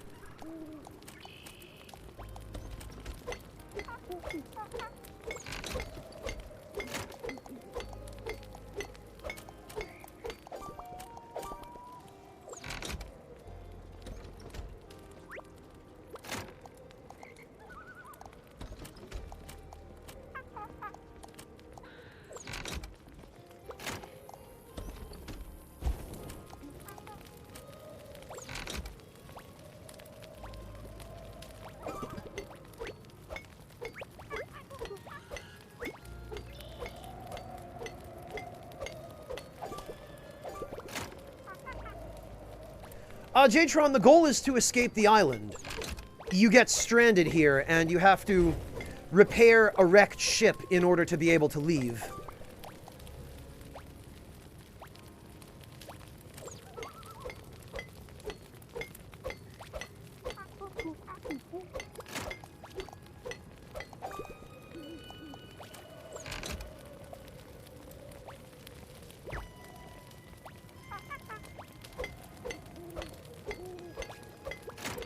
Okay, these guys have some stone slabs they can work on, and so do I. Actually, we should rest.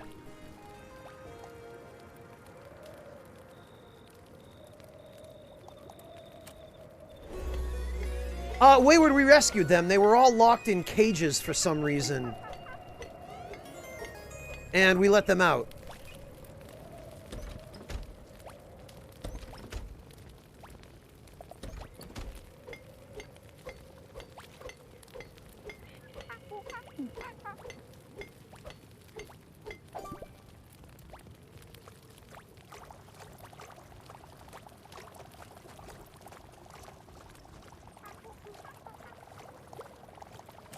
There we are.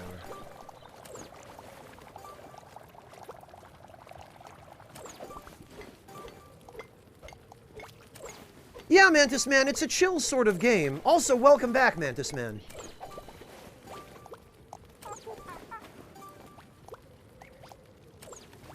It's definitely more on the laid-back side and has a slower pace, which is pretty much what I need today, because I am pretty tired, and I don't really have the energy to focus on something more intensive than this. Maybe tomorrow if I manage to get enough rest.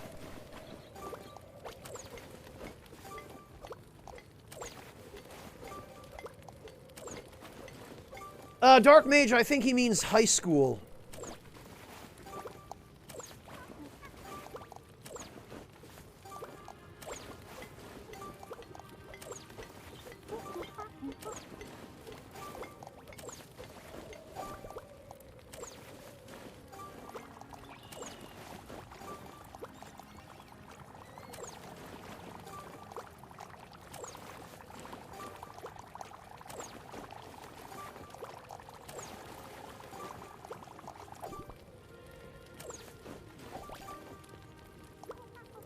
Wayward, it probably already exists.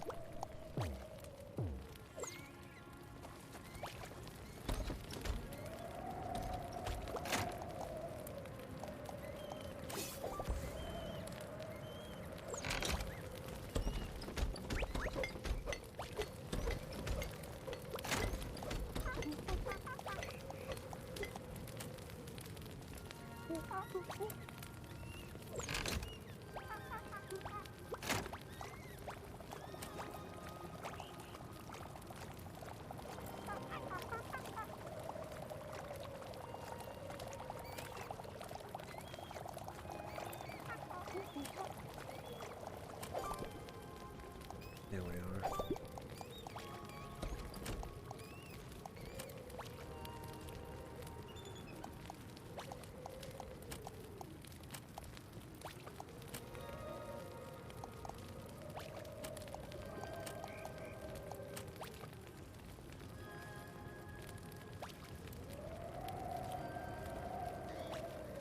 Okay.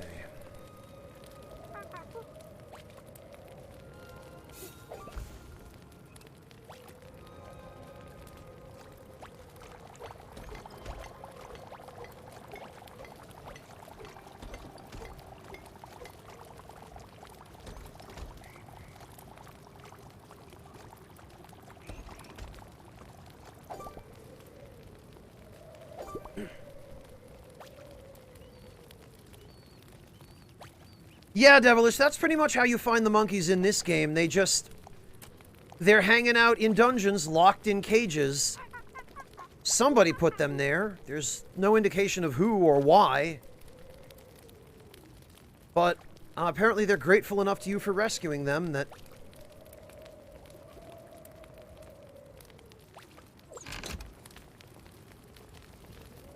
they go all in and help you.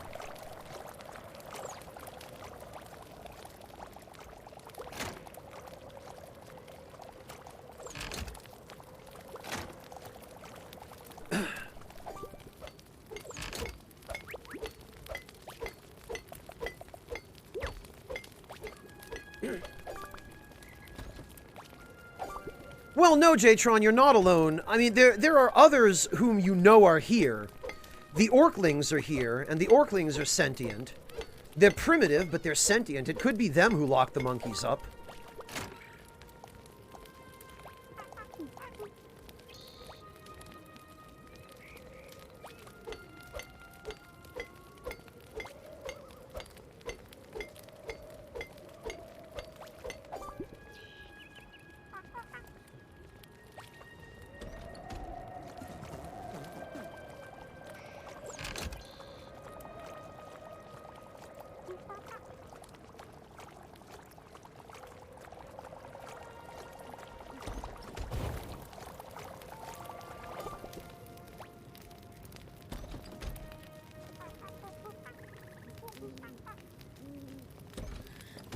And actually, once we're done here,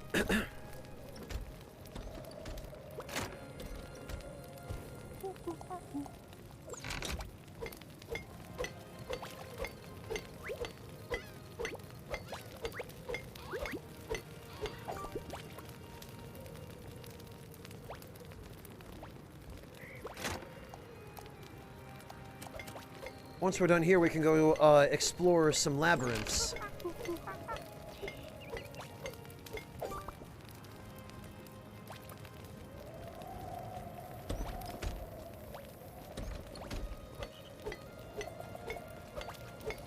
What's going on here?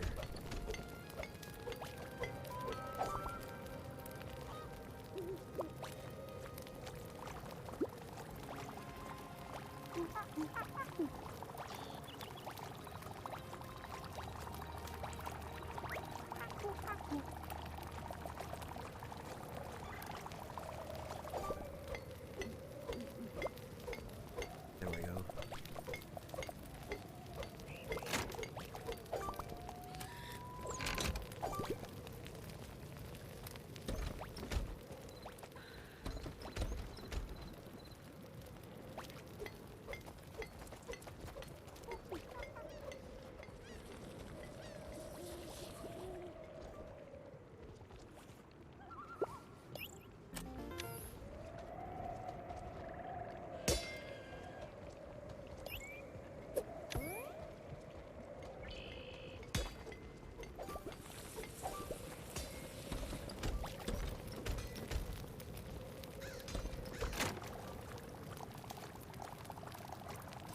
All right, we're getting there.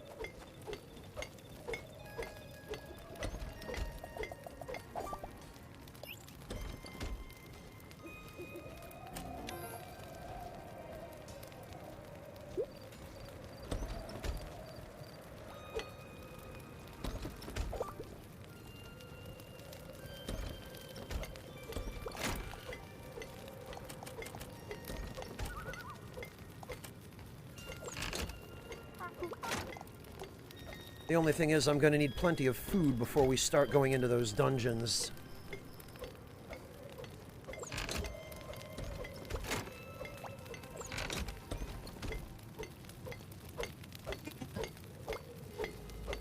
Okay.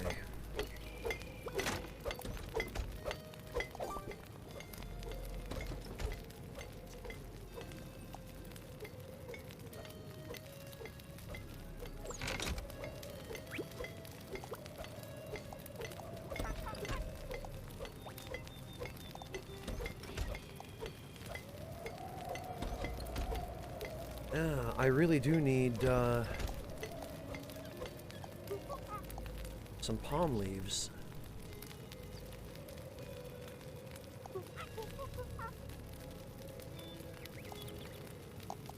Actually, though, we've got a ton of those meat scraps. We ought to just turn those into kebabs.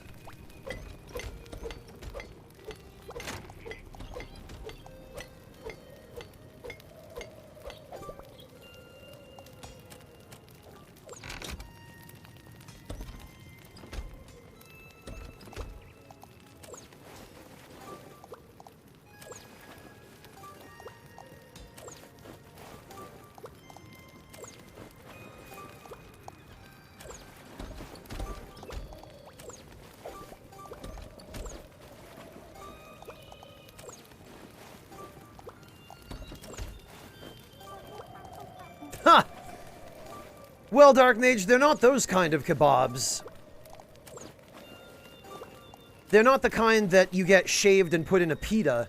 They're the kind that come skewered on a stick. They're not duna. They're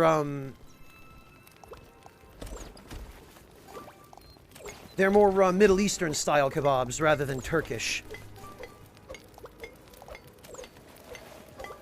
Don't get me wrong, we've got some great kebab shops in Berlin, although it sounds like you already know that.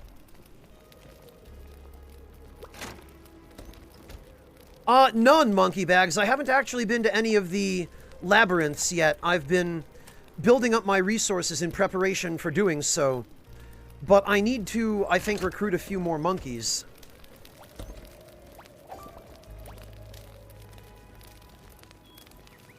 Well, Yoshibear, Adana kebabs, Iskender kebab... Well, Iskender kebabs are still the shaved ones.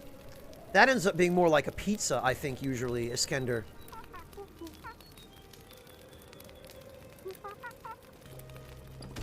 But yeah, Yoshibear, the skewered ones.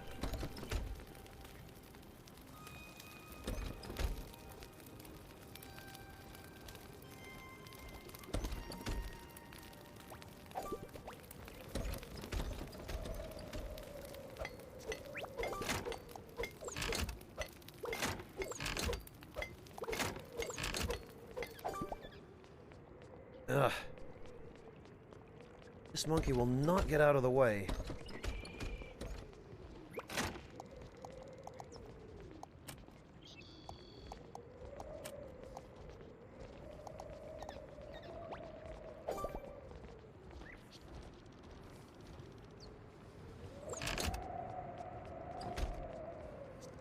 Oh, right. We need wood to light the fire. Oh, pfft. Somebody already did. Yeah, that's the one, Yoshibear.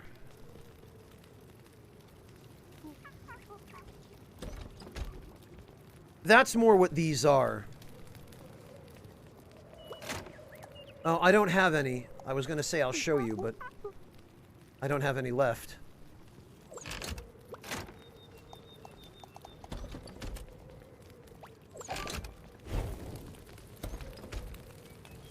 Bane, thank you so much for the resub. Welcome back. Really appreciate that.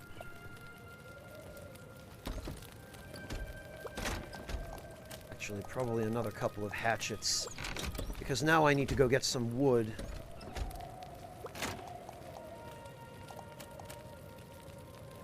And actually, where did... Oh, perfect. I was about to say, where did the merchant setup Oh, excellent! It's on the coast of the starting island.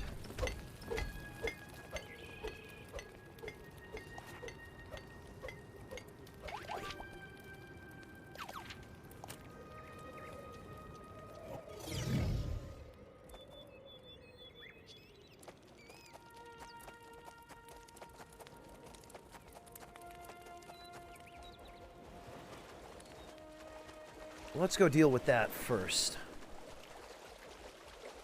How are you doing, Bane? I hope you're well and safe.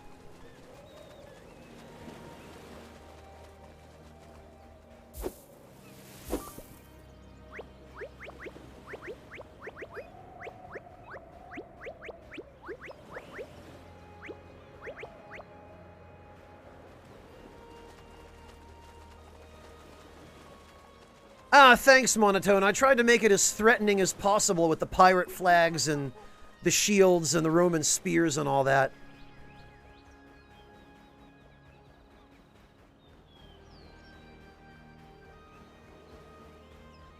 It's alright, Bane. There are definitely some things about it that I would change, and I wish I'd gotten the PC version, because apparently that one is ahead of this one in terms of updates.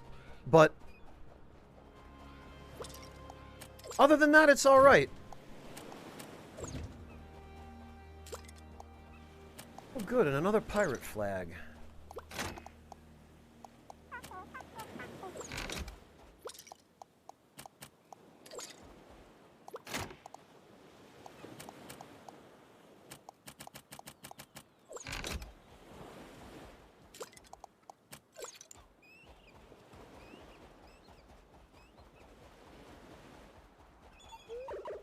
Yeah, I guess monotone.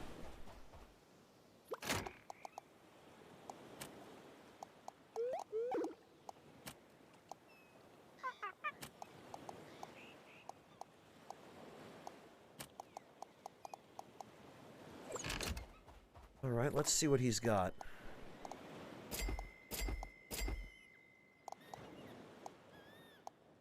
Anything good? Not really.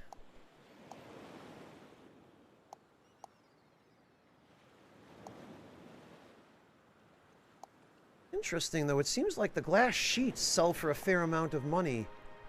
I wonder if I could sell them to him for a significant amount of money.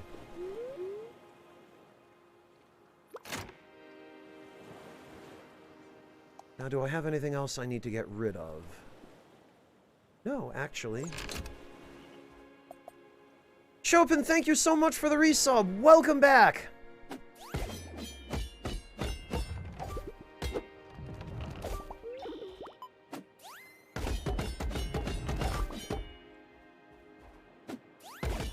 How are you doing, Chopin? It's good to see you. I hope all is well.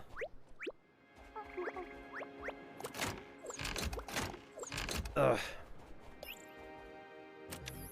These monkeys just always get in the way when they're carrying a chest.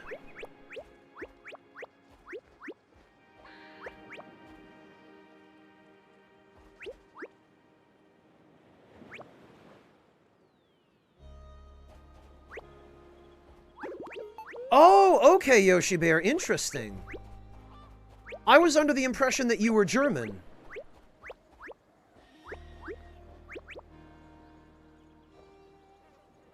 Oh, welcome back, Chopin. Well, you can close your eyes now and just listen to the stream like a podcast, because I'm playing that kind of game today.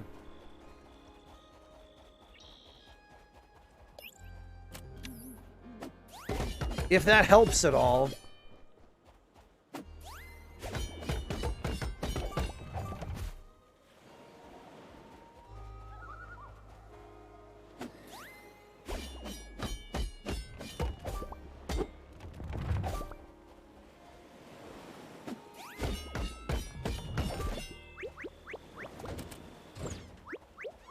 Chopin, I'm amazed to hear that you don't have dark mode enabled all the time. I thought everyone did. I can't imagine using any app without dark mode.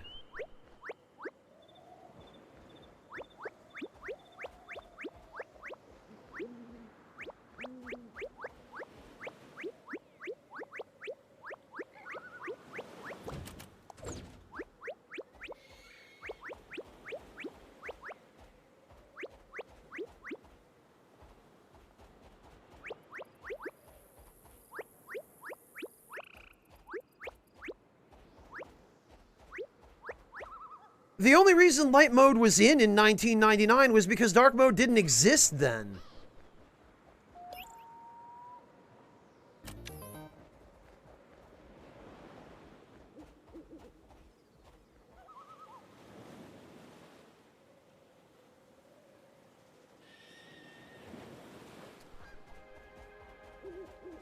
Well, Dustin, I feel like dark mode is the sort of thing where once you try it, you wonder why you ever used light mode. And then you just switch everything to dark mode after that.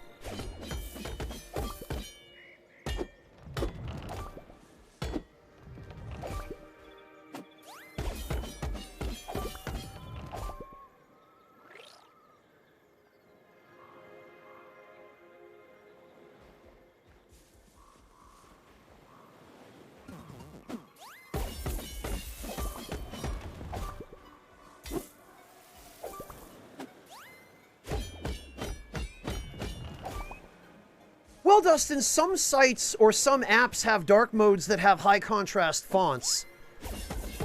So that can help if you don't have the greatest eyesight.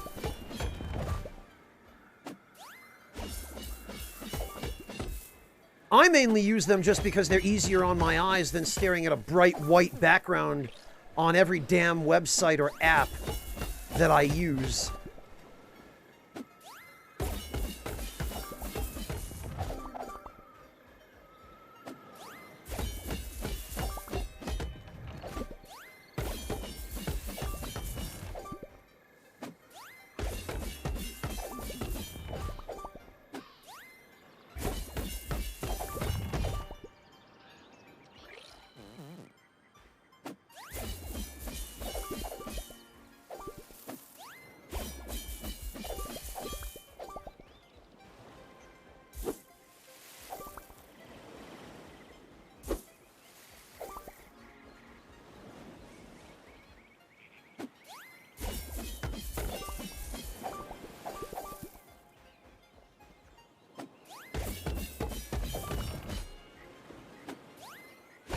Man, it seems much more efficient using the spin attack to chop down trees like this.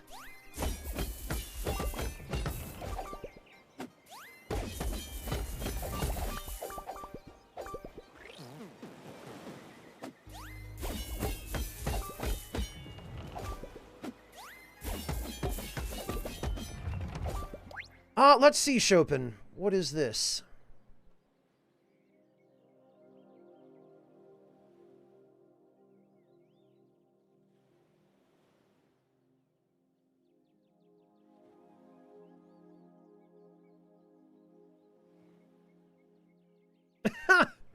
Oh, that's adorable, Chopin.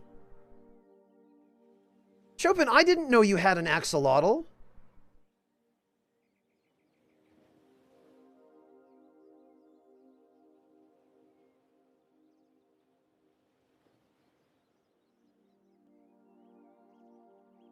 Dark Mage, if you do brew up some Earl Grey and want to add milk and sugar, what is the best way to go about it? Well,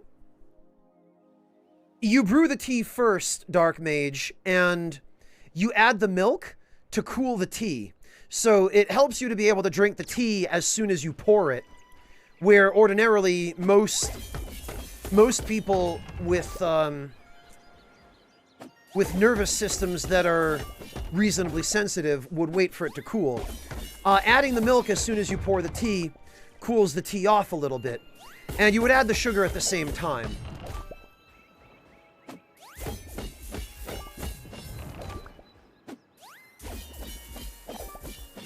Oh, okay, Chopin, I see.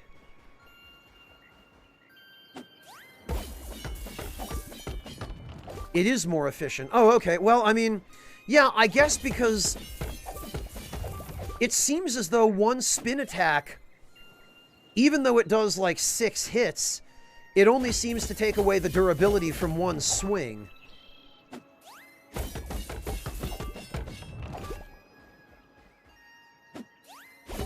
Which I guess is why this hatchet is lasting so ridiculously long. It doesn't seem to take away durability per hit on the spin attack, just per spin attack.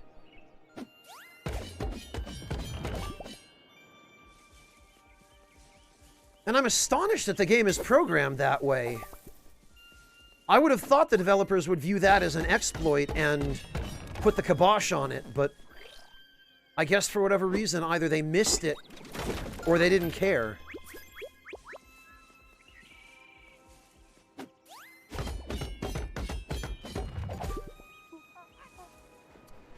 Now, if only you could do that with a pickaxe or a shovel.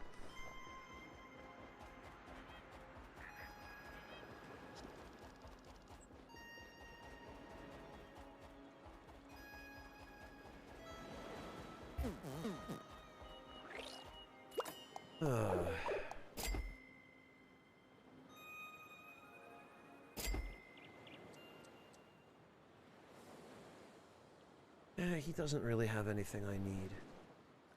At least nothing I couldn't make myself.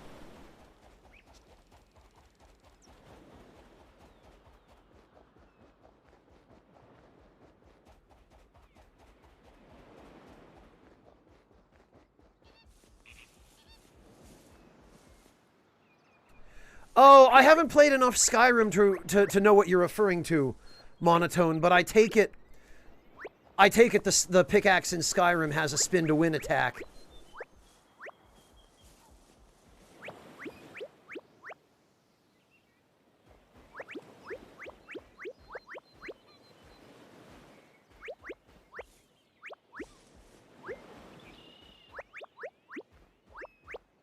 Tell you what, times like this, I really wish that PC update would come to consoles soon, because having the ability to just vacuum up items would save a ton of time here. Rather than having to walk around and just mash X on every damn thing.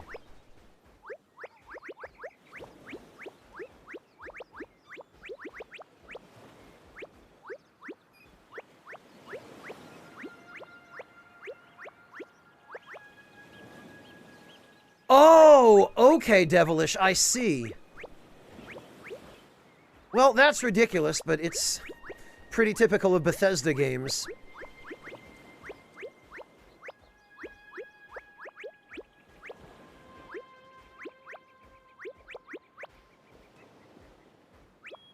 Well, Moneybags, the monkeys aren't really any faster at this, although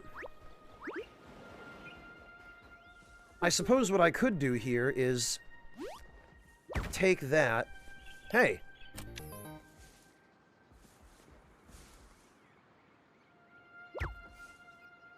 Take this.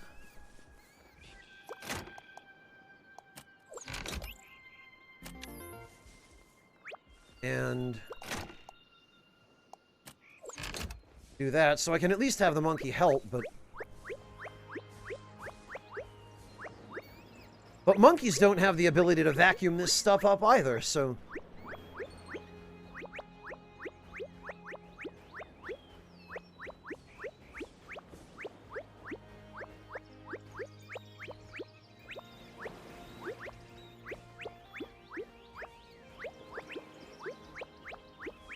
I guess even before I go bothering with the labyrinths, I need to go find more monkeys.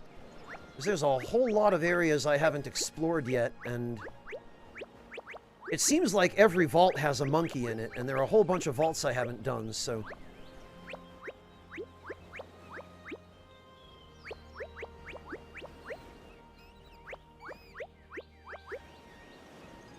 oh, really, Moneybags? If the monkey has max gathering, they can hold 12 items. That I did not know. That is significant.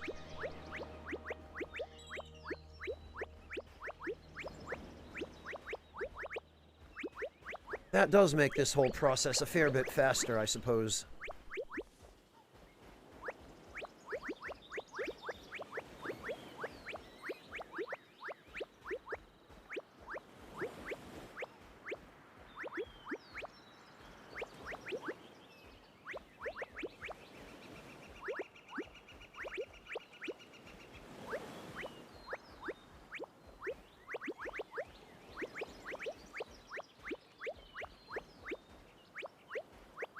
Well, I suppose at the very end of this, I'll have plenty of grass and petals I can sell, because all I really needed here was the timber.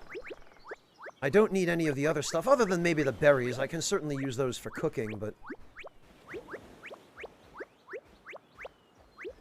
the grass, the petals, I have no need for those, because I'm full up on rope.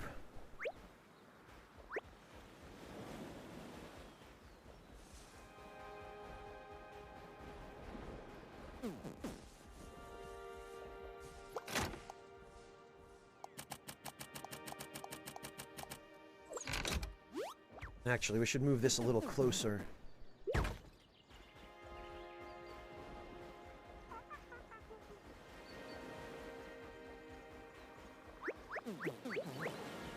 Since the merchant is right up there, it'll make it very easy to go sell him all this crap.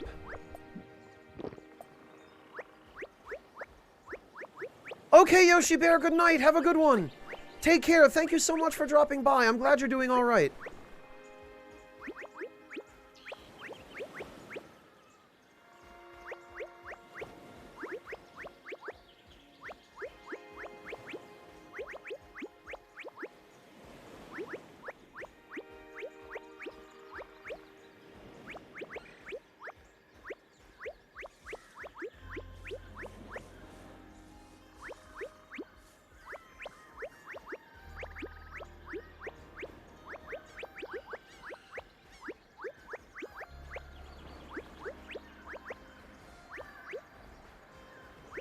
I guess what I could do is just have a permanent team of like 3 or 4 monkeys here. One with a hatchet and the other 3 gathering. Or maybe 2 each.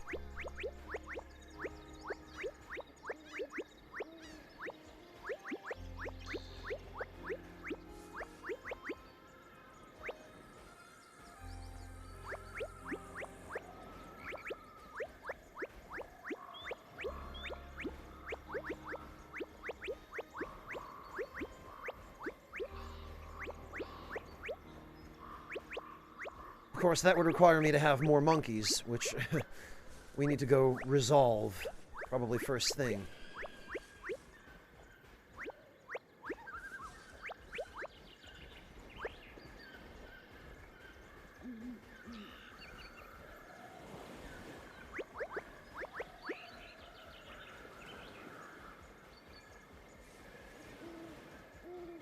Alright, that looks like it's everything.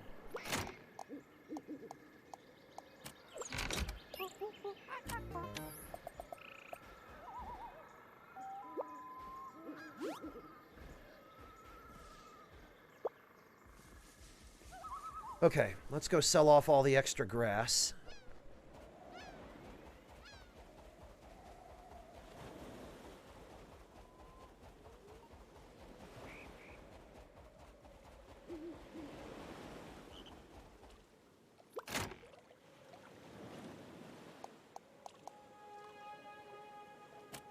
Yeah, look at this. This might even be enough for me to afford another key.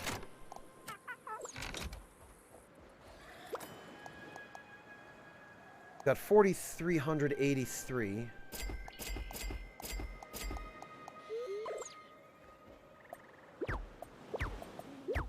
I wish there were an easier way to combine this stuff. Yeah, we do. We just pushed it over 5,000. Excellent.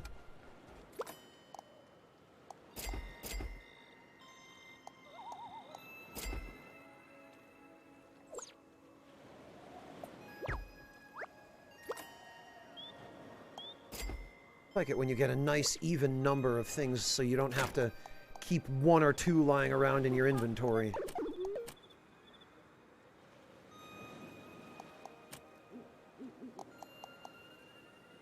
Oh, yeah, Devilish, I saw.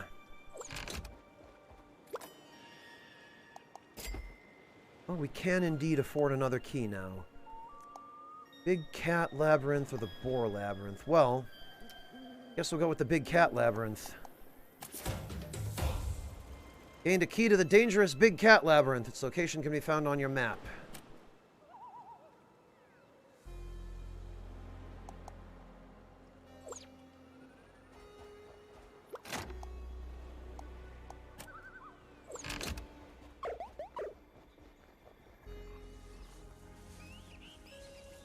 What have we here?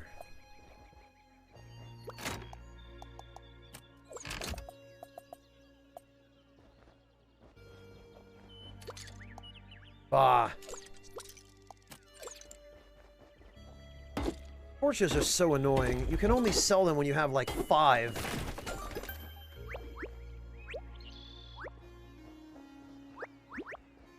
Oh, wow, there was some significantly decent stuff in that one.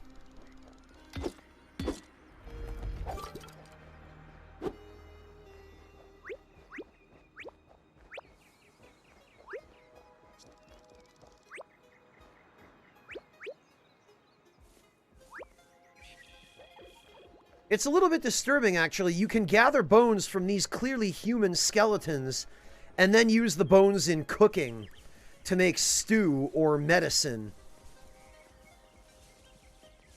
I can't help looking at that thinking, yeah, no thanks.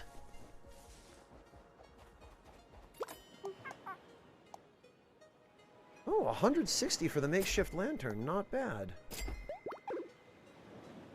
These damn things, you need 5. It's ridiculous. I wish you could just, I wish you could just sell items individually in this game. Yeah, Chopin, I guess so. He did love human bones, didn't he?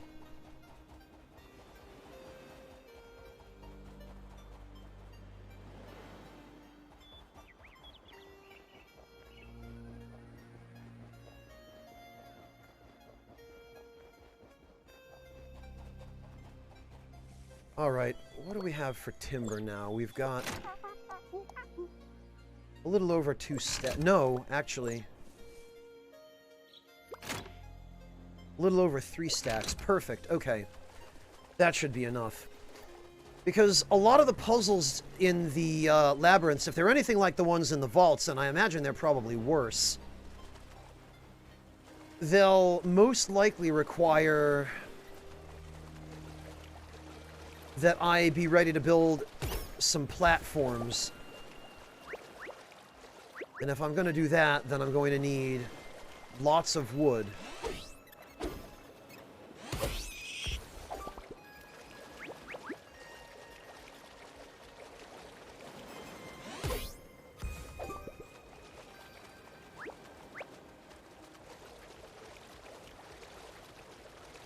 Hey, Ricelin, welcome. Good to see you. Good evening to you as well.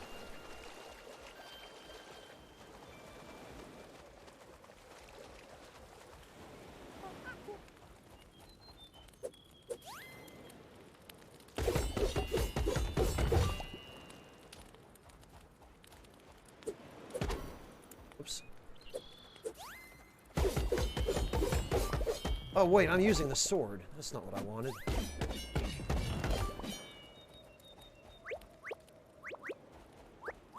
Actually, I imagine the same principle probably applies to the sword. I imagine I could get a lot more mileage out of it if I do nothing but spam the spin attack.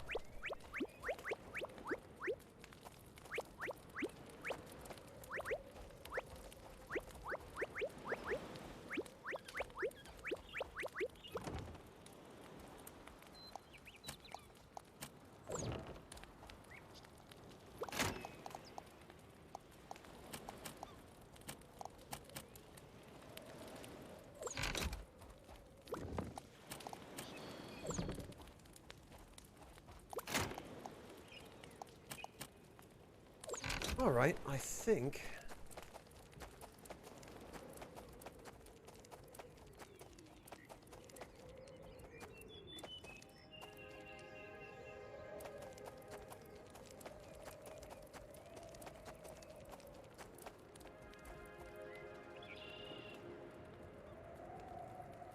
Yeah, Ricelin, I'm getting ready to go tackle one of the labyrinths.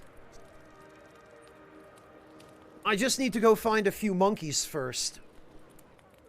Because I'm a little bit short-handed.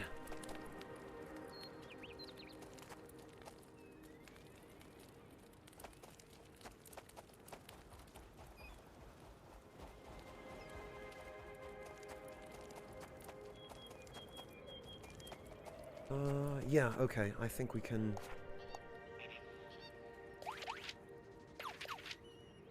Come on.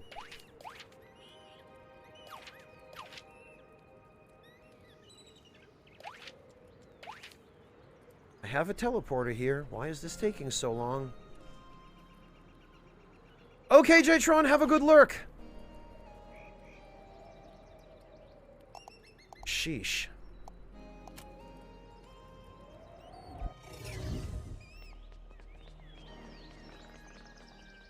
Alright, so we need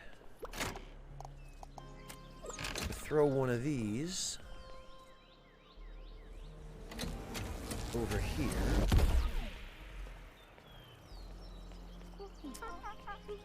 I know what you mean, Jtron. No problem.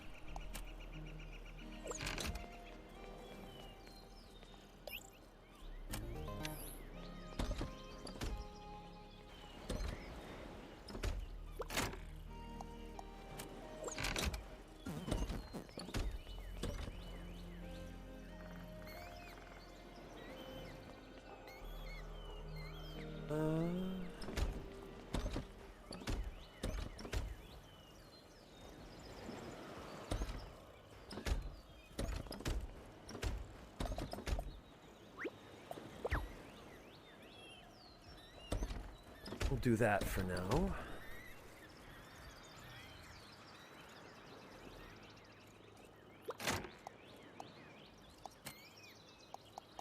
Okay.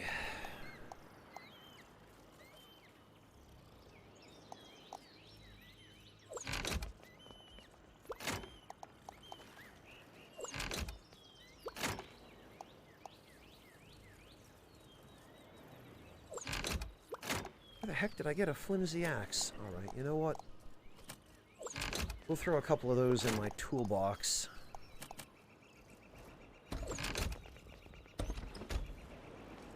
Huh?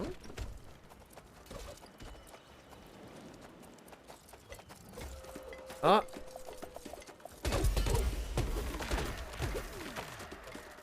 Okay.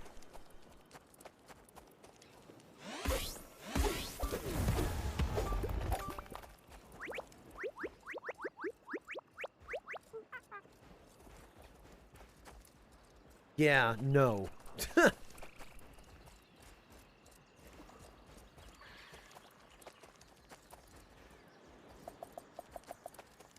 And actually... I'm probably going to have to tell this monkey to repair this stuff again.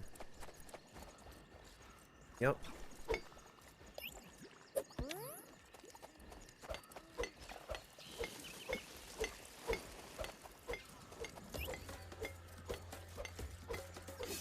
Oh, for goodness sake. Oh, okay, actually, that enemy died on the spikes. Even better.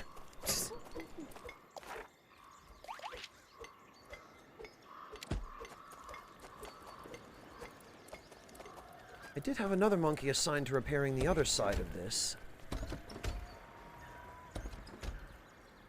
I do not see that monkey.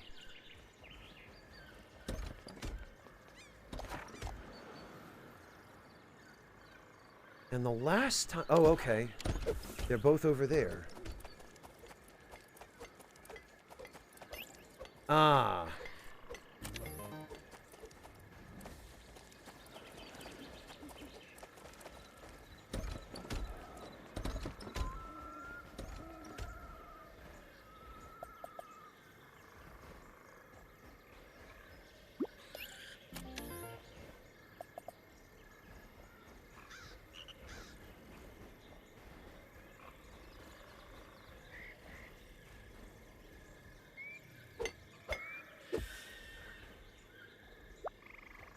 There we go.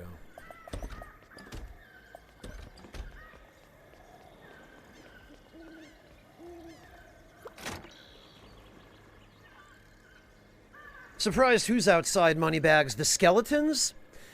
For some reason, I guess the way the game generated the terrain, this particular island ended up with a bunch of them wandering around. Although I think the reason why is that there's a graveyard around here. Or near here. There are a bunch of, graves.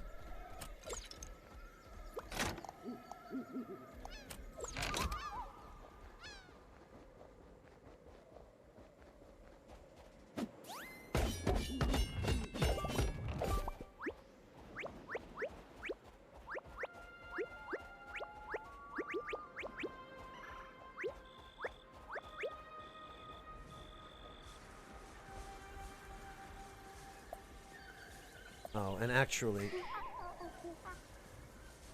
I'd probably better get rid of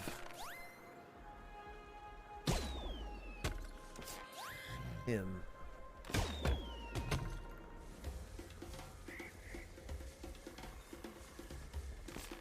We can do...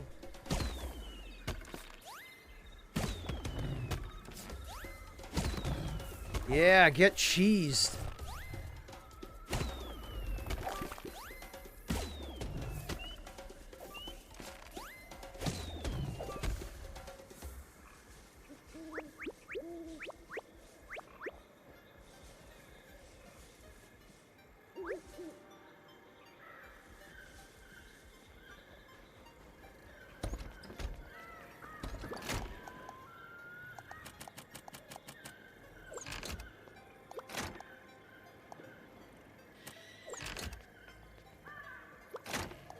Okay.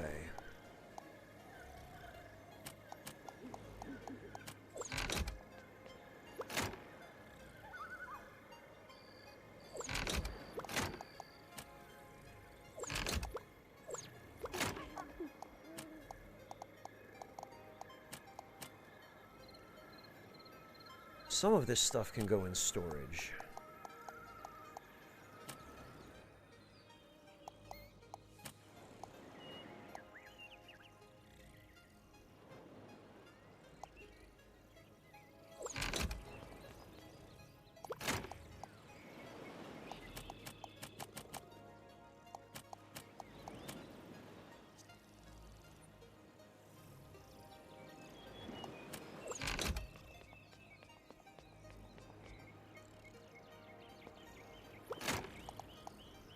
Guess we might as well throw that torch in too and just consolidate them.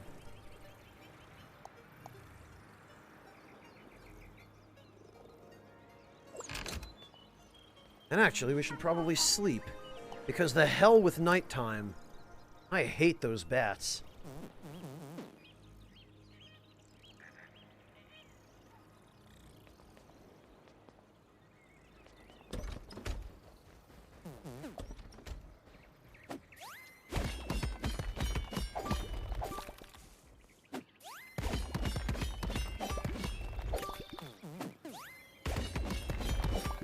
You know, that's really bizarre. That I think the axe might end up being even more effective than the pickaxe because of the spin attack.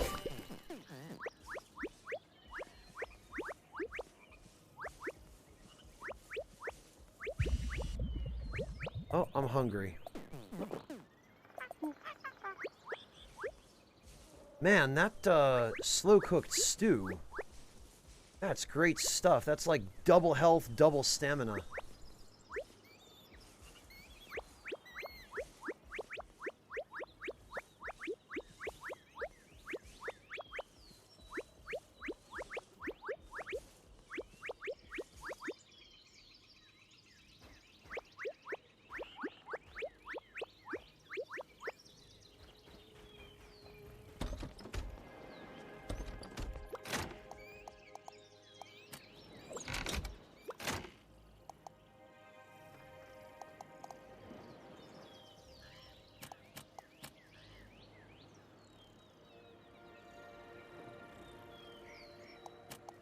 Actually, we should move a bunch of this stuff over, consolidate all the cooking ingredients in one place, and then just go on a massive cooking spree.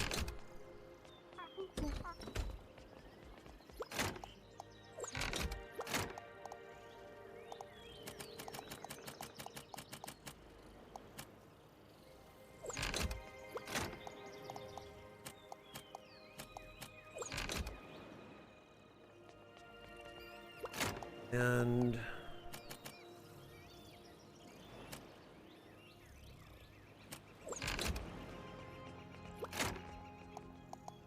we should probably also drop off some of these stones at the other teleport locations.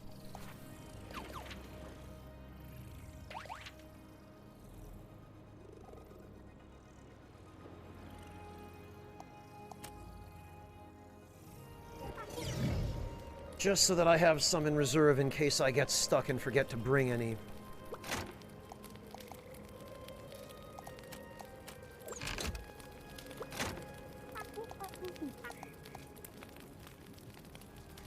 Oh good, we got some meaty stew.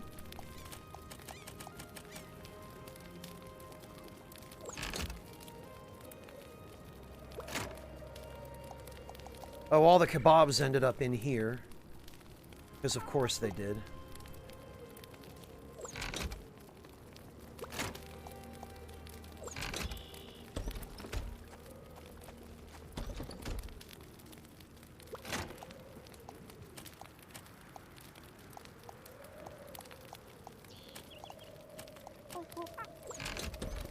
Okay.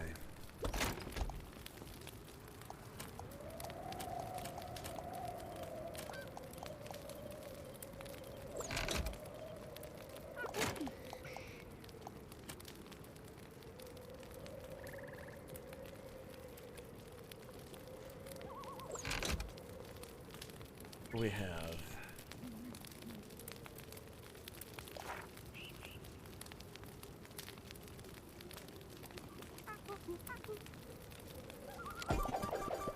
oops.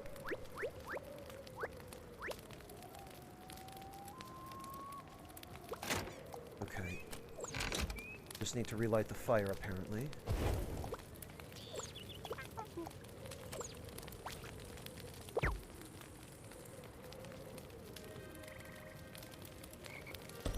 Wait, where's the monkey who was supposed to be responsible for cooking? Oh, I see what happened. His multi-tool broke.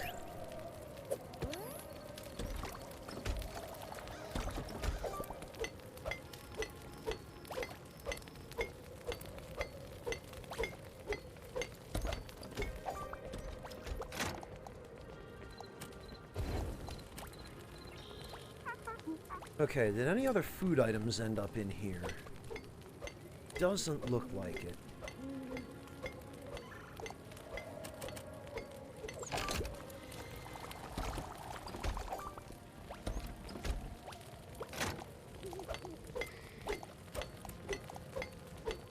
Hey, Marie Valletta! Welcome back! Thank you so much for the resub. It is a pretty cool game. There are definitely some things that I would change and some polish that it could certainly use, but overall I have been enjoying it enough to keep playing it. Which I would think says something.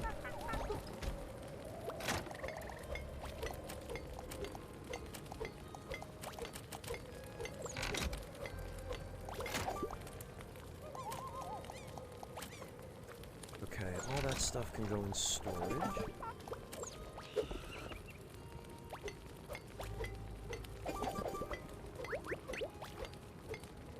Okay, what we need are wooden slats.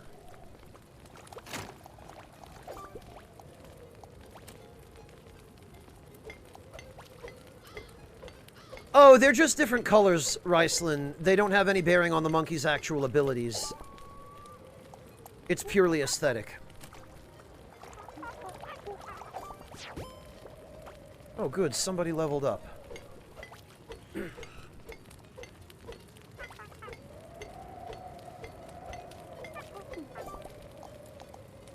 Actually, once we have enough of those...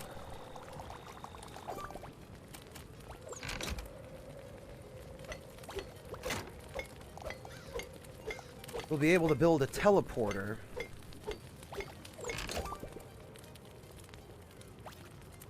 At the first labyrinth that I tackle.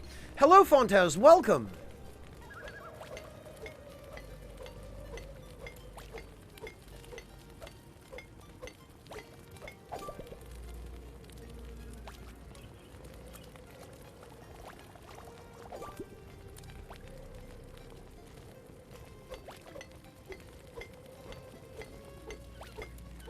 Yeah, Fontes, you know it.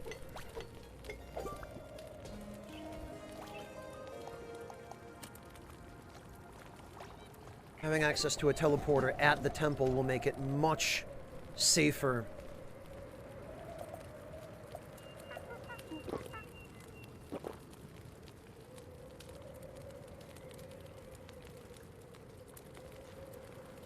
Oh, you have some knives to sharpen, Marie?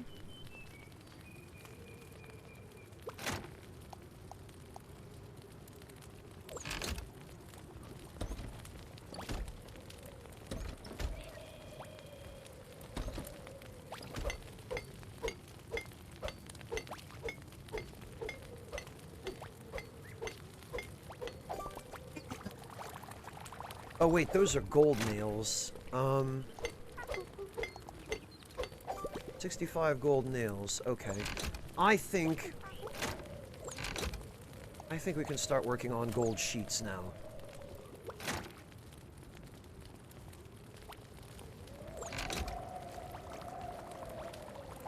Ah, okay, Marie, gotcha. Oh, congrats, Fontes! Crosscode is quite a game. I hope you enjoy it. I've been thinking about playing it myself, but it's a pretty long and involved game, from what I understand.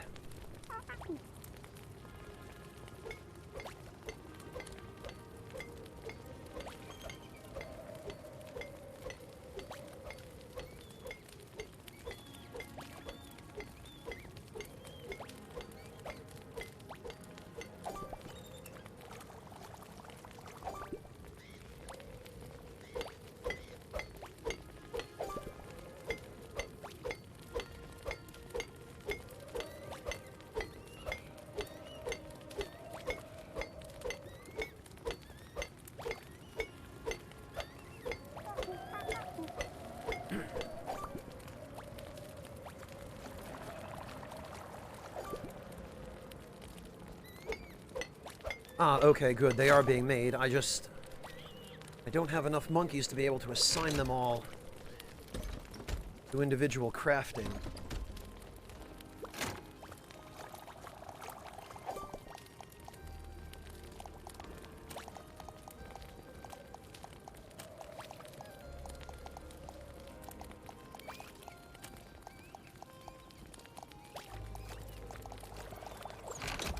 Ah, that's what it was. Bat wings.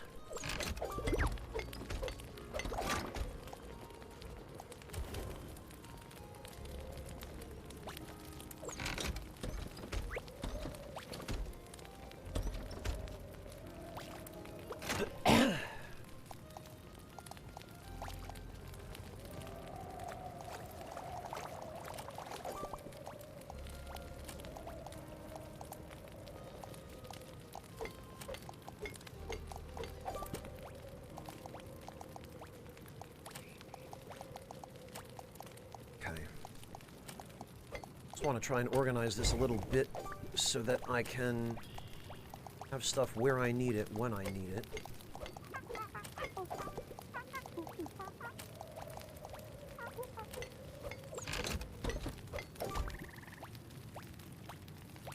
Oh, not bad, Marie. Yeah, that's not a bad deal for those.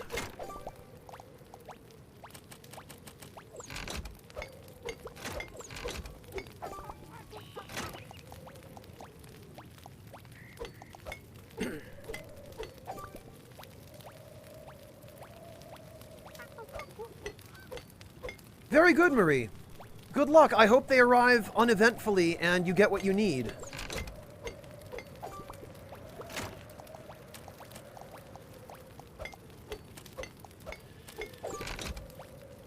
There's probably more gold swords than I need. However, a multi-tool would not hurt.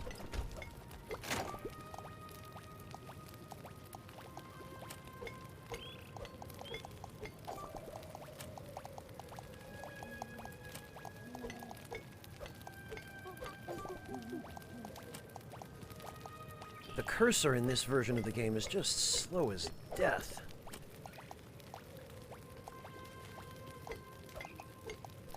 The worst and the most dangerous, Marie. Yeah.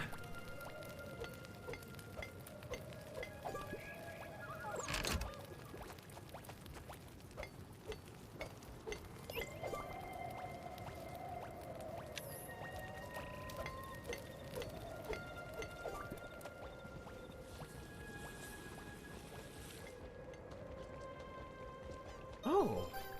Okay, everything here's been mined out, I guess. Oh, that must have been my monkeys at work. Huh. The ones who are supposed to collect haven't been collecting, I see.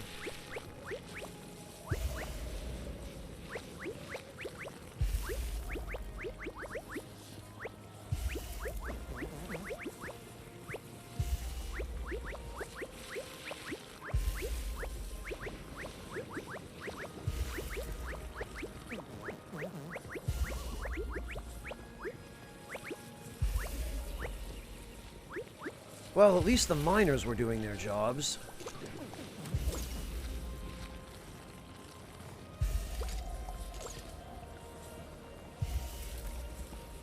Oh, did you order the knives on Amazon, Marie, or the whetstones?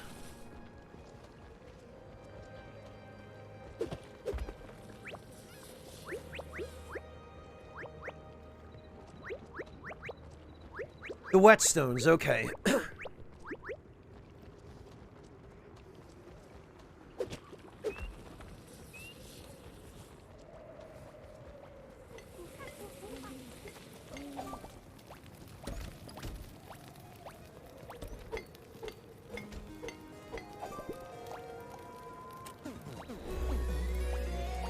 There we go.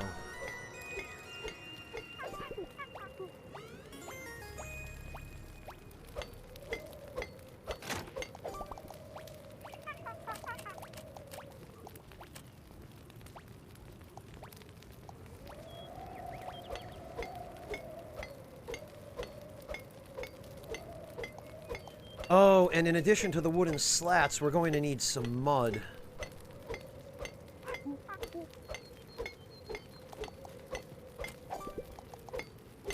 So actually, it looks like we're running low on tool handles. We're going to need a few of those.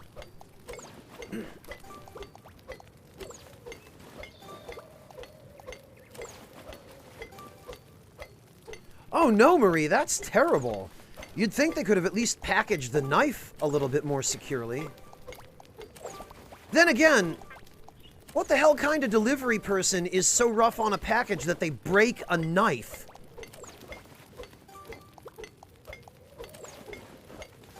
Hello, Dark Rolls, welcome! I don't know about enjoying, but I'm having a relaxing night, taking it a little bit easier than I normally do. So it's an okay night, all things considered, Dark Rolls. How about yourself?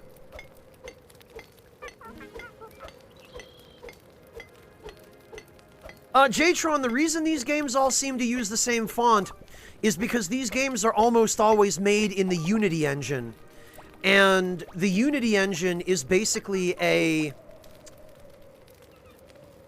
It's like RPG Maker, in a way, except it's a game engine rather than an actual piece of software. And you just buy assets from the Unity store. And so often these games end up having the same font or assets that look similar because they're just generic assets from the Unity store.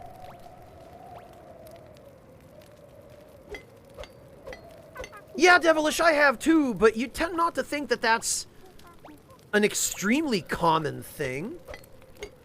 And I don't know, you'd think that the person doing that would realize that, yeah, maybe they're having a rotten day, but if they break that package, they're just going to have to come back and deliver another one.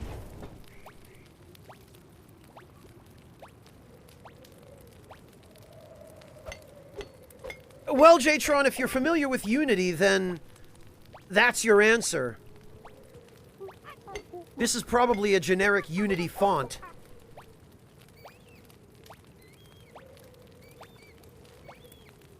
And I mean, the rest of the game looks nice. It has a nice color palette, and the tiles that I'm looking at here don't look like generic stuff.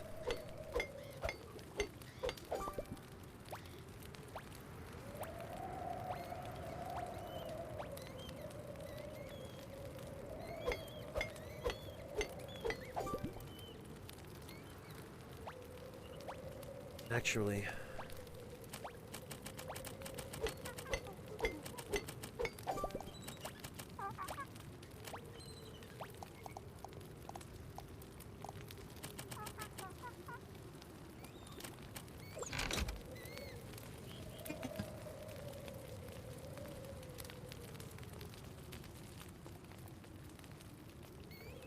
Oh, are we out of rope? I guess we are.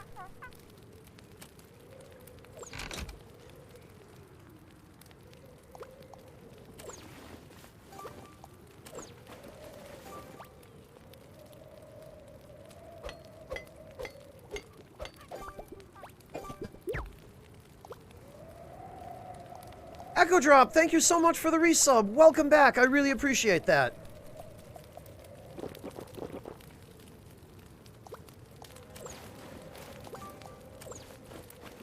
Well, now that the world's been replenished... Oh, the shop's open again. Where did he run off to?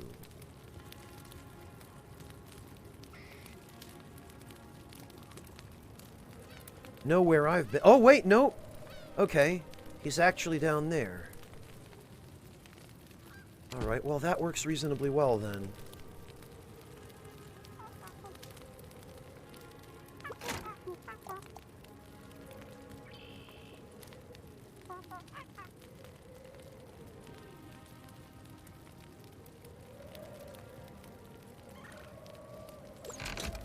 Alright, actually, we can, we've got a little bit of metal. We can have them make some metal nails now. I will need those.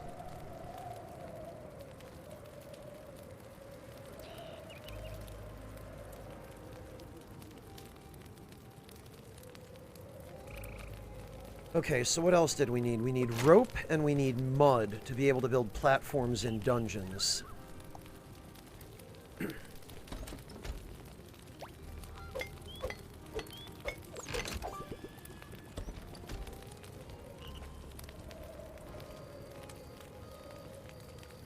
Yeah, Devilish, that is... There's a fairly specific set of reasons behind that. That is delivery service workers being overworked and not being given breaks or meals. It especially happens with, like, big chains where there's not a lot of...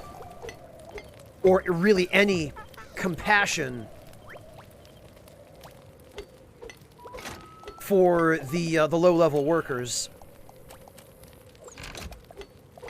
where they basically just work to the bone, crazy hours, 12, 14 hours a day. They're out driving constantly. They're not really given a proper lunch break. That doesn't excuse them stealing the food, but it's, you know, something that the companies need to change the way they treat their workers.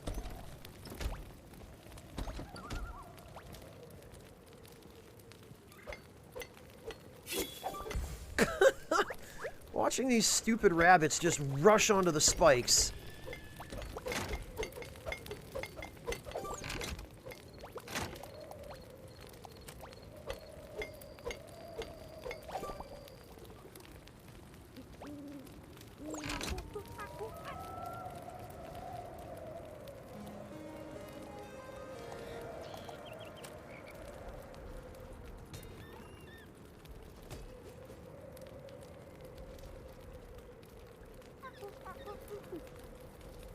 Okay. I do have an extra hatchet. Good.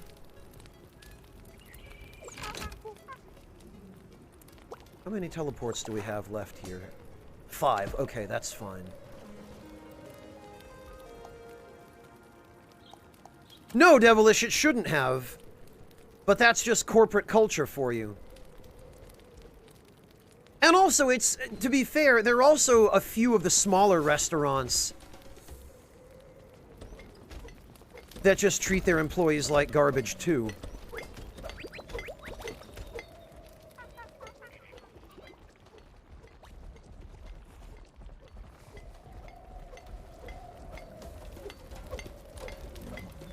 Oh. Over here, idiot.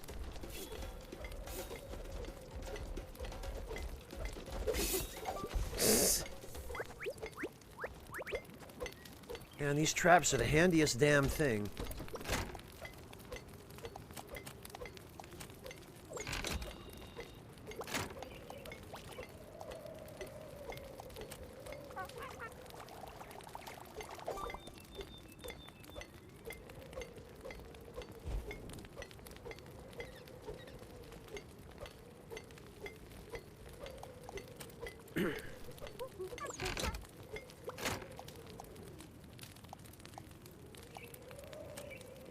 That can go down there.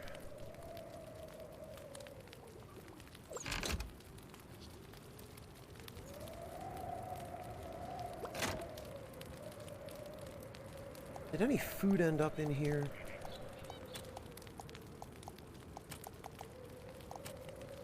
Doesn't look like it. Oh, but that's another rabbit.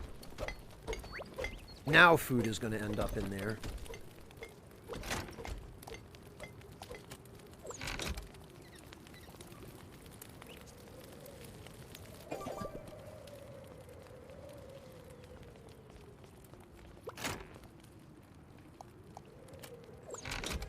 Let's relight that. And now I need a shovel, because we need some mud.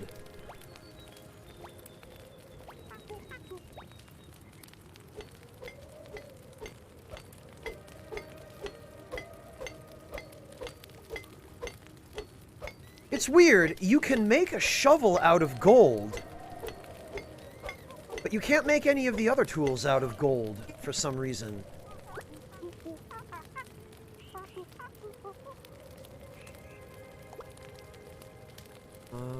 Right, what else?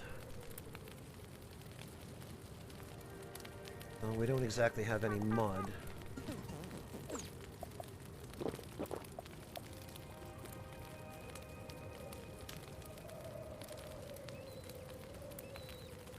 Okay, well...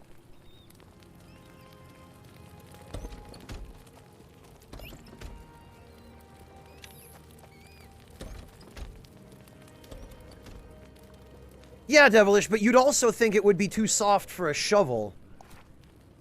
It's just that there's an extra tier of shovel, whereas there don't seem to be any other tools in that tier, is the point.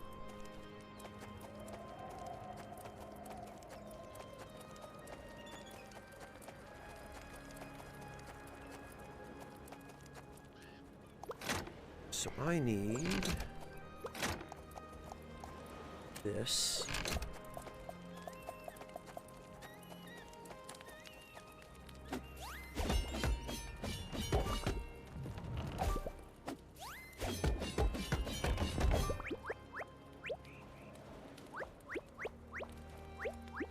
Shovel bias.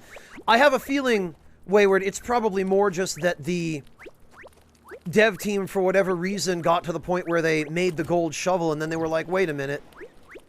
We don't need this tier of equipment.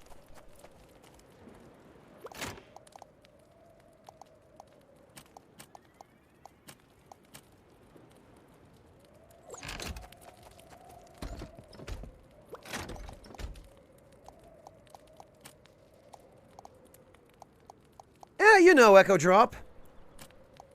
You know how it is.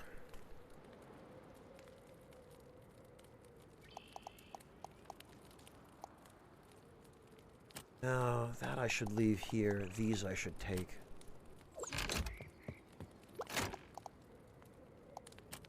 Because those are full heals, and I think those will be more useful in the dungeons.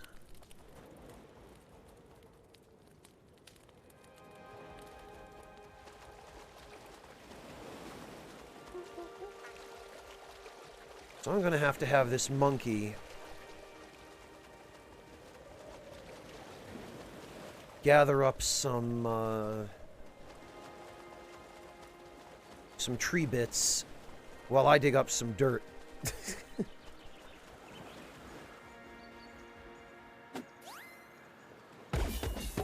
Kielf, thank you so much for the resub. Welcome back. Great to see you, and congrats on 37 months. I know, right? The time does fly.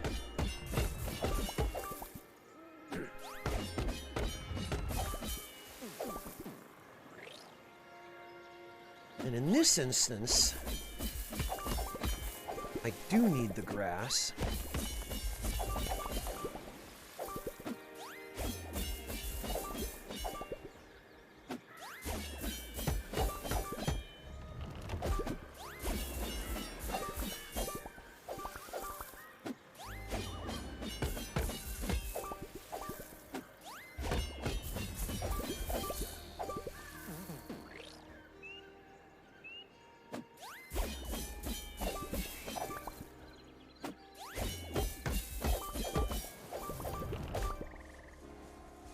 Tell you what, man, those stamina boosts really come in handy.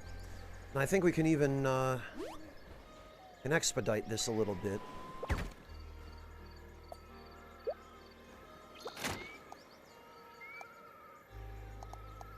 By putting that there.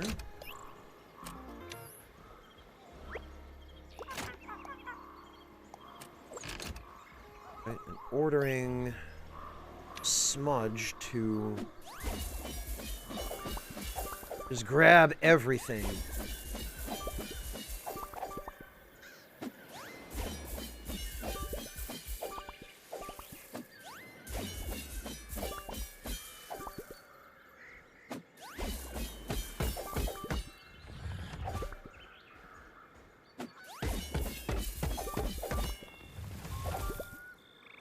Hello, Medic. Welcome. Good to see you.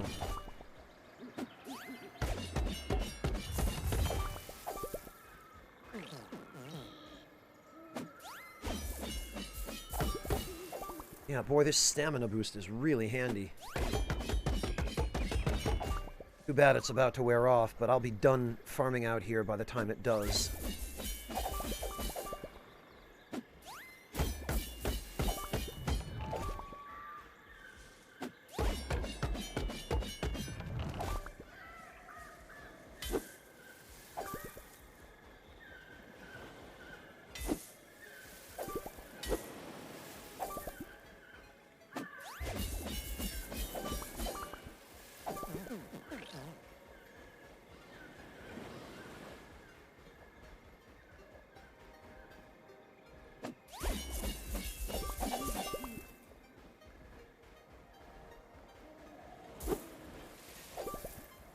Okay, actually that works out perfectly.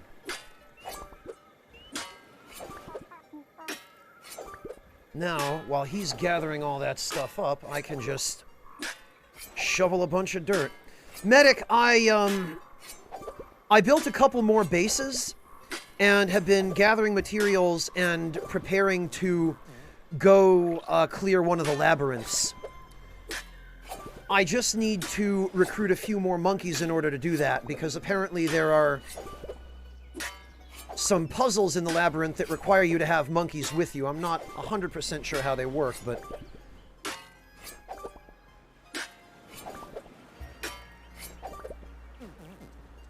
I am fixing to go do that.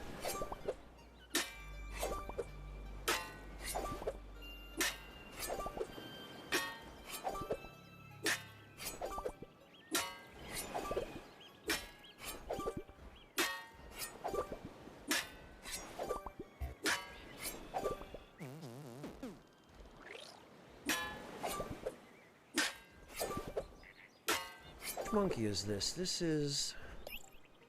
Smudge. Let me just check, because now I'm curious.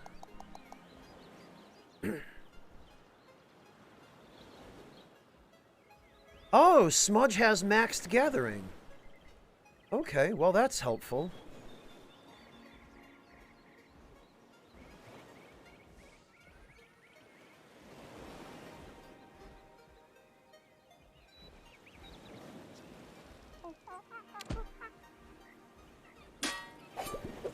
Echo Drop, they get paid with room and board.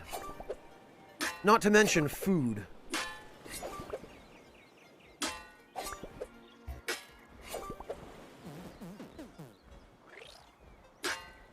No, Wayward, they don't die. If a monkey gets knocked out in battle, it just sits there with stars over its head for a little bit, and then it gets back up and starts fighting again.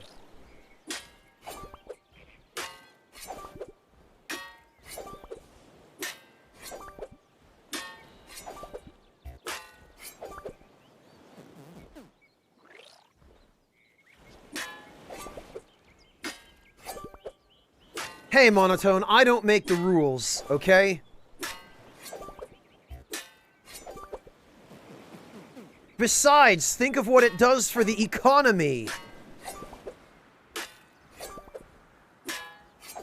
The economy of this archipelago of completely well, not completely, of orc and wild animal infested islands whose only actual economy is one guy in a hot air balloon. But never mind that. Hello, Mouse Sorcerer, welcome. Wayward, if you want to go that far, I am the economy.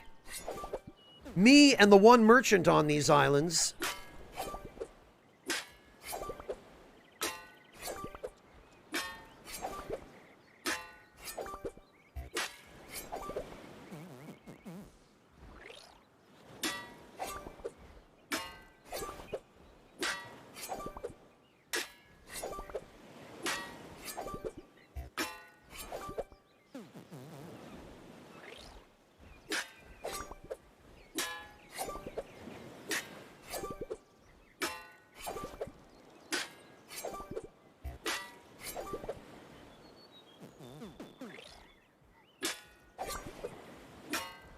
How much mud are we sitting on here?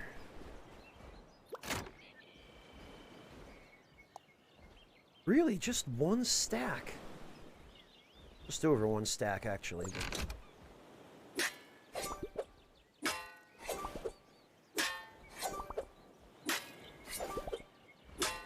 Wow, Monotone, you said that, not me. Jeez.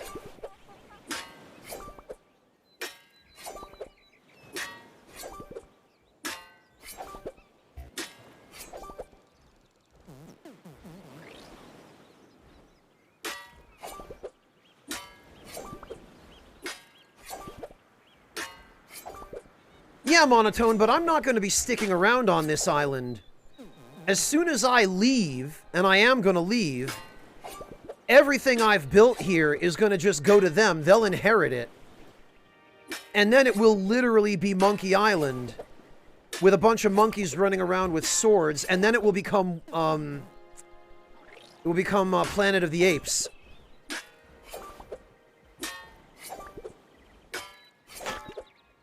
They're better off with a strong human leader to guide them.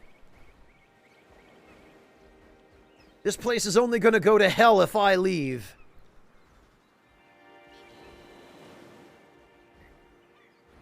But it'll be their responsibility. Not mine.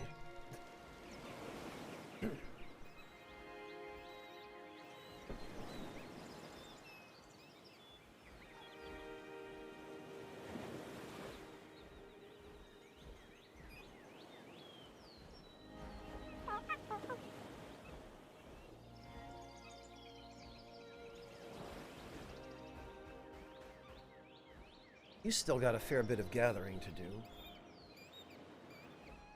Oh God, Wayward.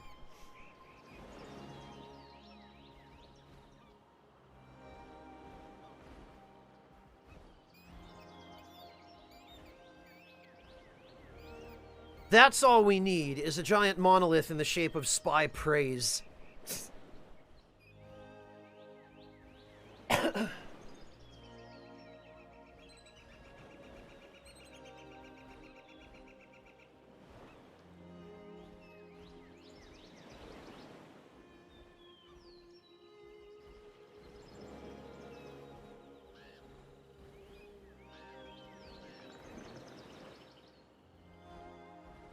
I'm trying to think of whether or not there's anything I could go do while Smudge is gathering all this stuff up, but I don't think there is.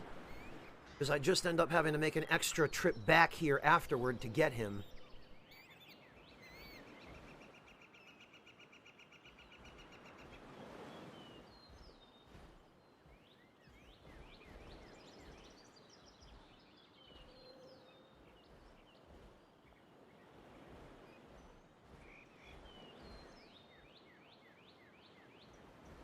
Yeah, Echo Drop, I suppose that makes the most sense. I would have liked to divide and conquer, but it looks like this is going to be just an all-night job if I don't help him.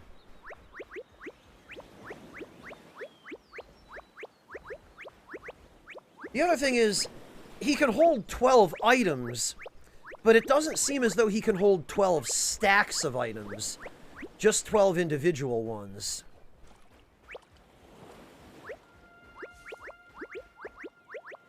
Which means that even with him on the gathering job, it's still going to take forever. Oh, and it looks like I missed a couple of spots.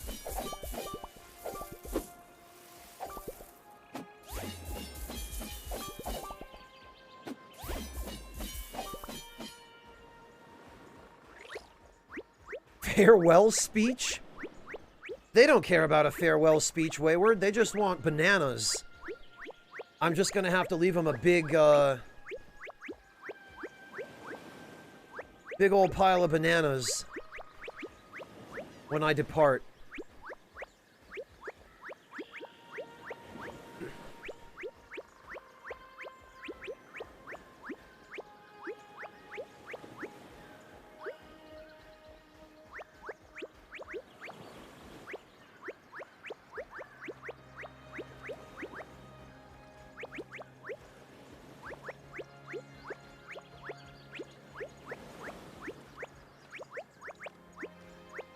If I really wanted to be thorough and really clean this place out, I could have brought another shovel and just dug up all the tree stumps, but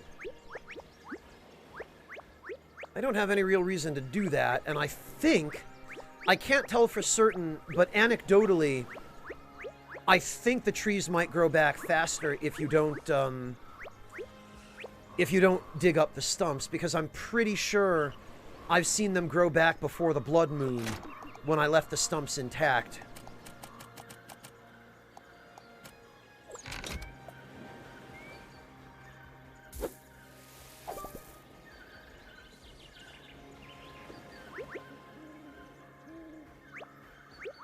Oh no, Echo Drop, I'm doing the opposite of making them dependent on me. I'm teaching them all the skills of how to build a civilization. I taught them how to cook, how to craft, how to make weapons. If I ever end up coming back here to visit, there's going to be a whole monkey civilization built up here because of the things I taught them. I'll be like Kotal Khan was to the Aztecs in Mortal Kombat.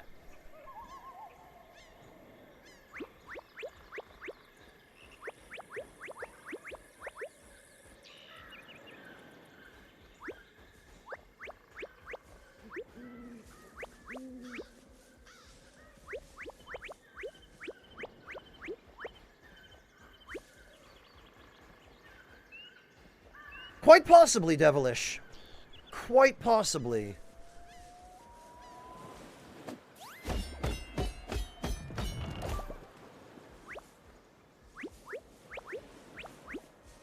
Matter of fact, I'm pretty sure... Yeah, there'll be some palm trees up here, which have already started to grow back.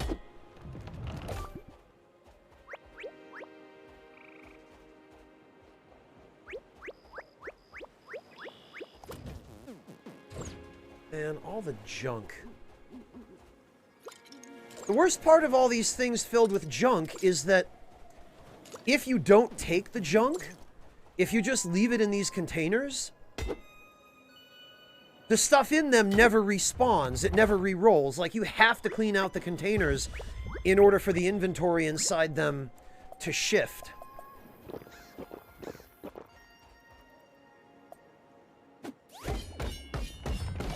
So if something shows up in one that you don't want, you have to take it anyway in order for the inventory in there to respawn and potentially be something you do want.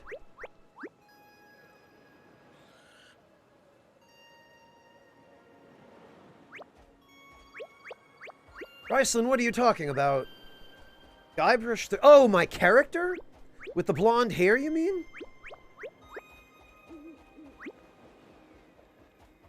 I guess maybe a little. That's an interesting comparison.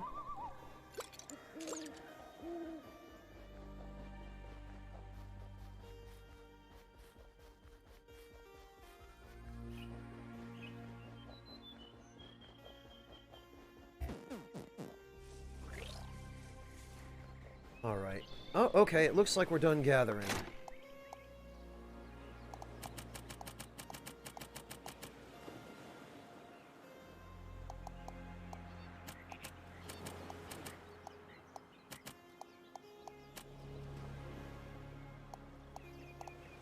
In which case...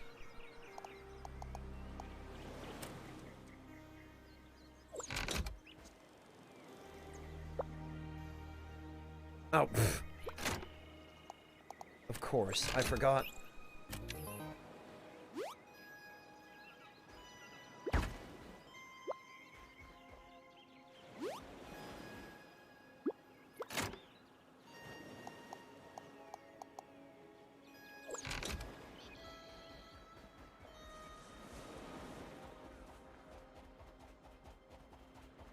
Yeah, I guess I kinda see it, Ryslin.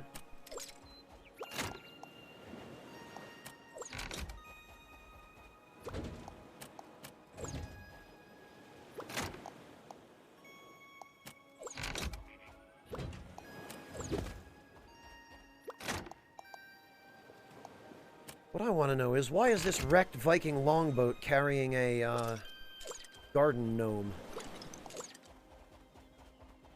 Probably better not to ask. Alright, well now we can go back and stash some of this stuff. And I can make some rope. Whoops.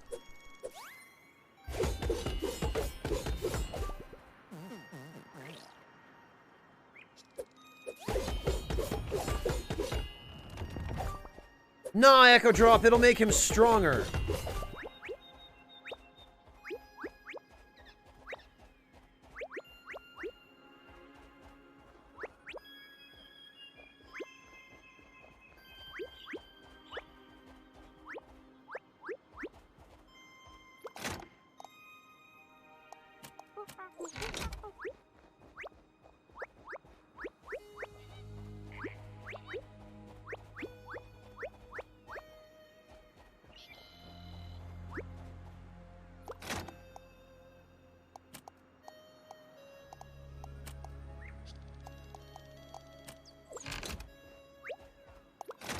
There we go.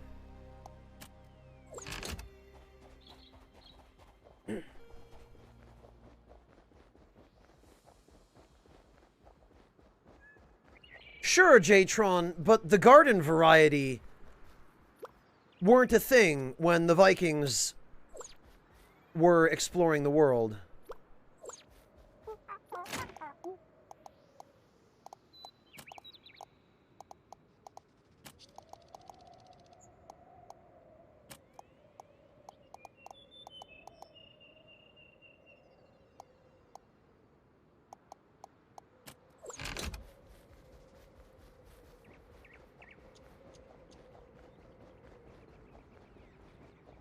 Let's swing on through here.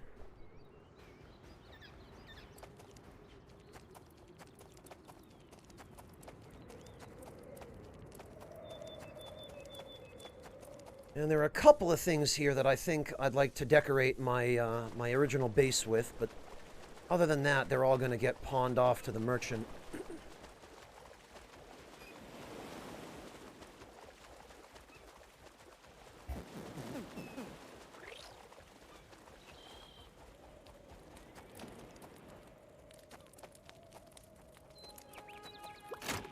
And actually,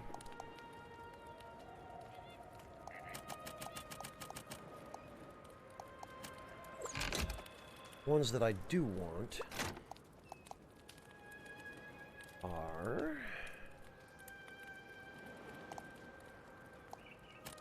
this and this. Actually, not even. This I do not need.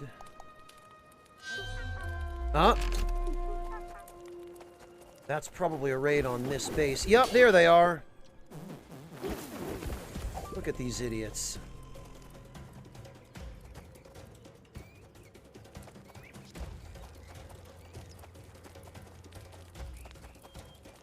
They look like they might have found their way around. Oh, no, okay.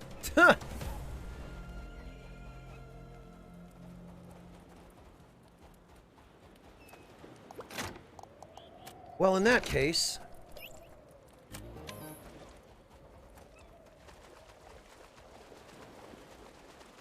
Yeah, funny thing how that works out, Echo Drop. I can't seem to avoid that life, even in a video game.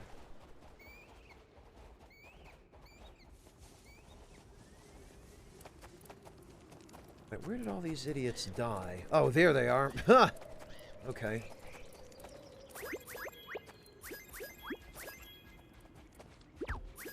No. Okay, so...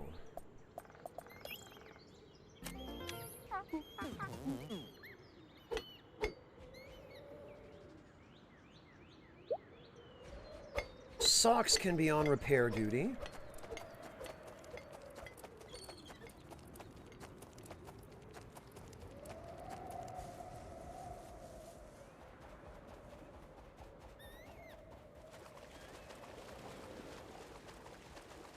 It's not inaccurate, Wayward. It certainly isn't inaccurate.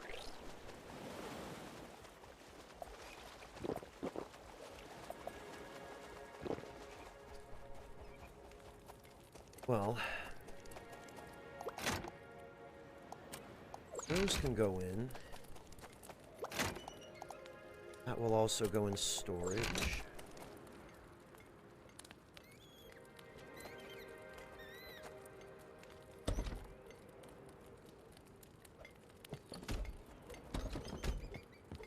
And I guess... horn can go on the wall.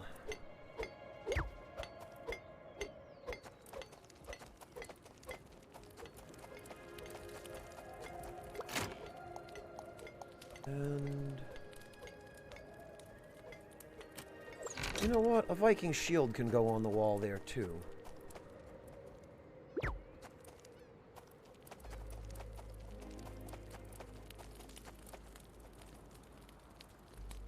Okay, Wayward, have a good one. Take care. Thank you for stopping in. It's always good to see you.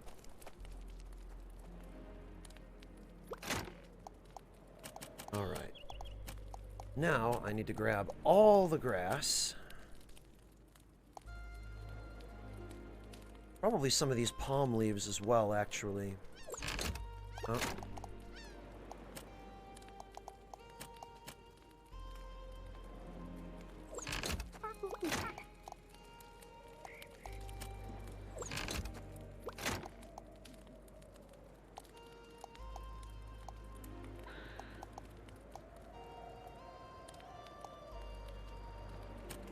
You know, and these, since I need them, I should bring.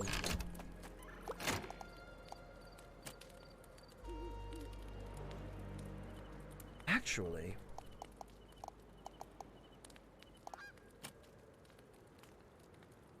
got a bunch of rope here.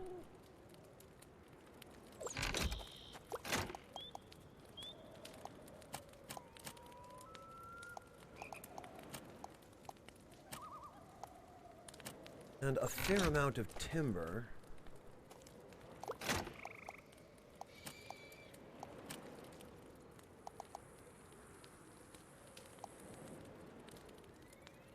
Could conceivably do is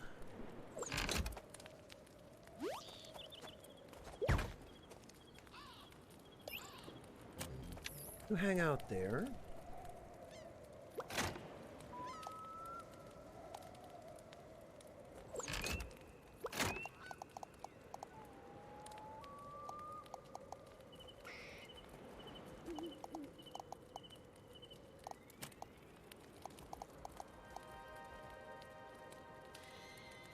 I don't have enough metal to make nails at this base, though.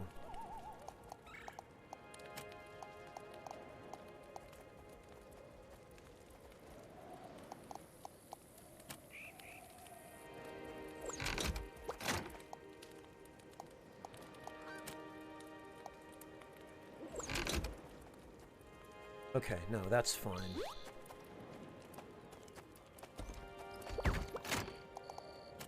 These do need to go in storage here.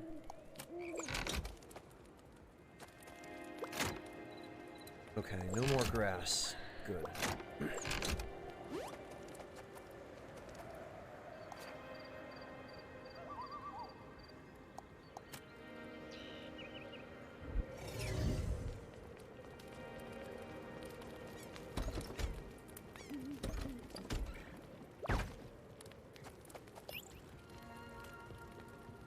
Okay, Steph, you can come with me.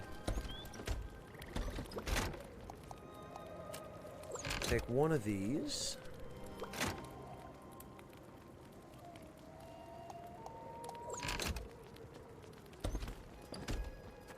Hello, Caleb. Welcome. How are you doing? Good to see you. Here's what we'll do. We will...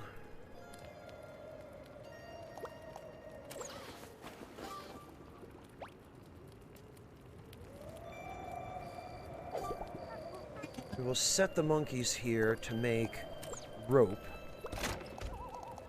Then we'll dump all this in. And they can just make rope for days.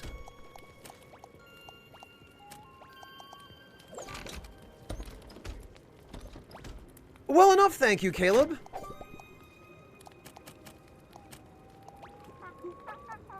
And I'm glad to hear that you are well as well.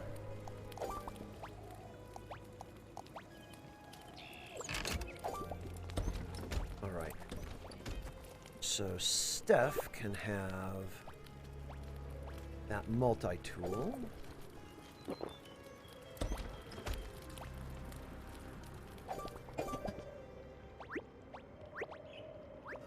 Ah.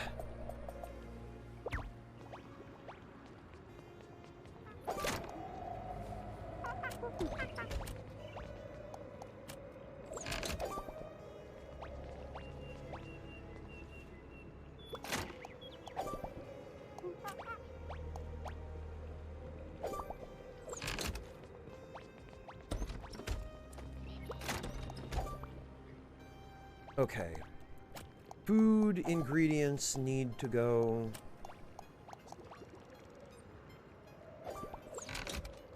to go here.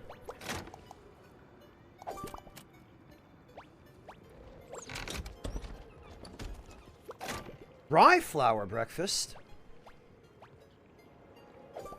What are you making with rye flour?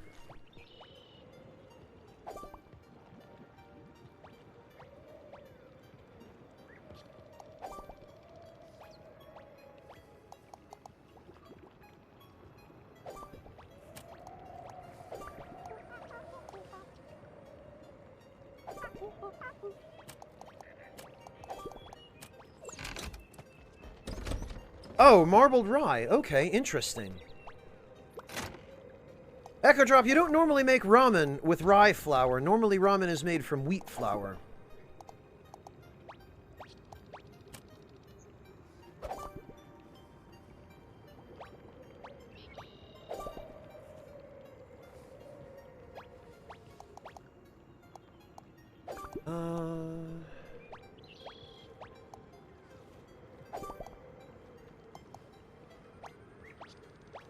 We can take the stones, I suppose.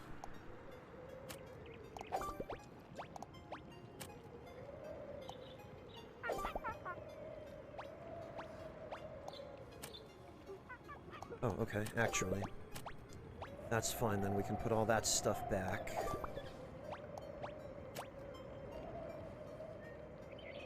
By the time they're done turning all that grass into rope, those slots will be free.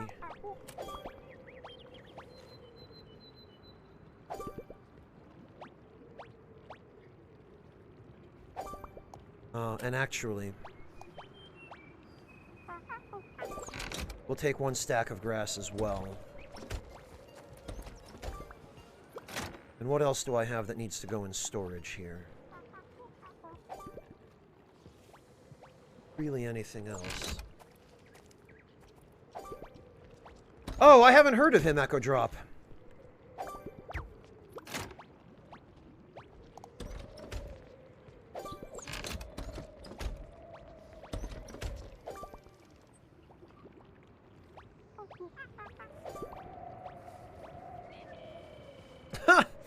Well, Jtron, sometimes when it's a new thing and it's something that you're not used to doing, sometimes it feels exciting because it's novel.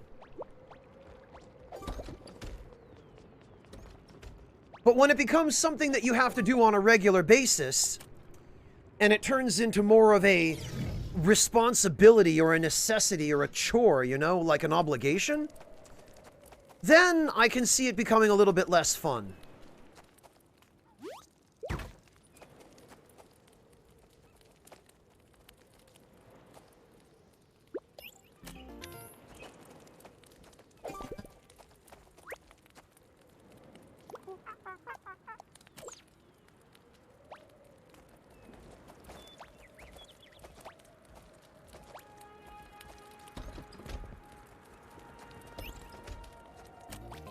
Alright, and Smudge...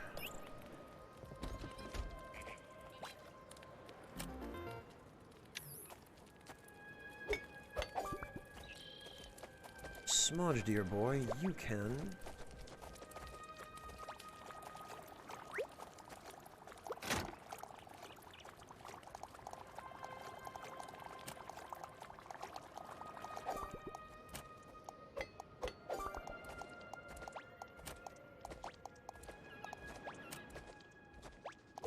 Yeah, okay.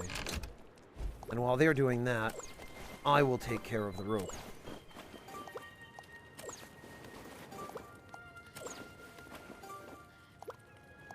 That's an awfully interesting combination of media, Breakfast.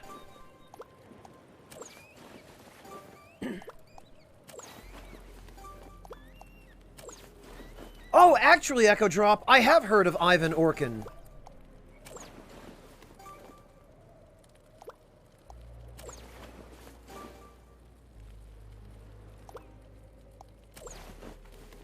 Although I didn't realize that he was making his noodles with rye flour. That's an interesting twist.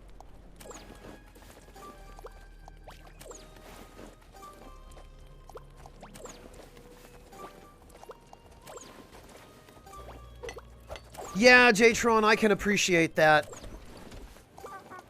Even with a 1080 Ti, I'm already starting to feel like my GPU is getting outdated. It runs older generation games fine, but anything newer, it struggles. And to think that was a top-end GPU back in the day. Although I guess now games are being designed around taking advantage of the 3000 series cards, which are still damned impossible to get.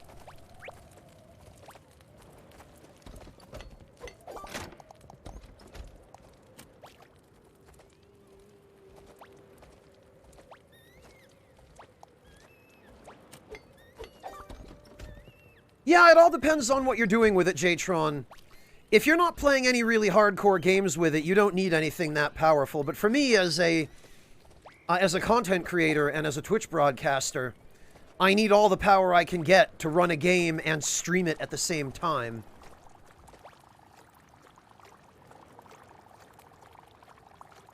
Well, Neo Shadow, it probably depends on what you're playing. For me, with a video editing rig, I have some special considerations that need to be taken into account, where it was helpful to me back when I had 2 GPUs running in SLI, but it turns out that apparently the shape of my computer case can't facilitate that without one GPU eventually melting down, because there's not enough room to keep them apart for cooling.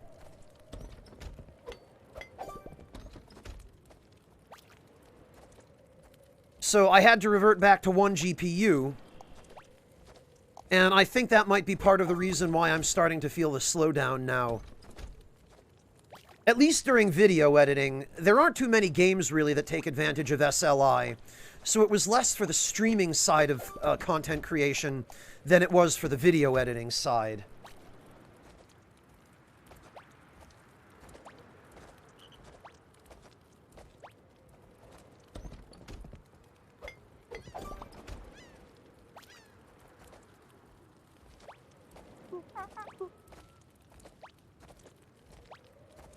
Well, Artista, yeah, they're designed to be able to handle ray tracing, but it was... I mean, it's also, as I understand it, it's just a faster and more powerful card. And for me, especially as a broadcaster on Twitch, the fewer dropped frames, the better, and the two main ingredients in avoiding dropped frames are a powerful GPU and a powerful CPU. And unfortunately, right now, my CPU is a bit of a bottleneck. I mean, it was a good CPU back in the day, but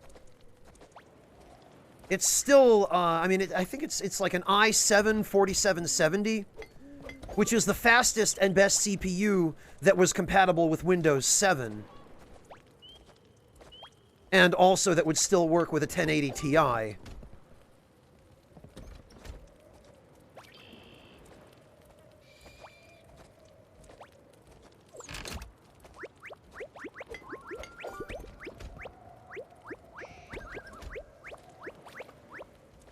But, yeah, Echo Drop, the CPU now is getting kind of outdated, but I can't upgrade it because nothing else will work with the hardware and the operating system that I'm using.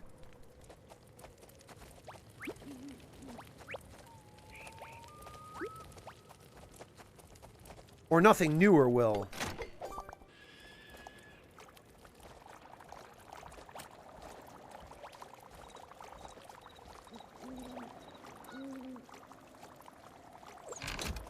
Yeah, I guess I've just got tons of ingredients for these fruit smoothies. Yeah, I guess I do. Okay. Well, I see why, because I dumped a ton of berries off here. Yes, Jtron.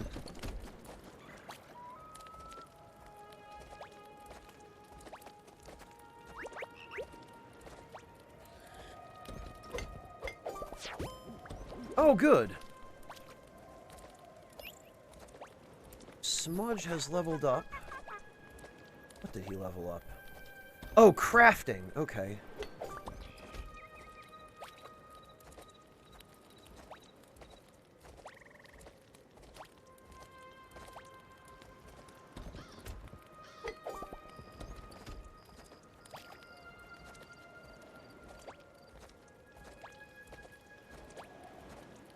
Interesting.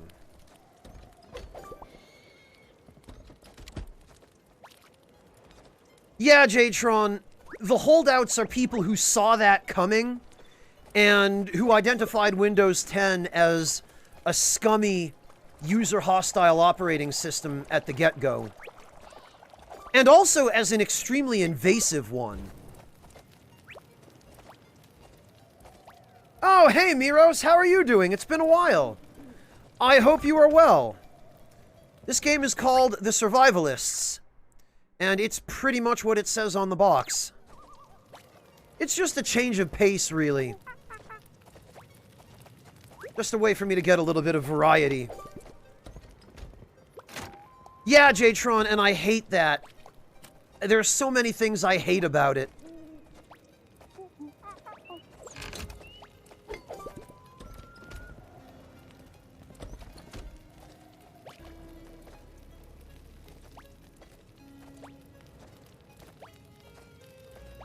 There we go. I did put a chair in front of the fire for this purpose.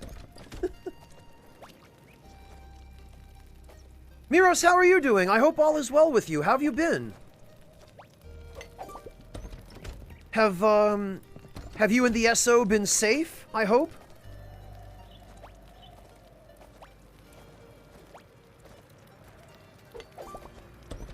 Life is good. I'm glad to hear that. Genuinely, I'm really glad. You're technically a Windows XP holdout. Wow, Jtron. And I felt a little bit weird about sticking with 7. Now I feel a lot better.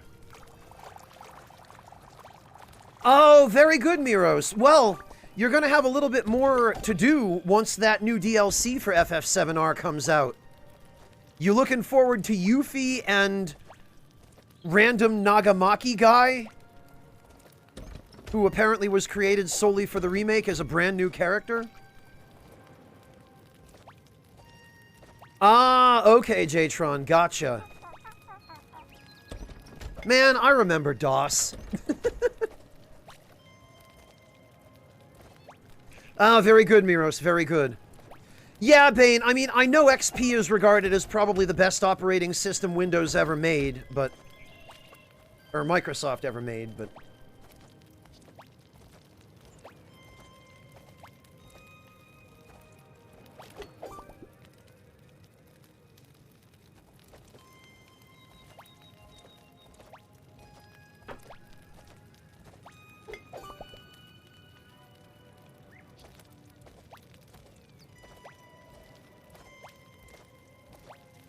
Alright, I think now we are closing in on having all the updated side. Screw that, Afro. Okay, Riceland, have a good night. Take care of yourself. Get some rest. I know it's super late. You're only an hour behind me, I think. Devilish, I was just thinking that. Yeah, they have cookies, but they have the kind of cookies I expressly don't want. The kind that I go out of my way to disallow.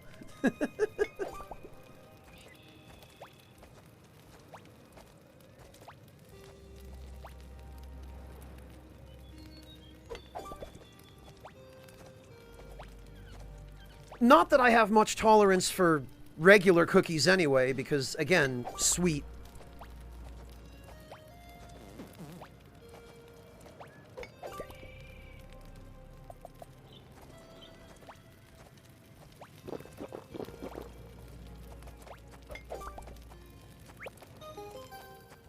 Ah, the mysterious shop moved. Damn it. I was hoping I'd catch him when he was down here, because now he's probably... well, I guess he's not in an altogether inaccessible location. It's a little bit out of the way, but... I was thinking I should probably set up a teleporter near there anyway. Yeah, Devilish, I like the ones that aren't too sweet either. And I also tend to only like cookies that are nice and soft and chewy. Crunchy ones, I'm not so big into. Okay, we ran out of timber, it looks like, but that's fine. We've got We've got 56 dowels. We even still have some rope left over, so that's great.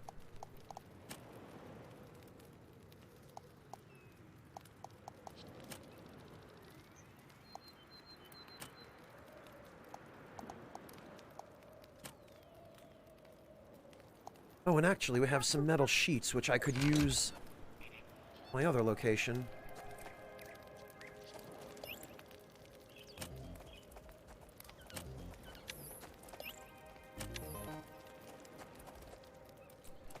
Okay, so Steph.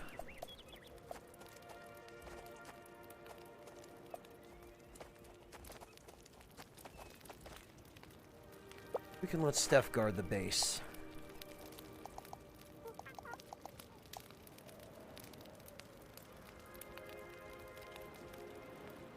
Yeah, actually, combat appears to be the only skill other than gathering that Steph hasn't maxed out, so...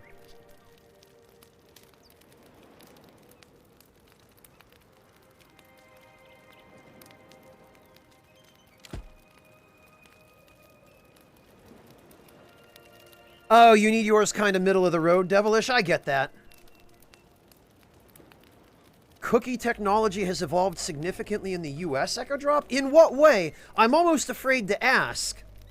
When you say cookie technology, you'd better not be talking about chocolate microchips. Because I'm gonna slap you if it's some dumb joke like that.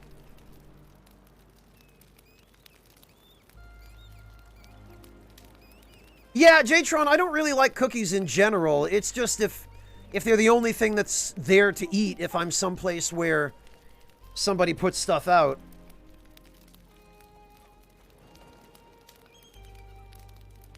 Echo Drop, also, I'm teasing. I just want to make that clear.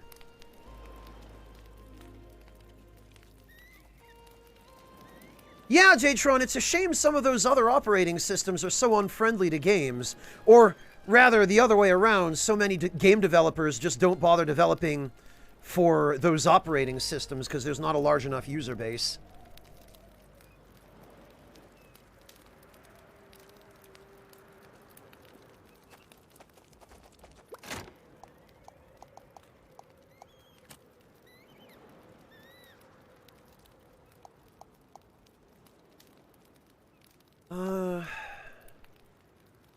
Okay, I think we're fine with what we've got from here for now.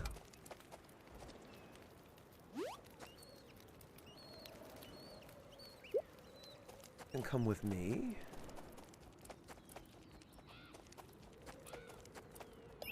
Okay. Socks is still on repair duty, that's good.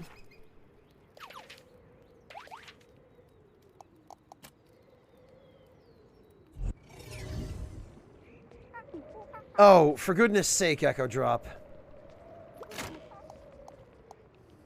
No, really though, I don't know. I'm not a big fan of sweets to begin with, but cookies are one of those things that are almost always too sweet.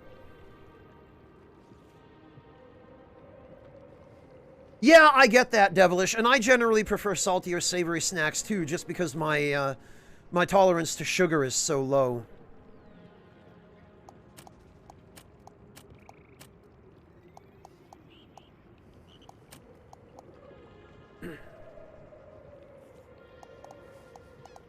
Okay, so we've got our dowels, we've got our planks. And I'm pretty sure the mud is already... Yes, the mud is already in the box.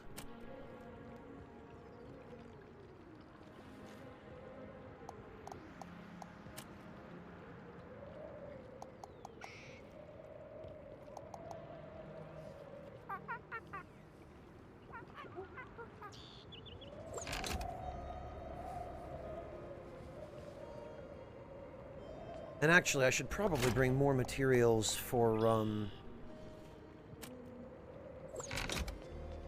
teleporters.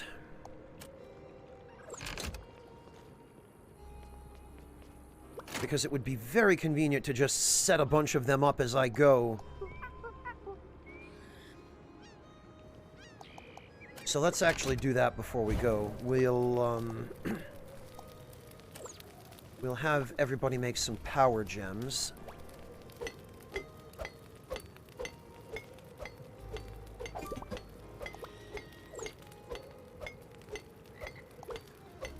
And we're going to need some extra planks for that.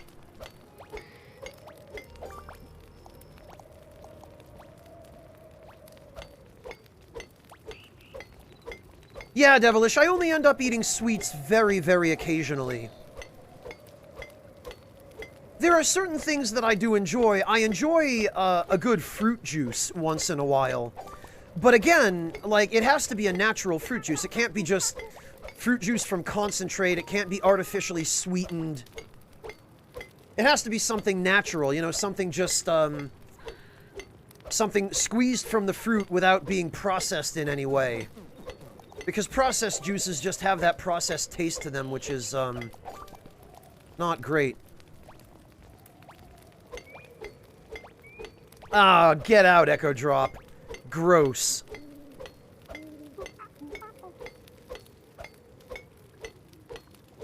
Ugh.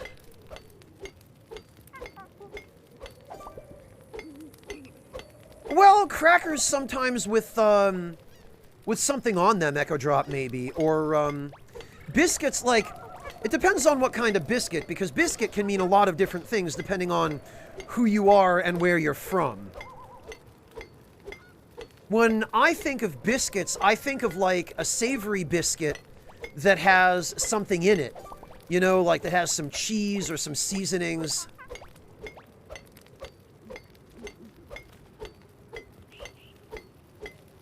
Matter of fact, I specifically think of the Red Lobster cheese biscuits. Man, I used to love those when I was a kid. They were probably cooked with all sorts of terrible ingredients and trans fats and all kinds of things like that. I would never eat them now. But as a kid, those biscuits were my favorite. They were great. And also, we ended up going to Red Lobster like twice a year because my parents never had all that much money to begin with, and what little they did have, they were, for understandable reasons, I think, always very miserly with, but it meant that we didn't get to do an awful lot of special stuff.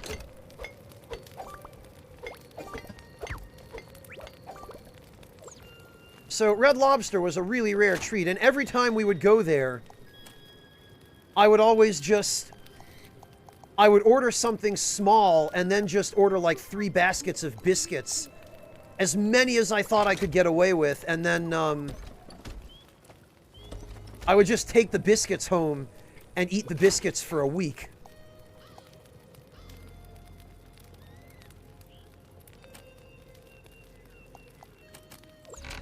Nowadays, though, if I were going to do something like that, I would bake the biscuits myself at home.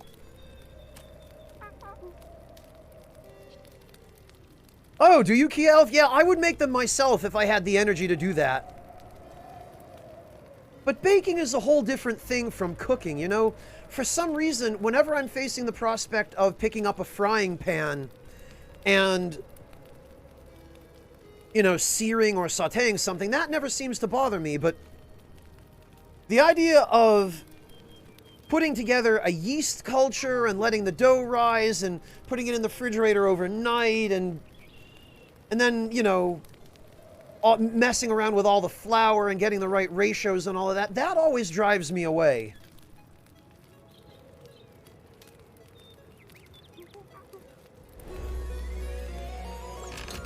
No, that would be the blood moon.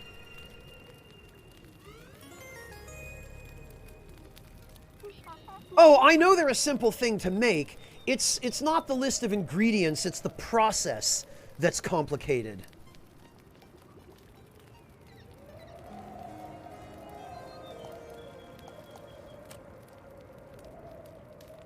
Yeah, a good biscuit, you need buttermilk. At least that kind of biscuit, Afro. I've done other cooking with buttermilk. I've developed a really excellent recipe for buttermilk mashed potatoes. I make mine with garlic and shallots and butter and chives, and I also like to add some chopped bacon or pancetta, depending on what's on sale.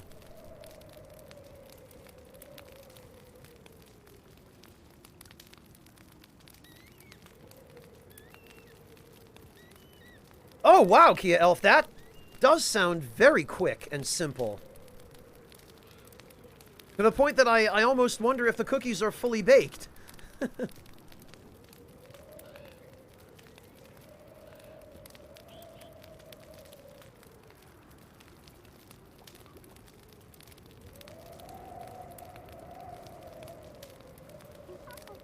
Interesting, Kia.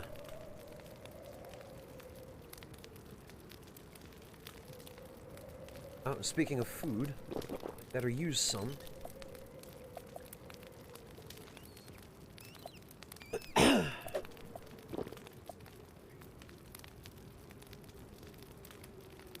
Yeah, Lamb Flop, I like it better when it's raw. Because when you're cooking the mashed potatoes, the garlic gets cooked anyway, because you throw it in with the mashed potatoes. And roasting it in advance just kind of kneecaps it. So I like to add mine. I use a garlic crusher, like a garlic press.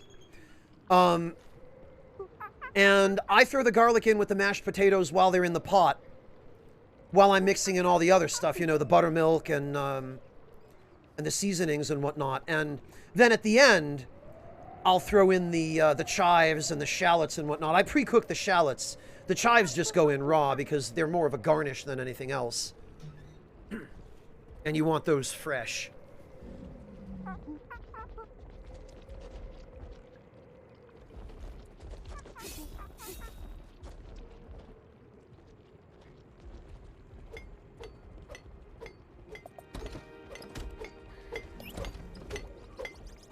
Ugh.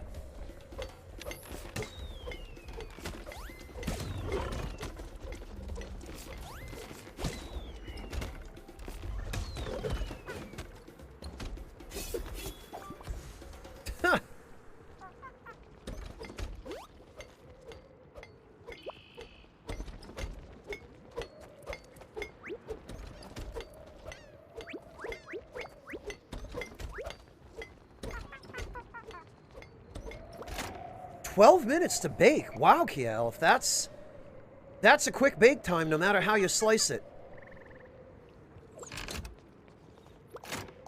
Very impressive. Oh, and I was supposed to... Right.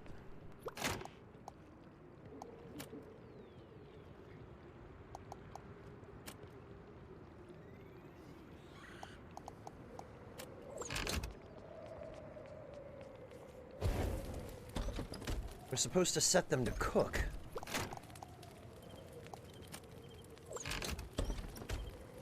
Because... Okay, we need bat wings, steak, and bones. Do I have bat wings? I have a few. What do I have plenty of? Fish, fruit...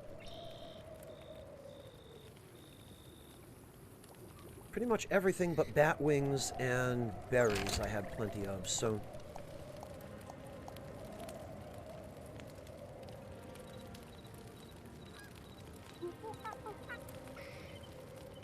The curries seem to be the best bet.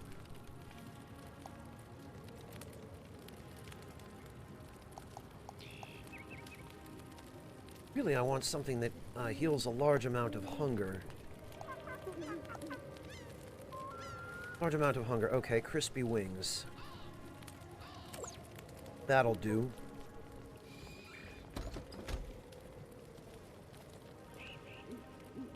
Oh, okay, Kia Elf. You're using cake mix instead of cookie mix. No wonder they end up fluffy.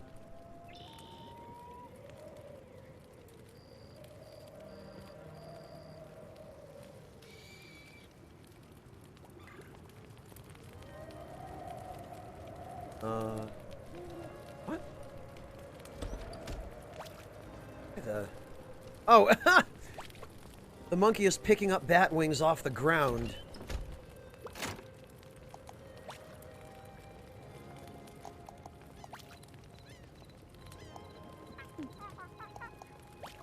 Okay, we've got planks, we've got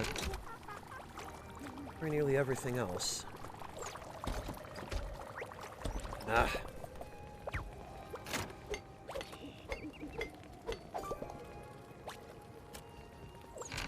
I probably should bring a light source that is not a torch.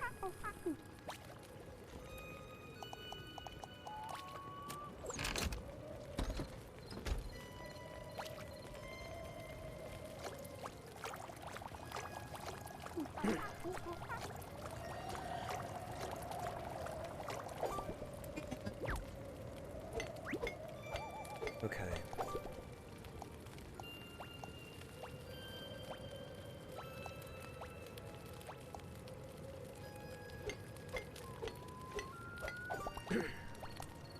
Yeah, actually, we probably should just... We should do some fish curry.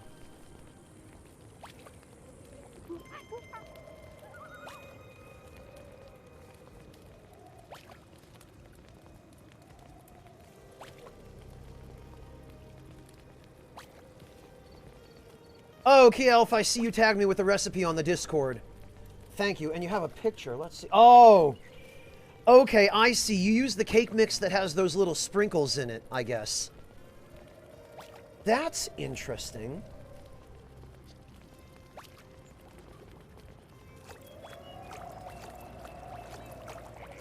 Yeah, I never would have thought to make cookies using cake mix. I would have thought that they would just come out mush.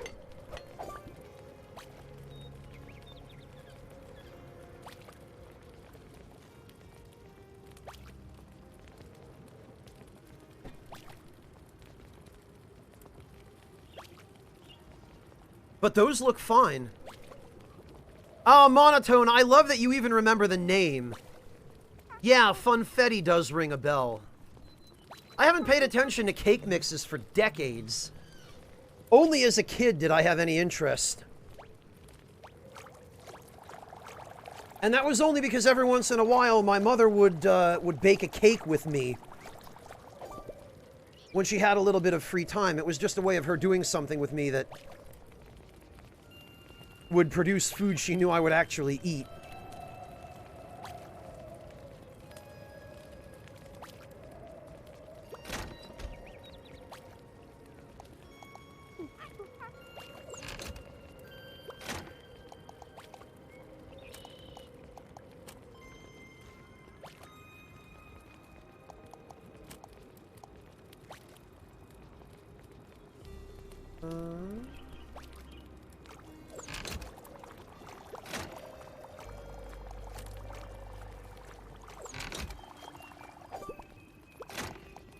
Definitely want to make sure that I have plenty of food.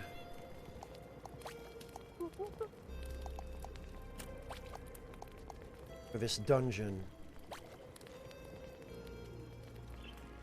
Dear God, Monotone, pancakes out of that?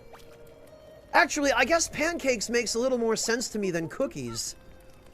Because a pancake is something I expect to be kind of soft and, spongy.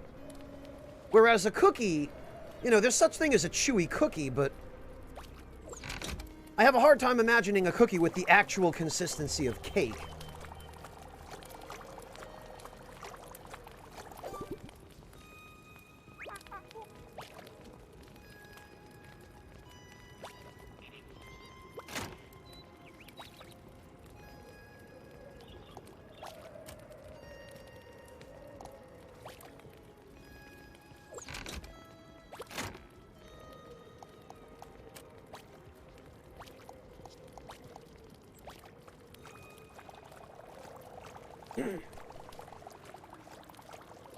It definitely sounds different, Afro.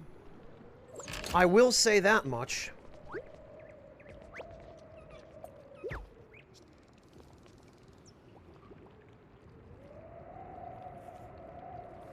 Actually, Afro, the best pancakes I ever had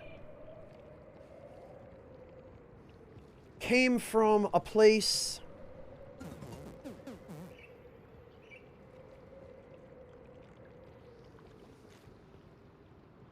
all that far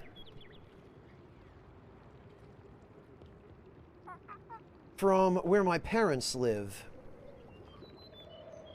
That was this place.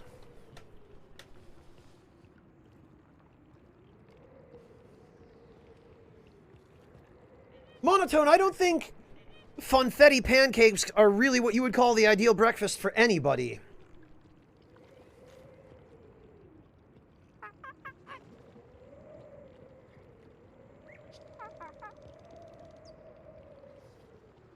Ah, okay, Kia. That's definitely a more economical way of doing it.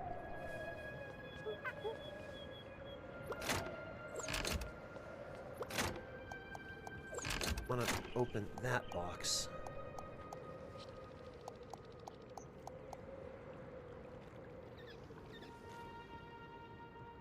What the heck happened to... Did I take all the wood out? Oh, I bet I know why.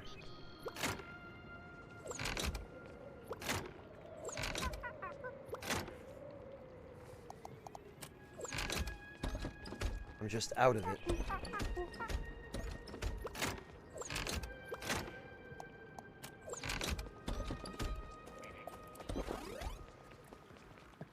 I'll have to cut some more.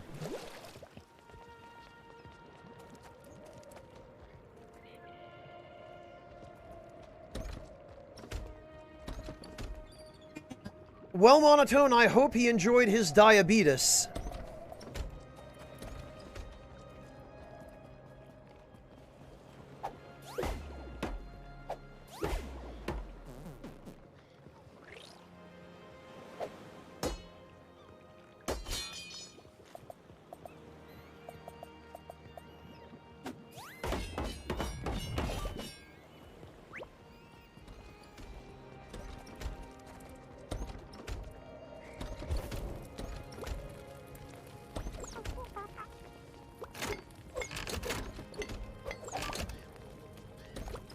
Okay, so actually we need one more order of fish curry. Monotone, I hope he's still alive. Because that sounds like a great way of shortening your lifespan as a diabetic.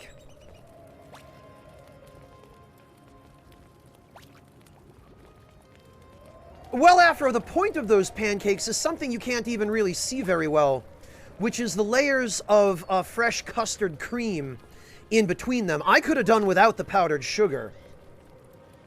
And in fact, I think I would have preferred them without it. I did have to brush some of it off. But the fruit and the custard cream, that to me is what makes a good plate of pancakes. Yeah, there's vanilla cream in it. And then they had a, like a jug of locally made maple syrup on the side, which I only use sparingly, and I just drizzle a little bit of it over the pancakes rather than going crazy with it the way that kids usually do. And, I mean, hell, the way that I used to when I was a kid.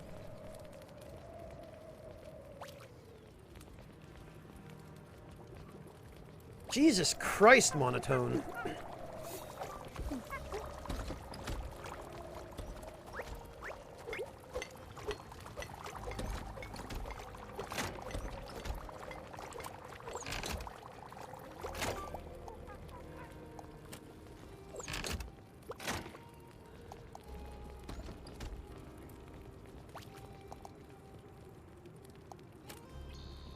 Okay, where did that fish curry end up?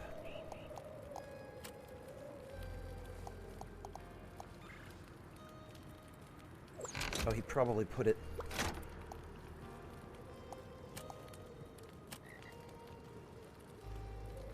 Huh? Oh, I must have picked it up. Okay.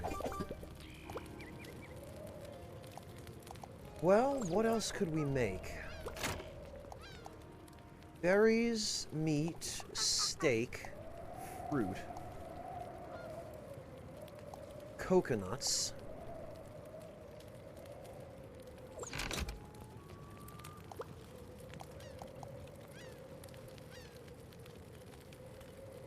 Oh, actually, mango curry, maybe.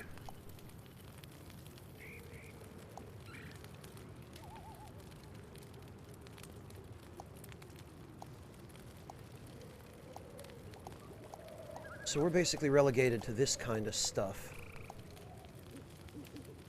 I guess there are only really a couple of recipes that we can make with Alright. Well, fine. We will...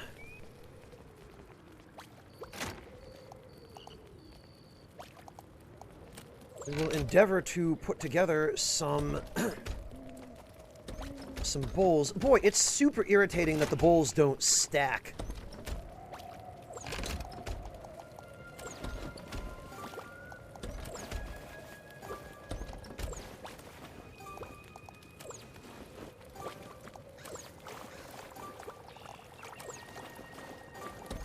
I'm gonna have to just start putting them in my toolbox.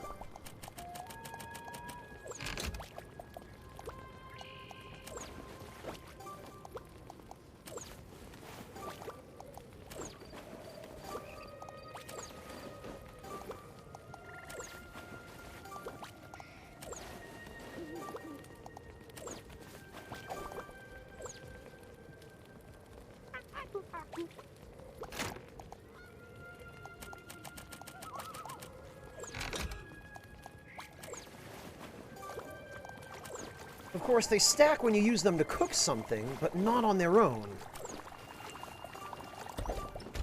And actually...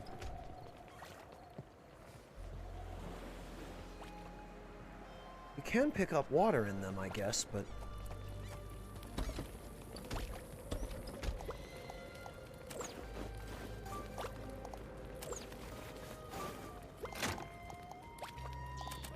well, we've got plenty of bowls.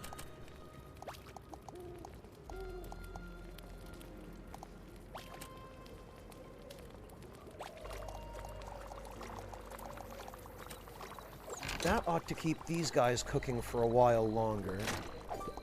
Yeah.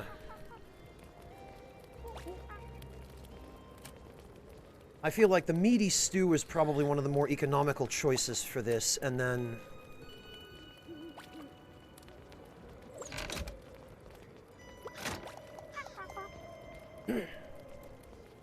then the slow-cooked stew, I think.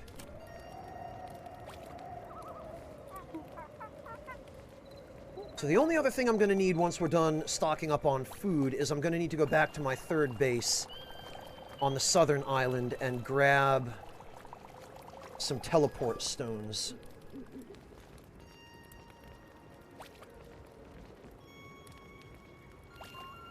Because once we get teleporters set up on the other islands, it'll make it a lot easier to track down the merchant when I need him.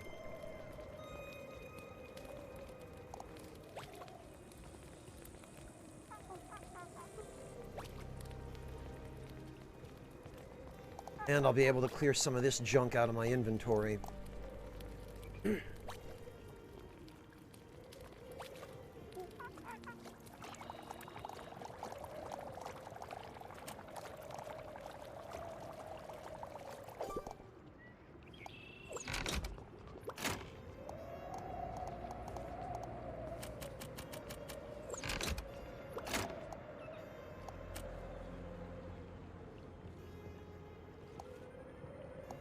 Yes, everything seems to be in order. Oh, actually... I suppose there's no reason not to cut down the remainder of these trees, because we are short on wood.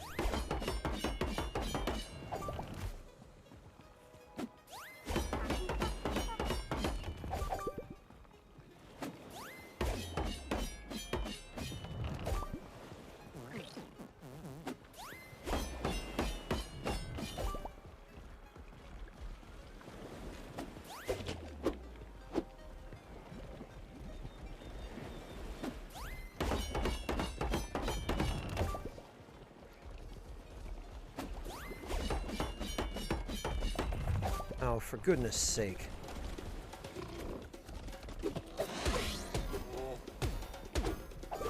Stupid boar. More pork for me.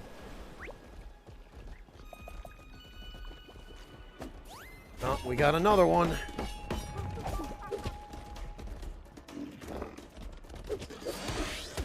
Don't think I don't see you there.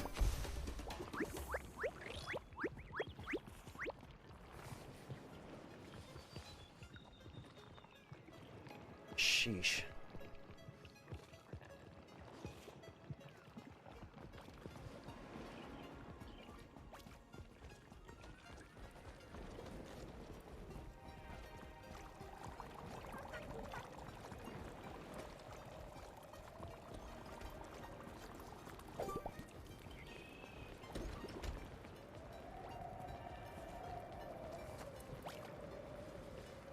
Hello, Seist. Welcome.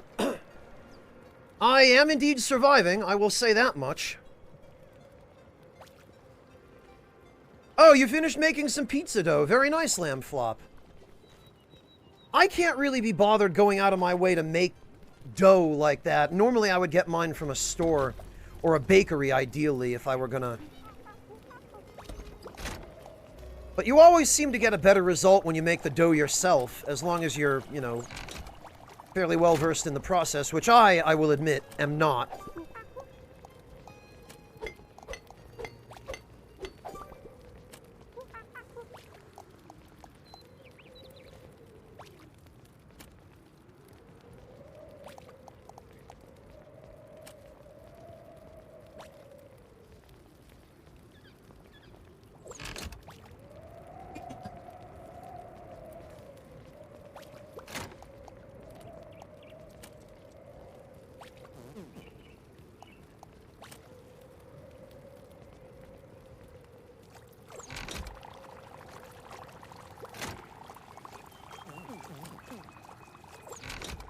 What are we doing for ingredients for this stew? Oh, we've got quite a lot to go.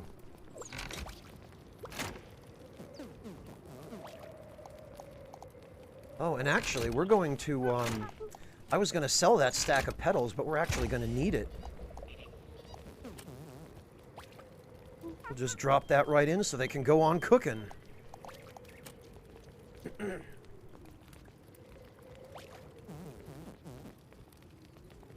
They make their pizza dough in a what, Seist? I don't think I've ever heard of a bimby. What is that?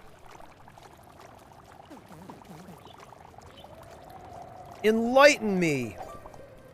For it appears that I am not worldly enough to understand these references.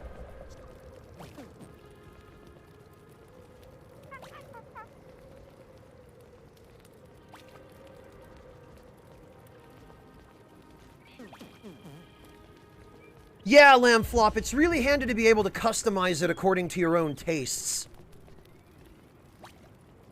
I appreciate a deep dish pizza just as much as I appreciate a thin crust. I don't really have a clear preference for one over the other, but they just have to be good pizza, you know?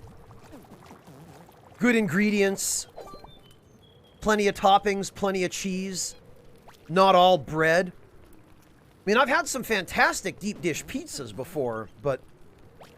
Yeah, I was just thinking, Monotone, it does sound Australian.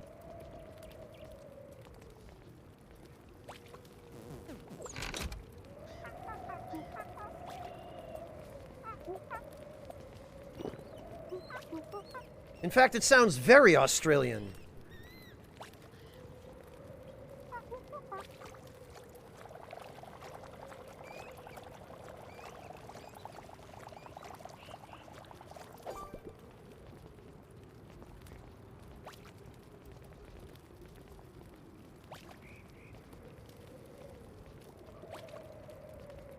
Well, Echo Drop, the Italians certainly love their bread. Just recently a recipe for something called Detroit style. What, Detroit style pizza? Lamb Flop?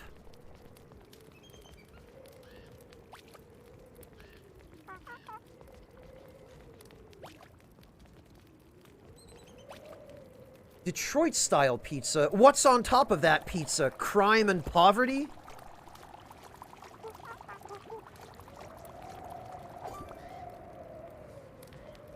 It's done in a deep rectangular pan. Oh, okay. Interesting. I'm sorry, Echo Drop. I'm sorry. I know, I know.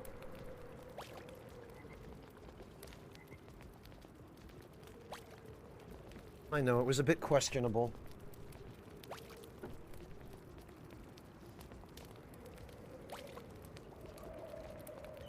A bimby is like a food processor that's also a scale and also a cooking pot? And a bunch of other functions? That has to be an Australian thing, Seist. Just for some reason, it seems like... Maybe I'll have to look it up. That's fascinating. It definitely sounds useful, I will give it that.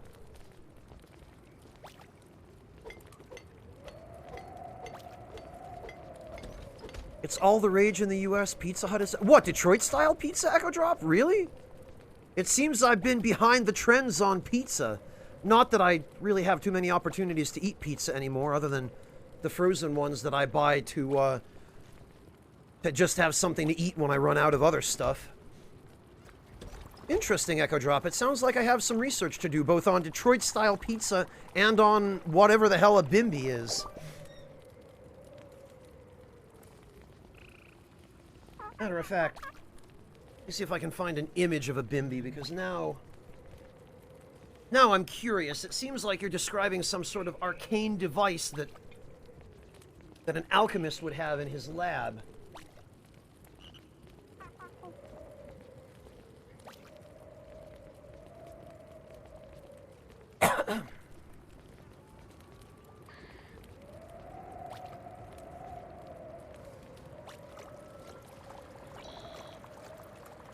Let me see.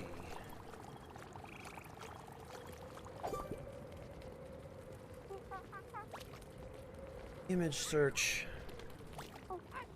Bimby. What is a bimby? Hint, another name for Thermomix?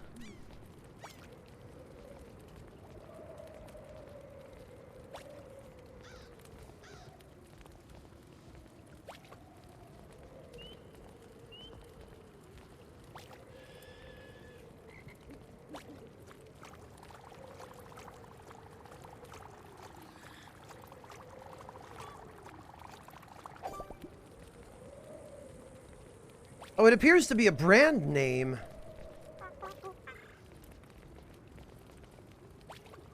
The new kitchen technology. That's interesting.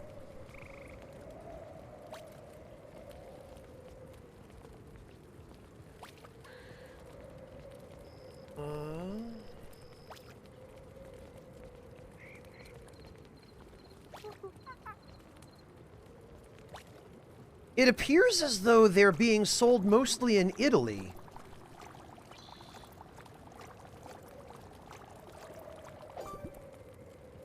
And in fact, almost all of the search listings for this thing are in Italian.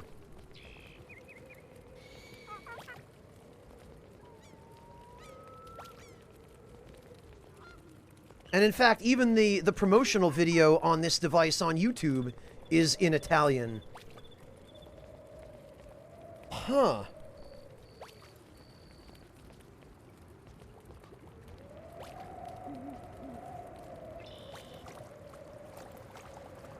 That is fascinating.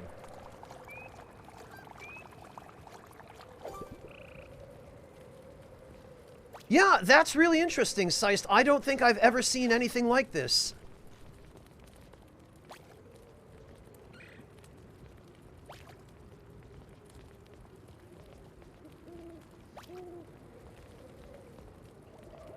Fascinating device.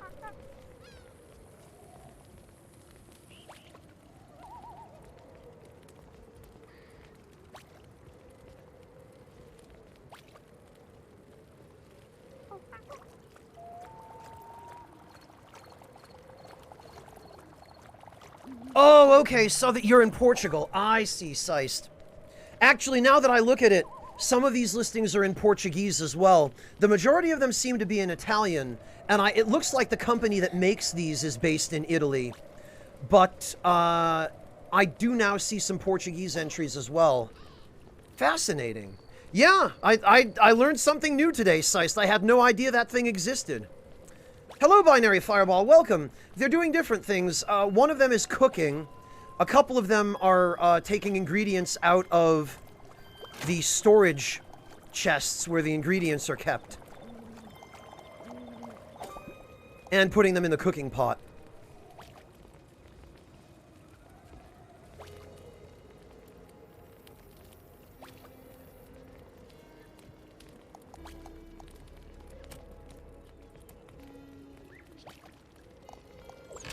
And actually, how are we doing on bowls? It looks like we're running low on bowls of all things.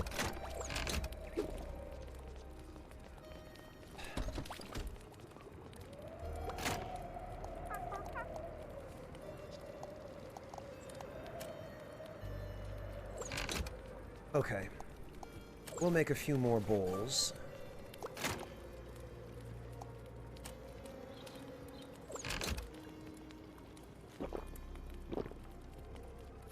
And we'll stash these in storage.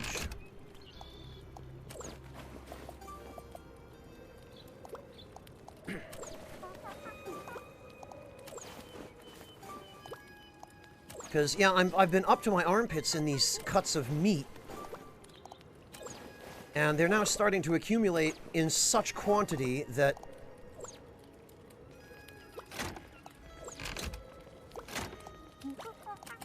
I'm running out of room for them. And since we can make them into a dish that restores a large amount of health and a fairly decent amount of hunger, and since I was able to gather up all these palm leaves, well, what the hell? No reason not to, stock right up.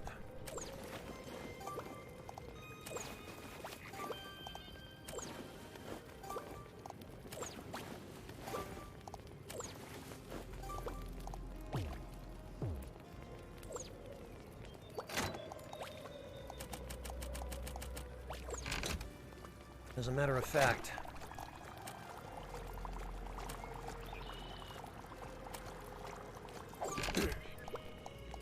I don't think I'm going to be using quite this many leaves to make bowls, but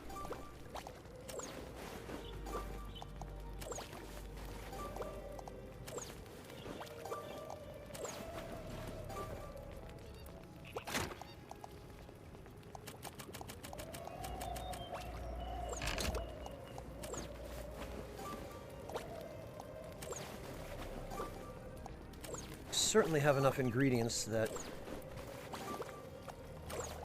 it's going to be a bit of a process using them all up.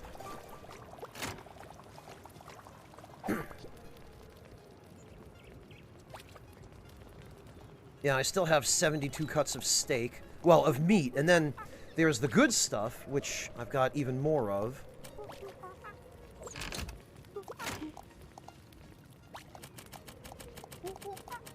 Oh, come on, guys. Who put a plank in the food chest? Who is responsible for that? Echo Drop, there are no indigenous people of this island, just monsters and animals.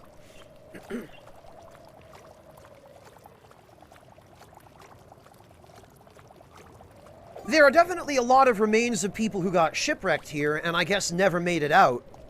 But that ain't gonna be me.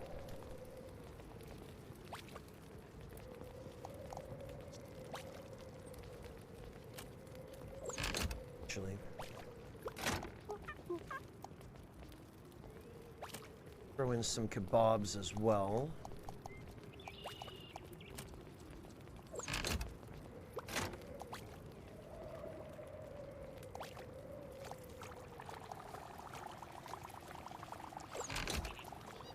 And I think that ought to be enough bowls to cover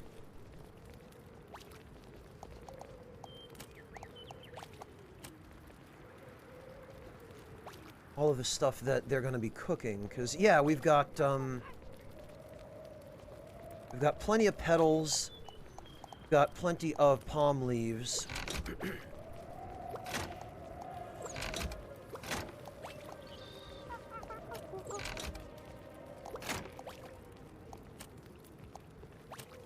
Yeah, I think we can roll with this. Now, where is the shop? First of all, I think he was up north. Yeah, he was. Which is going to be a bit of a trek from where the raft is. Oh, that's what I need to do. I need to, I need to make some more arrows.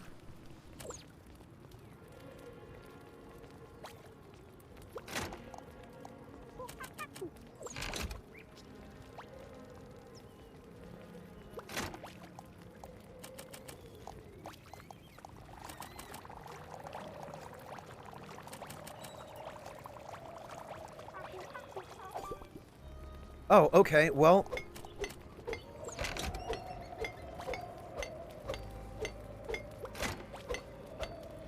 Where did they go? Oh, he picked them up and stashed them. Oh, no, they haven't been crafted yet. Oh, now he stashed them.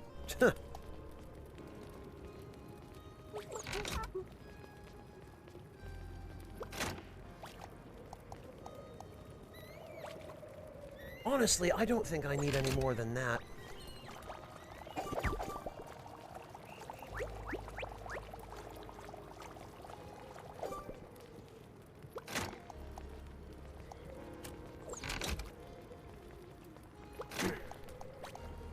Because just one quiver of arrows has lasted me a ridiculously long time.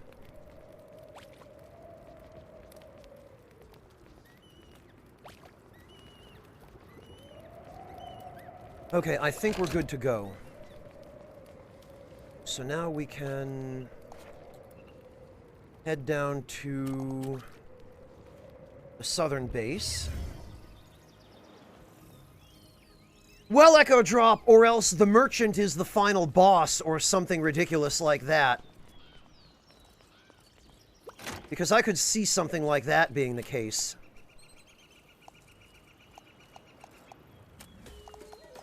Huh? Somebody be fighting. Oh.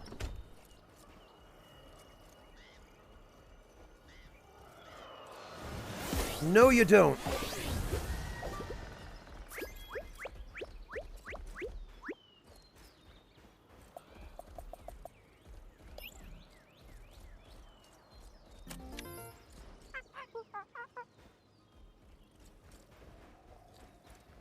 Damn it. I hate it when they just stand on top of each other and you can't,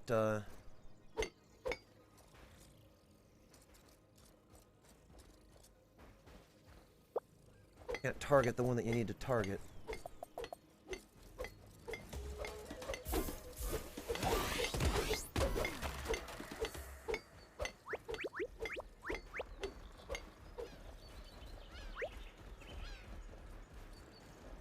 Okay.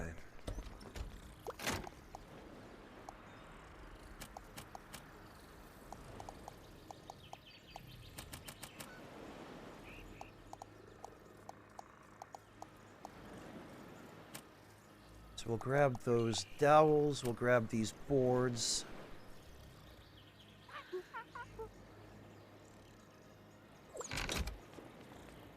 And where is my porter? There he is. Hey, get back here.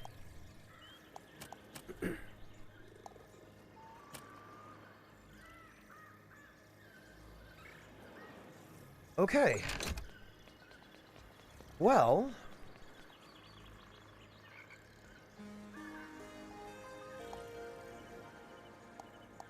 sleep and save.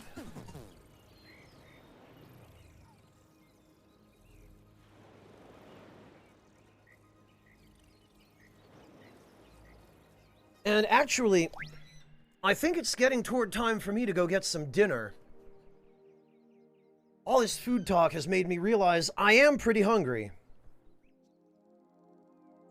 And I haven't eaten since this morning. So I think I'd probably better go get some food. And actually, I think I might call it for tonight because I would like to actually try to get a somewhat decent amount of rest. But...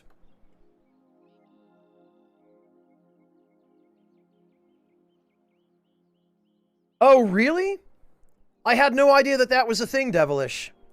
Just blatant self-inserts, huh?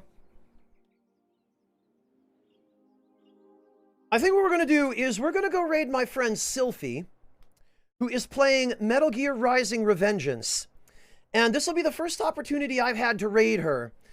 So please stick around. You guys will really like her. She's very nice and very sweet. And she will really appreciate the support. She has a very small channel which she is trying to get off the ground. She's normally an art streamer. She normally does drawing streams, but she's playing video games tonight.